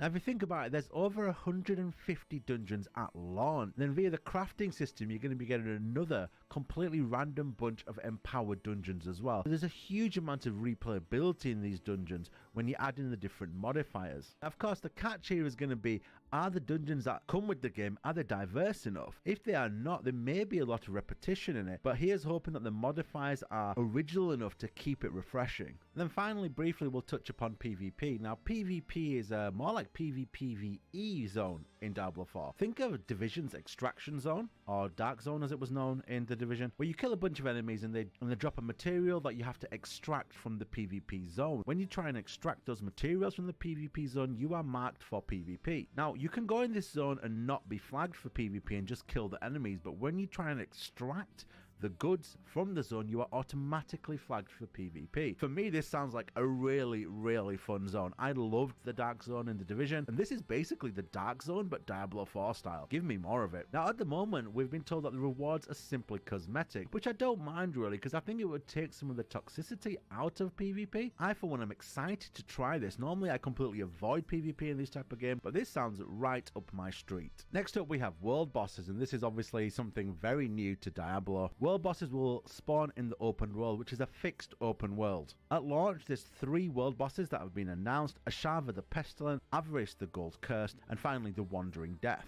Now, in the beta, we will be able to fight Ashava on eye level, so you will actually have access to some of these mechanics we're going to talk about. In Diablo 4, the world bosses consist of multi-stage events and battles. 12 players will be phased in together and have to work together to defeat the world boss. When the world boss spawns, the camera zooms out to convey the scale of the fight. You'll be using mounts over long distances during the battle. Now, when you first face Ashava in the beta, there's some key things to look out for. First of those being his health bar. World bosses will have a variety of breakpoints on the health bar. Once the breakpoint is reached, the arrow on the bar will flip and a bunch of healing vials will be released. This indicates that you're into the next phase of the fight, as well as giving you the opportunity to heal up. There is now a stagger bar in world bosses in Diablo, which is not something they've really had before. Think of Lost Ark stagger bar on the bosses, but without a wipe mechanic after. Instead, doing CC skills will slowly fill up the stagger bar. Once the stagger bar is filled, the boss will be vulnerable for 12 seconds. This is a 12-second damage window to unleash hell on the boss and do as much DPS as possible. Every time the boss is staggered, every world boss will have a unique break mechanic, so one of the world bosses, for example, loses an arm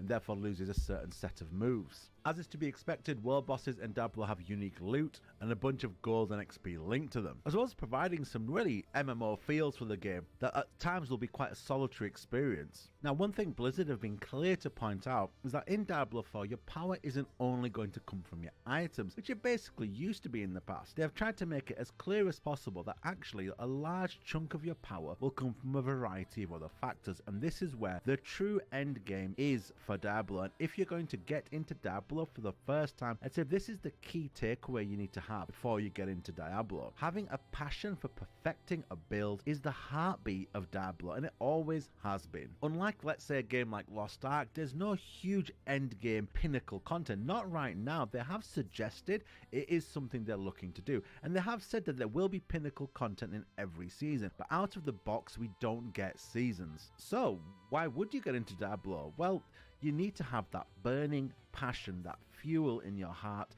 to perfect builds, to have a variety of builds for your character that are fun to play. That grind for that huge dopamine hit when you get the item you've been looking for is something that has had old school Diablo players hooked for decades. And it's here where the Paragon board, Paragon point system and skill point system come into play. Throw on top of this seasons, which will provide a whole new set of builds, items and unique weapons and armor to collect, and you have in front of you the core concept of Diablo, and it's always been the core concept of Diablo. If you're coming into Diablo expecting some kind of grand story or open world action RPG with loads of side content and story, you will get a bit of that, but it's not going to be as fleshed out as what many AAA games are at the moment. Instead, this is all about builds, weapons, items, and completing harder and harder content with better and better builds. In the background here, I do have the Diablo 4 build calculator, which is up and running for all classes. It is a work in progress, and of course it's subject to change, but it gives you a really good idea of just the sheer amount of flexibility in the builds for every class. On top of this, you've got the paragon boards as well, which are this behemoth of customization and flexibility, and you really do begin to paint a picture of what the world of Diablo looks like. So there's a couple of core concepts to this build system and this kind of end game refinement process of Diablo. One is the Codex of Power, the other is the Paragon boards, and the final one is your skill trees. The Codex of Power is basically a way of capturing skills and items and being able to freely move them onto other items at your leisure. Now, it's important to note that not every skill can be put into the Codex of Power. It is limited, and basically these are passive skills that can be picked up at dungeons and stored in the Codex. I think it's great that not every power can be put in the Codex, therefore always pushing the player towards exploring and fighting and engaging with the gameplay systems to get those upper tier passives that can be added to your items. You've also got the Renown system, which again lets you explore and increase the amount of skill points, paragon points, as well as quality of life things such as potion charges that you can get. Further pushing the players out into the world to increase their, not only their character, but their overall account power as well. You must remember that a lot of the power-ups you get on one character will be automatically given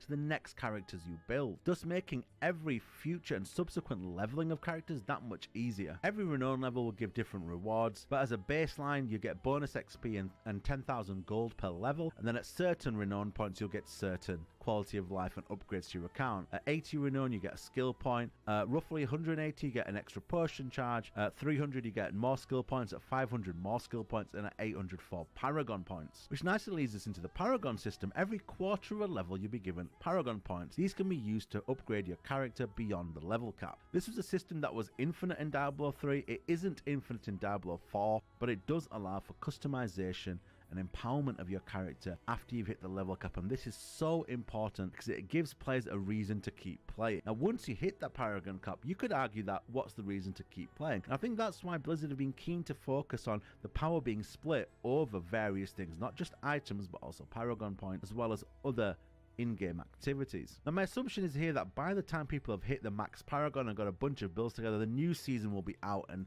beginning, and I think that's what Blizzard are aiming for. And personally I think I wouldn't be surprised if a new paragon cap comes out when the season begins. So paragon boards are very complex endgame systems that allow for a bunch of power-ups and leveling of builds and characters. Your paragon points will be used to activate certain nodes on the board, and you can then socket in glyphs that further empower any node connecting to the glyph. Like items, different nodes on the paragon board have different rarities and powers, going from common to magic to rare to legendary. Now it's pretty obvious from all the systems in the game that we've talked about today, the sheer level of customization is pretty mind-boggling right now, and I really hope that over time Blizzard managed to perfect this in a way that allows for a variety of viable builds. I always felt the slight negative and knock on Diablo back in the day when I used to play was that sometimes there was some core builds that were just so much better than everything else. Now with the rift system in Diablo 3 kind of focusing on speed clearing, it did push you towards specific builds. Now I do like there are no greater rifts in Diablo 4, rather dungeons. Now it's yet to be seen what these dungeons are like or if they are completely time-based or not, because if they are time-based they do push you to very DPS focused builds. I'm hoping that isn't the case in Diablo 4 and there's more variety in those dungeons. And that ends the video there. There's so much to look forward to in Diablo 4. I'm going to have more videos coming out for newer players who have never played Diablo before and what they should expect, as well as kind of keeping up to date on the news on Diablo going forward. I'll be continuing my usual reviews of a whole host of games over that same time period, as well as streaming the game on Twitch and YouTube. So if you do want to enter the giveaway, don't forget to enter the form in the description, subscribe, etc. to help me out, and we'll take it from there. Peace out, take care, and yeah, let's get dungeon crawling.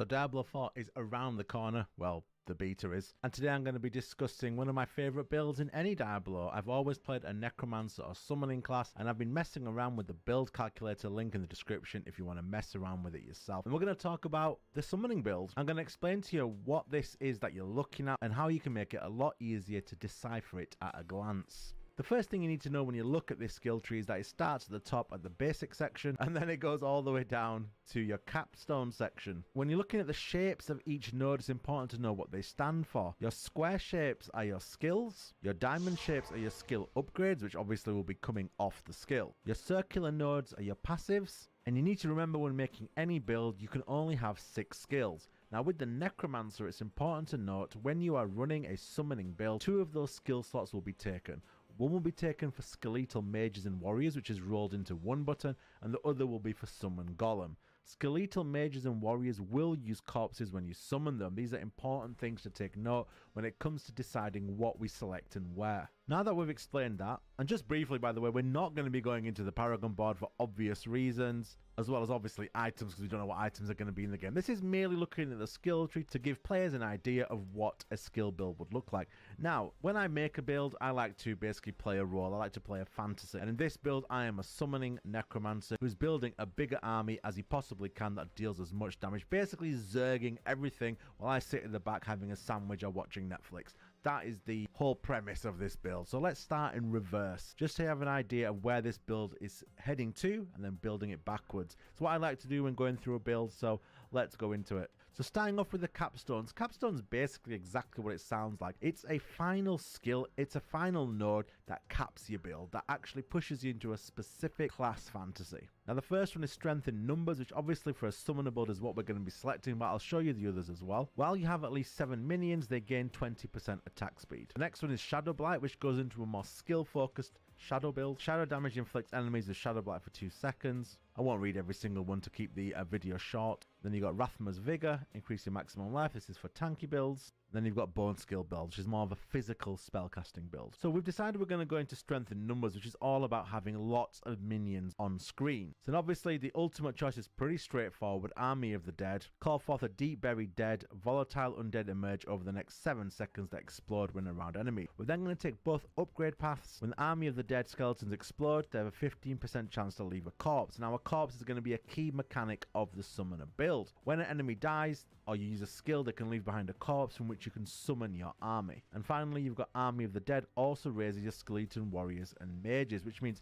basically you not only raise these exploding mages and skeletons, you summon your whole standard army. Going into the passives in the ultimate tree, we're going to be going for increased damage for minions, more tankiness for minions so they can't be taken out by a singular skill, as well as a bonus attack speed for your minions dependent on your health. Now there is this one here where you can gain 15% resistances. Now this will be important when you get into real end game content and specific enemies have huge amounts of elemental damage. Taking Golem Mastery to increase the damage and life of the Golem. These are must takes when having a summoning build. There's a couple of these dotted around the skill tree which we will get to. Moving back, we go into now, I don't know if this is mislabeled, but this is called summoning. Now as we're going to have a lot of corpses on screen, I've gone for corpse tendrils for a variety of reasons. In this build, we're going to be doing increased damage to enemies that are slowed, stunned, or vulnerable, and we're going to have a lot of corpses on screen that are going to be summoning a lot of skeletons. Corpse tendrils is an interesting skill. Veins burst out of a corpse, pulling in enemies, stunning them for 3 seconds, and dealing 20% damage to them. Does not consume the corpse is the key takeaway there. So when you summon corpses, you can use this to slow them down. Enemies slain while stunned by corpse tendrils have a 40% chance to drop a blood orb.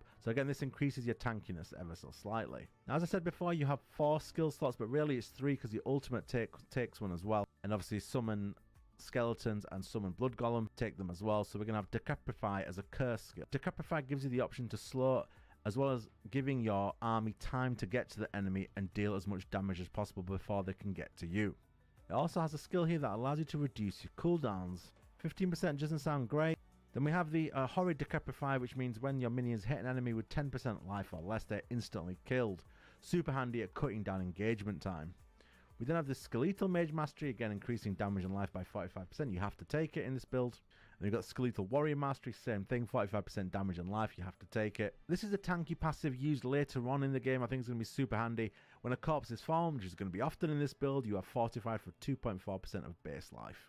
and you'll be forming a lot of corpses. Down here we've got 2 more passives which we're maxing out. Consuming a corpse generates 9 essence. We will be consuming a lot of them. You deal 12% increased damage for 4 seconds after consuming a corpse. Nice bonus passive, nice bonus damage. We'll go into the Book of the Dead at the end. We're going back into the core section of the skills. We're going to pick up some passives here. Your maximum essence is increased by 9. Really, this is 3 points. I didn't quite know where to spend it at this moment in time, so this is just where I've gone as a placeholder. More essence is always good. And this is another passive that's really important because it does give you more corpses to play with. That sounded weird.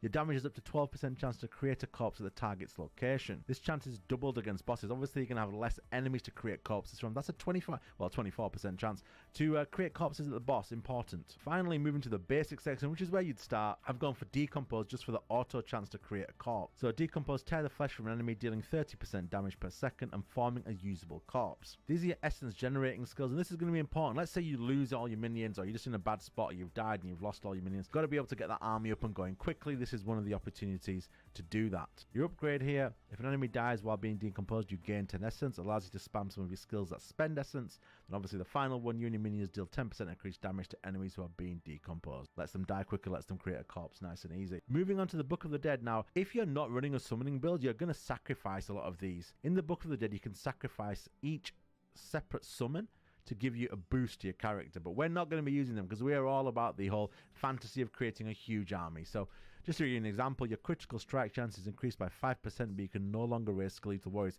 It's just one such sacrifice example, but we're not doing any of that. We're going to go with the first option here for more damage. You do get 15% reduced life, but with the amount of corpses we're summoning, that should negate the quicker death of the minions by allowing you to summon more, and that's why we're focusing so much on corpse production. We picked the you can raise additional skirmisher option here. Again, more skirmishers is more damage. Now skeletal mages, to be honest, I'm still neither here nor there on which one to choose here. I've gone for this for the extra CC to give me survivability later on in the game. Here your mages can make the enemy vulnerable, which is increased damage across the board for your minions. The other one I like is the stun one, just because I love CC. I always play with CC. A 10% chance to stun for 2.13 seconds. Now this is for every shadow mage you have, every enemy on the screen, but it can't occur more than once in 5 seconds, obviously to keep it balanced and not broken. I quite like this one. Actually, just looking at it makes me think maybe I should go for that. 10% chance isn't huge, but if you're thinking about the increase in attack speed we're getting from other skills, this could actually be something we go for. In fact, I'm going to select it. And finally, we've got an Iron Golem again. CC, slam the ground and stun enemies. Golem slam attacks also make enemies vulnerable. Again, this is all about increasing the damage to enemies who have different vulnerabilities, slows, stuns on them. And that's the build. It's just really an opener on builds and what the skill tree looks like and what you're going to be selecting. One thing I really like about Diablo 4 is that you have to make important choices. You can't just select everything and have a boatload of skills and not really have to make any important choices. And I think that's going to really help build diversity. I think it's a fantastic choice, and it's better than just leveling everything up and just having everything. I think this is just much better this way. I still have got 2 points to use here, which I haven't used yet.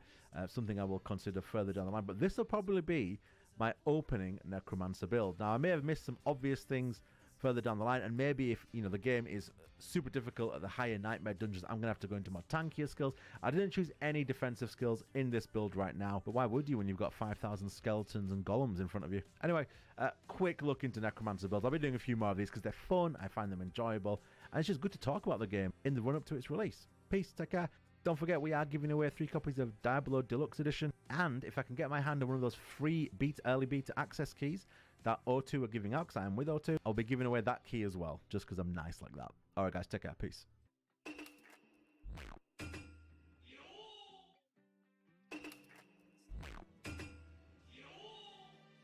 Quick reminder before we get into the build, I'm giving away 3 copies of Diablo 4 Deluxe Edition. That gives you 4 days early access to the full release of the game. So rather than playing on June the 6th, you begin on June the 2nd, and you'll get access to the early access beta on Friday.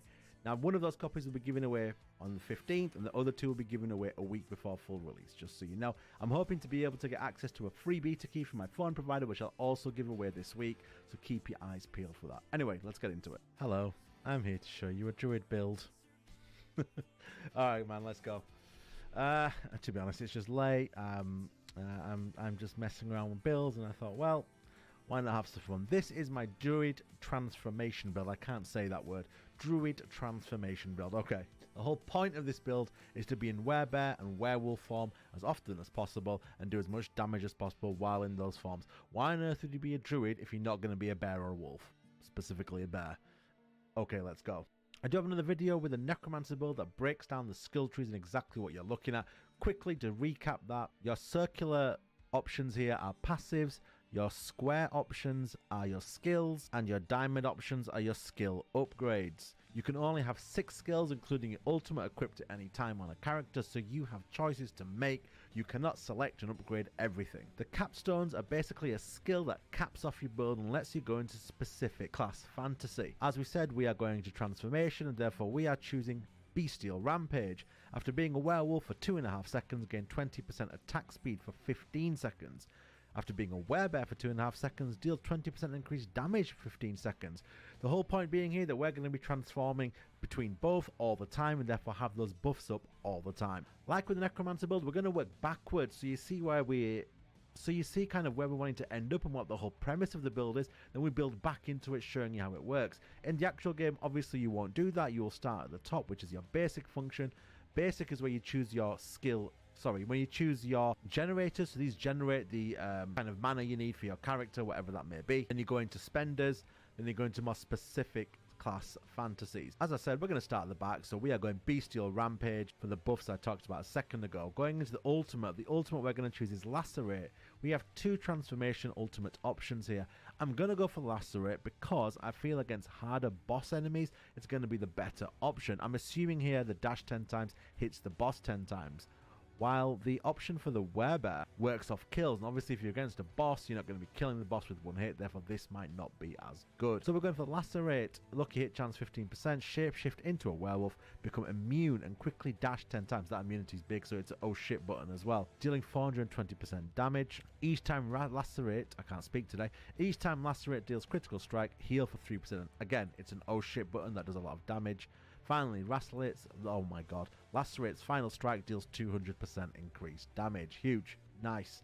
Moving on, we're not going to pick up any of these passives because they don't deal with the transformation skills. Wraith Tree, we're going to go Rabies. This is a must for transformation builds. Poison is actually quite strong in Diablo 4 from the beta testers I've talked to. Rabies, shapeshift into a werewolf and perform an infectious bite on the target, dealing 30% damage. I'm not doing the decimals. An additional 55 over 6 seconds. Infected enemies spread rabies to other surrounding targets. Once rabies infects 4 targets, it deals 30% increased poison damage against all targets. The initial bite of rabies heals you for 10%. I like this because it's a bit of an oh shit as well for healing. You're going to need it because you're going to be in close quarters all the time. The other option here is initial rabies bite deals 100% increased damage. I'm going for this because I'm not picking up, as you're going to see in a second, any defensive options. So for me, I need some options elsewhere that keep me safe, that keep me healthy. And this is why I've gone for this option. Moving from there, we're not taking anything in the companion tree. Neither are we taking anything in the defensive tree. So now we go to the spirit spenders. We're going for anything that boosts werebear and werewolf damage. So starting with pulverize, shapeshift into a werebear and slam the ground, dealing 52.5% damage. The upgrade pulverize deals X 20% increased bonus damage when hitting 2 or more enemies. Finally, pulverize has a 20% chance to immobilize all enemies hit for 3 seconds. The option I've not chosen is enemies that were pulverized deal 50% reduced damage. I've got Fortify elsewhere, which we'll get into in a second. So yeah, I'm happy with these. Did I miss my Fortify? I did, sorry. My apologies. In the Ultimate Tree, guys, we've got these Fortify options here. As I said, this is going to be a melee-focused transform build. We're going to need things to keep us alive. Increase the amount of Fortify you gain from all sources of 9%. Whenever you are stunned, immobilized, or knocked down, Fortify for 2.56% of base life. 15% chance when struck to fortify you for 1.76% base life. You're looking for as much fortification as possible. Down here we've got more bonuses to transformation. When a shapeshifting skill transforms you into a different form, it deals 15% increased damage. Basically any skill that transforms you will give you 15% increased damage. Shapeshifting fortifies you. Again, we need it, going with these. Upon shapeshifting into werewolf or werebear, gain 12% damage reduction against elites for 3 seconds, handy in nightmare dungeons. Sorry about that, I forgot to go to that, but moving back, we have got pulverize, as we said, that's the skill spender. Shred, another transform skill spender. Shapeshift into a werewolf and perform a 3 combo attack. Critical strike chances against close enemies increased by 9% needed, because as you can see from some of the other skills, crits are needed. So a 9% free crit rate is nice. And while in werebear form, damage reduction is increased by 9%. Now the key thing is the bonus persists for 3 seconds after leaving werebear form. I like it. I didn't take the werewolf one because I had to choose between the two, running out of skill points at the end, so we just went for the werebear one because, again, survivability, we're going to be at close range all the time. Our generators then, we've got Maul shape-shift into a werebear and Maul enemies in front of you. If an enemy is hit by Maul, then Fortify. Again, as I said, we're going into that Fortify. Finally, Maul has a 15% chance to knock down enemies for 2 seconds. There's two things about this. Number one, it keeps you alive because they're knocked down. Secondly, it lets you get free damage off on the boss or just reposition. Got another generator here, Claw. Lucky hit chance 50%. Shape-shift into a werewolf and Claw enemy. For damage, Claw's attack speed is increased by 10%. Claw poisons enemies for 10.5% over 3 seconds. As I said, the testers I've talked to told me poison is very strong. Now, Spirit boons. This isn't going to be in the beta, by the way, the spirit kind of boon option for the druid, which sucks, I guess, but what can you do? With the boons, I'm still struggling to decide where to go on this build. I feel like Snake with Masochistic's a good shot, but there's not really a second option available to me. So we're going to save that for full release to see how the boon system works, because it hasn't really been tested properly yet, and that is your druid transformation build. All skill points used, be focusing on being a bear and a wolf, because what's better than being a bear and a wolf? That's all really. Peace out, take care. 5 days, 6 days till beta. Let's go.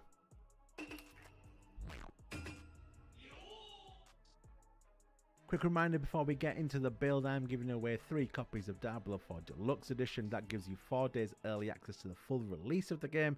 So rather than playing on June the 6th, you begin on June the 2nd. And you'll get access to the early access beta on Friday. Now, one of those copies will be given away on the 15th, and the other 2 will be given away a week before full release, just so you know. I'm hoping to be able to get access to a free beta key from my phone provider, which I'll also give away this week, so keep your eyes peeled for that. Anyway, alright, Diablo 4 is coming. I'm going to make a video about the itemization system in Diablo. I am really excited about itemization, and there's one core reason as to why that is. For me, the best part of any itemization system in a game like Diablo or any looter is that every drop should at least hit you in the stomach with a tinge of excitement. I think there's nothing worse than an itemization system when something drops and you're just not excited because you know it's trash. You know you've already got the best in slot. You know that there's no room for improvement. You know that you've seen it all before. And that's where I think Diablo 4's itemization is an absolute winner. Look, let's be totally honest. We all play these games for that dopamine hit. You know, that sound effect drops, the item hits the floor. You think about the possibilities that that role offers. Alright, we're going to call it a night there. Just thought I'd leave that running for a bit. Good night, guys. Tomorrow's a big day. I'm going to get a good rest, hit the gym in the morning. Giveaways start probably about 1 PM. Look out for your battle.net inbox or whatever it is. I'll gift it over to you guys so you can download it. So I'll do the giveaway early. You'll need to be in stream so I can give you the code. I've got email addresses as well, so I could email it out. But yeah, we'll go from there. Peace.